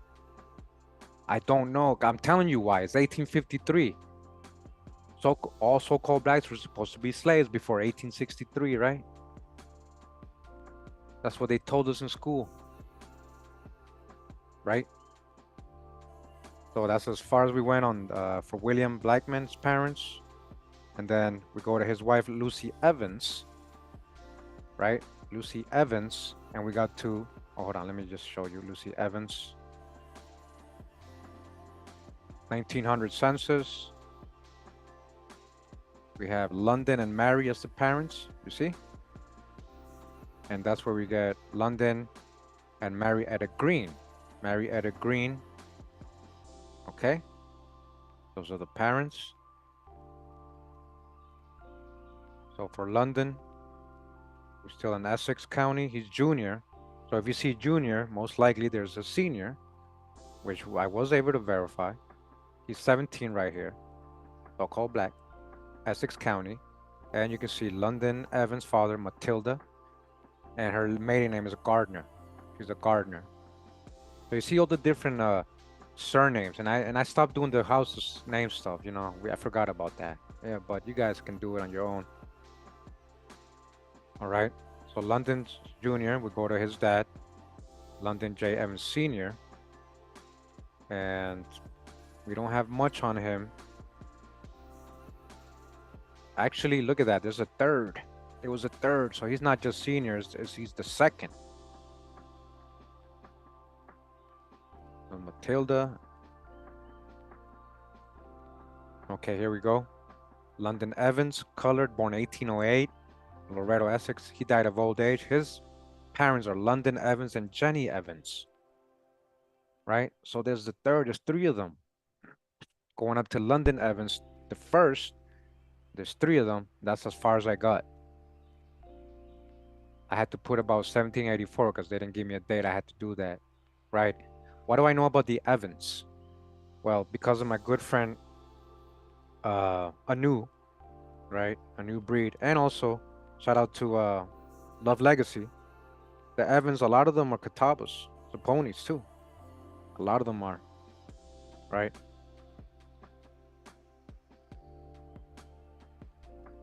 I'm still here. Hold on.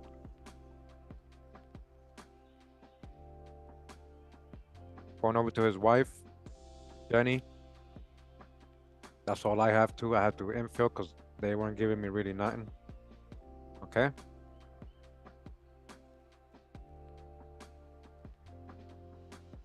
Again, that was London, the seconds. See, there's three of them. So actually, let me fix that. That way people it'll help people. So 1, 2, 3, right? And then senior would be the second. Right? Now, could there be another London? Maybe. I don't know that though yet. So I'm gonna just do this just to help out people in case they run into this. There's three of them, right? Now we got it set up, right? 3, second, and the first. Going back down to London, second, his wife, Matilda Gardner, right? That's as far as I got with her. Matilda Gardner. So you see all these different surnames again.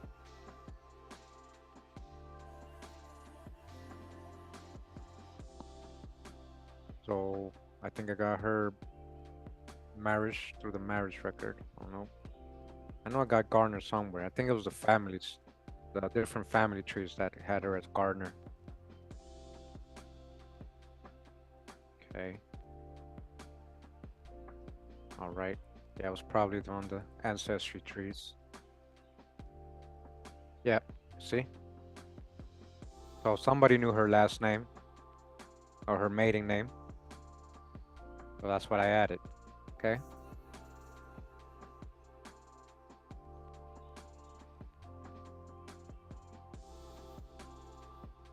So going back down to the third, we got Mary Etta Green, right?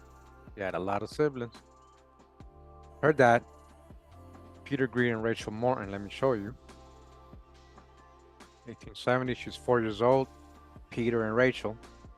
Okay. Essex, Virginia, so-called black.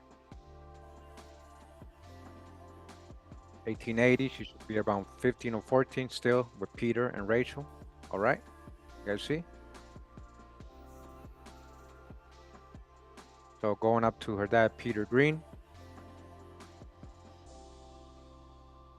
1870 census, he's 40 here. We already got that. Okay, let me see. I found this, a Confederate, look, Confederate pensions. Okay, Virginia, Mariah Johnson, his child. Rich Morton, and Peter. So with this, I think I got the parents from the families. And yep, so Tania Douglas Morgan or the Ware Johnson Crump Douglas family, they had the parents. Johnson Stewart Robinson family had the parents. The Johnson family had the parents. Okay, so a lot of different families, so I kind of added it. And I did get the hints for them. Going up, Stafer, Stephen Cephas Green, 1870, he's around 60. Hala, well, he's a lot older than everybody else here. Now, Minerva Green, I don't know if Copper Empress is watching or if she ever is gonna watch, but I think this leads to her family. I really think that leads to her family if I can remember, because I kind of helped her with her tree. Well, I helped one of her relatives and it ended up running into her tree. Okay. So Stever had 2 wives. Okay. And he's a green. I got that from the families, I think. Let me see.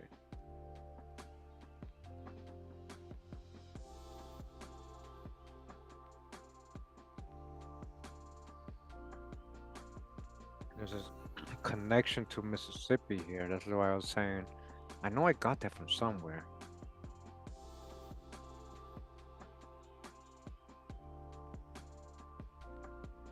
All this, a big family. Henry Green, Essex, and Yazoo County, Mississippi. This is what I was saying, because I know her family was ending up in Yazoo, Mississippi somewhere. And I think she might be related to Chris Brown, just like DeVita seems to be related to Chris Brown. Just like Obama. I know I got, hold on.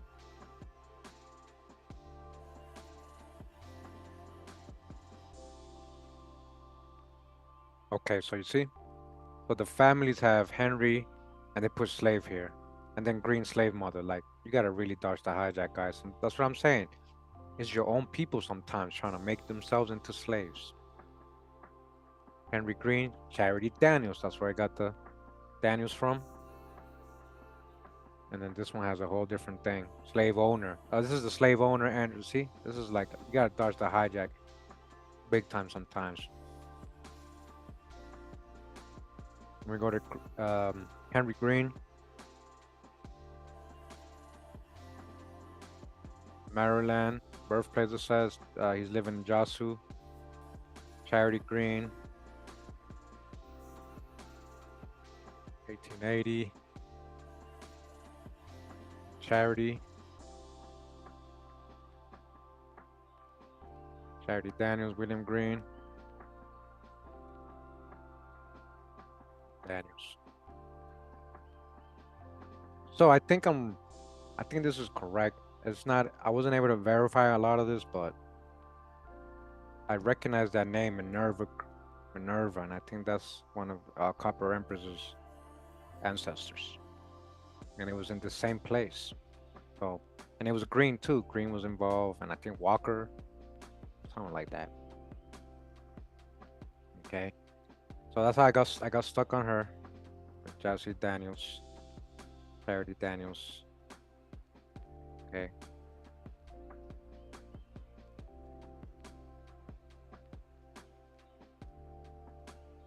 Whoa, big families. Going back down to Stephen Cephas Green, his wife, Seamus. They both had interesting names, right? Seamus, Sainer, Cena, Green, or Wright. So we got Wright again. Remember we had Wright on another line. And then there, okay, I left this because that doesn't make sense to me. I didn't add the dad. They're trying to say, look what they're saying. Solomon, breeder, the breeder, Latin. So what are you saying? He's a breeder, a slave breeder? What does that mean? Susan Wright, 1870, right? Okay. Husband William Wright. Where's where are they getting the where are they getting this breeder thing from? Right? Look, none of the families have a dad. None of the families have a dad. But look at this. William, her husband, they're saying is the owner of William Wright of Greenway Plantation. That's possibly why they're trying to make her a slave. Did this farm owner get with an indentured servant? Now that's more real. That's more real. That doesn't mean they didn't get married and have kids and stuff. Right?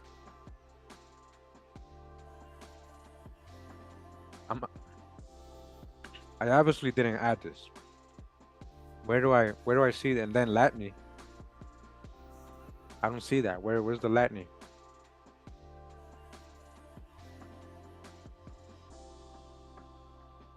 Right? So more to dig into. I think it might be this is being told wrong. I believe the narratives are being told wrong. Okay? And again, Solomon, that's a Hebrew name. Are we talking about a Sephardic Jew? Hmm?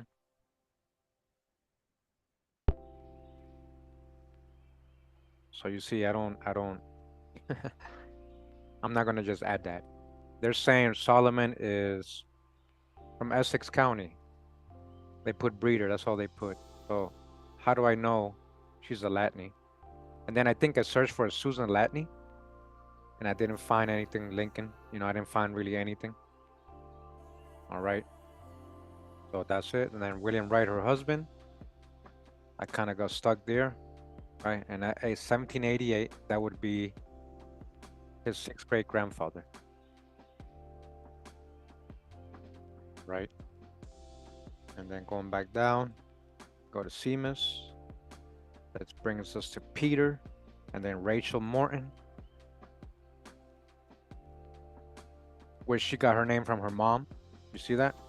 She got her Morton. She took her mom's last name, is what I'm saying. Which is I've seen it a lot common. And then on the Jet side, now that went up. So her dad, William Jett, right? Let me just go to her thing.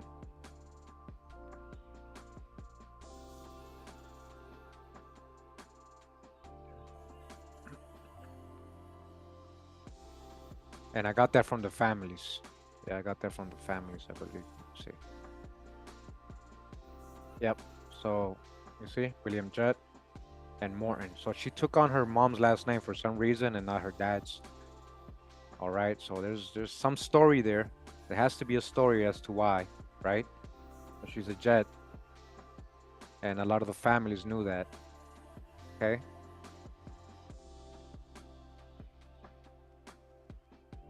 So again, nothing for the Morton side. It stops right there.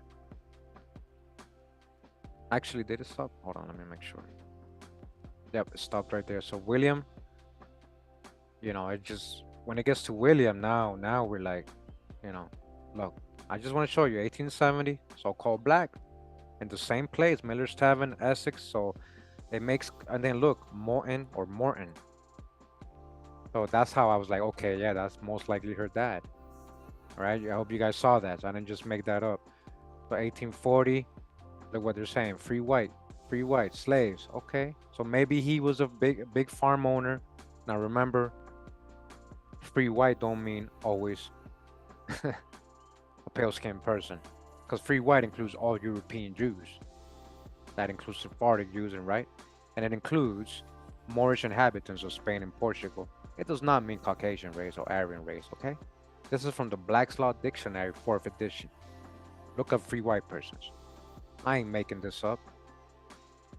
So, anyways, there's a William Jett here. I found these. These were hints. I just found these. I don't know, 1830, Northumberland. You know, now we're not in Essex anymore. So, hey, that could be him. That couldn't be them. But it seems that that person, look at this, William Jett, colored, right? Married to a Patsy now. That could be later a second marriage, or the real wife. Hmm. Maybe Rachel came out of wedlock. You know, black. We are dealing with black folks here when we're talking about William, right? So, this whole other William, is it him? William E. Jett, Northumberland? That might not even be him, but that's what the hints provided. And then ancestry family trees and the suggestion, I believe, had John Jett, you see? John Jett and Sarah Sally Smith. John Jett, Sarah Sally Smith. And it's a very prominent family. You go up John Jett Sr. And then you end up his parent William Jett, but look, let me just show you. So Rappahannock, pre-white. He spelled Jett this way this time. Virginia compiled marriages, Sarah Smith.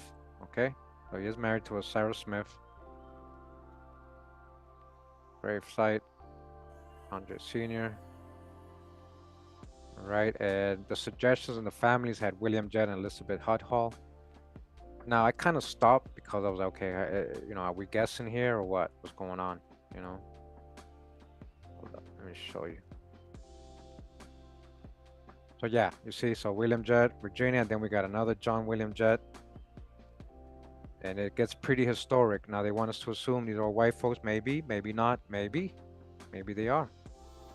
So I can just say yes and add this without any records or without any, let me see, William, he has hints. So that's an image, this is a story.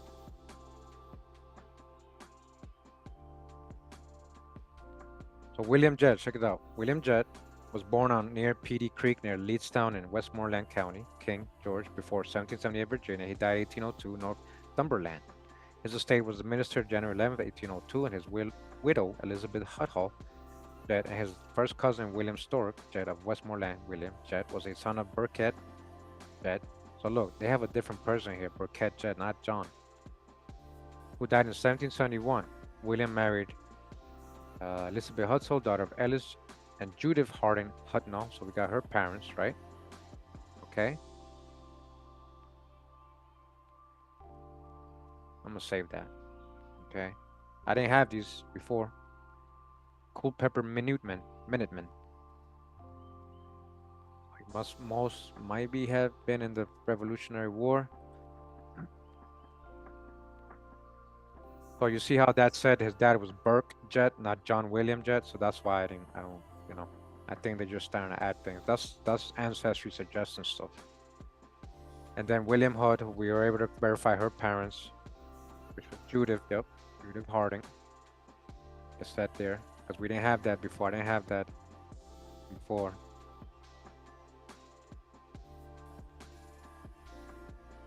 And what it says here.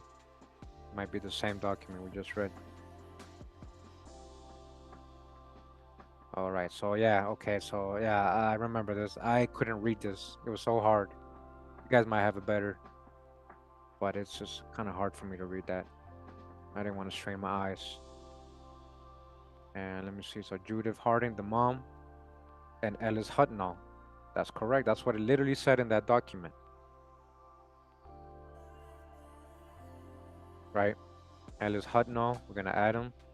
So she took, so Harding and Hutnall got together. William Jett, who we saw was being listed as a black man, so-called black. And all of a sudden, these are white folks supposedly. I don't know what happened. I don't know. That's why I'm like, It's hard sometimes to trust what you're seeing, right? They're trying to duplicate William. Francis, yes, new siblings. Okay. Add that. That probably will generate better hints later on.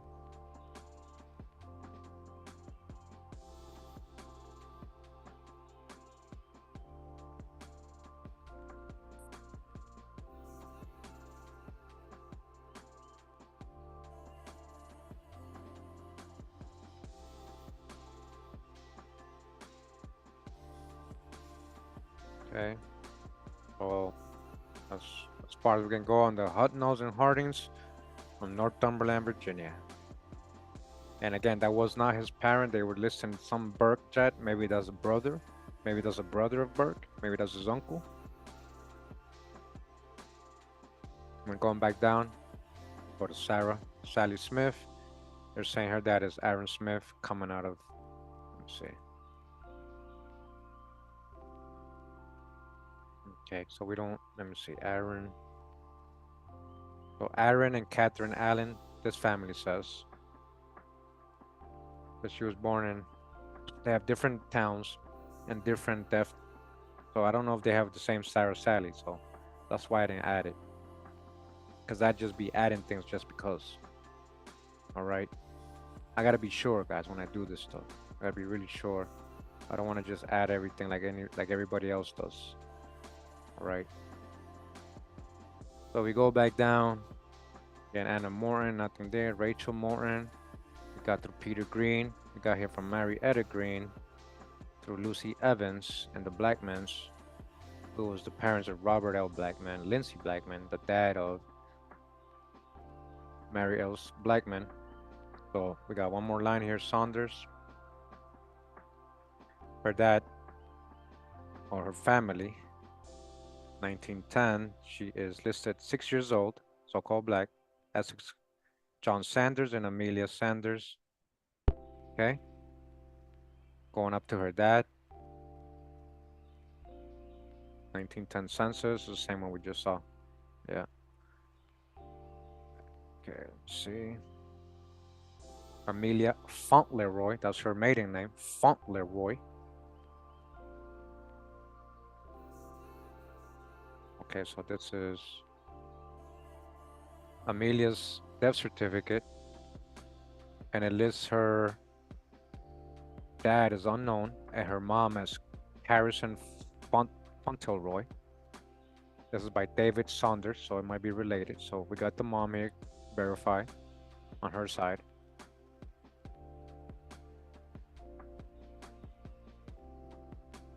And let's see. So John Sanders says father A. Brooks and Celie Saunders. So it seems like he took his mom's last name. You see that? And we got another Brooks here. And somebody put, I don't know why I have John Sanders here. Let me see. Okay, John Sanders and Amelia. It might be a second marriage that his mom had. And I might have got that from other family members. Let me see. So A. Brooks. A. Brooks, okay. I really don't know why I have John Brooks Sanders. I might have carried over. But John Sanders is the same name, so it might have just been a duplicate. Let me just delete this. Let me see. Yeah, that's the same. That's wrong. That's just him. That's just John Sanders, the son. It's the same person. I might have done that by mistake. So I don't blame nobody else. Okay, so John, again, hold on. A. Brooks. But it seems he took, let's see, about 18, 17. That'll make him 26. And okay, John was born in Essex. Okay, oh, now I gotta do it over, my fault. A. We don't have a real name, we just got A. Brooks. About 1817. And birthplace Virginia, that's where his son was born. All right, so I'm assuming he passed away in Virginia. That's all we got. Okay. On his wife's side, we did have the mom and that birth certificate, Harrison Fauntleroy. Okay.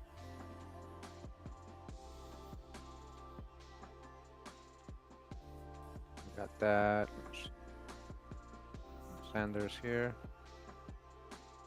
Right here, see? Mother Harrison Fauntleroy.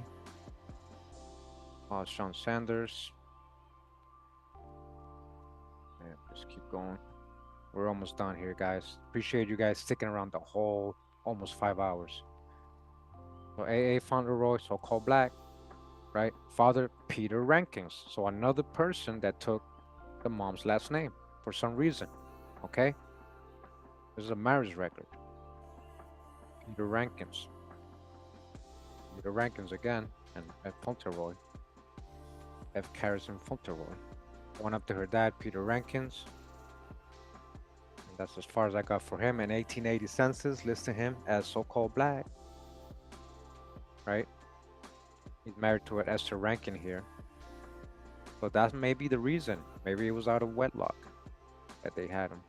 You know, I had her. Colored man. Westmoreland, that's him. Okay. Going up to, we don't got his parents. Going up to his wife, Carrison Fauntleroy. Don't have her parents. And these are the same records we just seen. Spouse Peter Rankin. Okay, so they did get married. And my fault. They were married. So he might have had 2 different wives. He did. Okay. And that's about it. That's where we ended up there. So those 2, that brings us down to Rebecca Saunders again. And the parents of Marie Elsie Blackman, who is the parents of Clifton Bundy and Mary Elise Blackman, the parents of Joyce Amy Bundy, the mother of Chris Brown. And that's his dad. Check out part 1 and 2, but really you could just, all you have to do is watch part 2, because I go over part 1 again. Part 2 has a lot of good, show a lot of the indigenous lines and all the other European lines as well. All right. And guys, that's it. We did his maternal side. Thank you for sticking around the whole 5 hours, almost. If you did watch this later on and you actually watched the whole 5 hours, a good day, man. I appreciate you. Thank you for doing that. And thank you for everybody that was here from the beginning on the live chat. Appreciate you guys. I know it's not easy. I know you got things to do. You got dinner to cook, kids to pick up, work to do, all that. So I get it. You know, I know you might probably come back and watch the replay. But that was the maternal line of Chris Brown. Okay? The maternal line of Chris Brown. And that was his mom right there. All right. So we are done with Chris Brown. We did 3 videos with Chris Brown. It was a lot, right? That was a lot. Wow. Imagine trying to do that in with 1 video. That would have been like 8-9 hours just to do his whole genealogy. And that's with the work done already. Now imagine how long it took me to do this work. I'm talking about days. Days, guys. This is why now I'm being a little hesitant. Like, hey, can you help me? I'm like, okay. When can you help me? Maybe next week? Yeah, you know. I used to listen, I was doing 3 a week and I was scheduling 3 people a week. And some people were waiting 6-7 months. That's how far ahead I was scheduled. And on top of me trying to do a video, on top of me having a day job, it wasn't easy. And I was doing it just so I can be able to help get things started, because I knew this was important, especially for so-called Black folks, because they want to make everybody into a slave or African or things like that. And I hope that with all these genealogical videos, you're going to see a pattern. You're starting to see, hey, something's not up. Like, something's up. Like, they've been lying to you. They've been lying to all of us. And I want to see him. I want to hope Chris Brown watches these. And I'm like, what Africans are you talking about, man?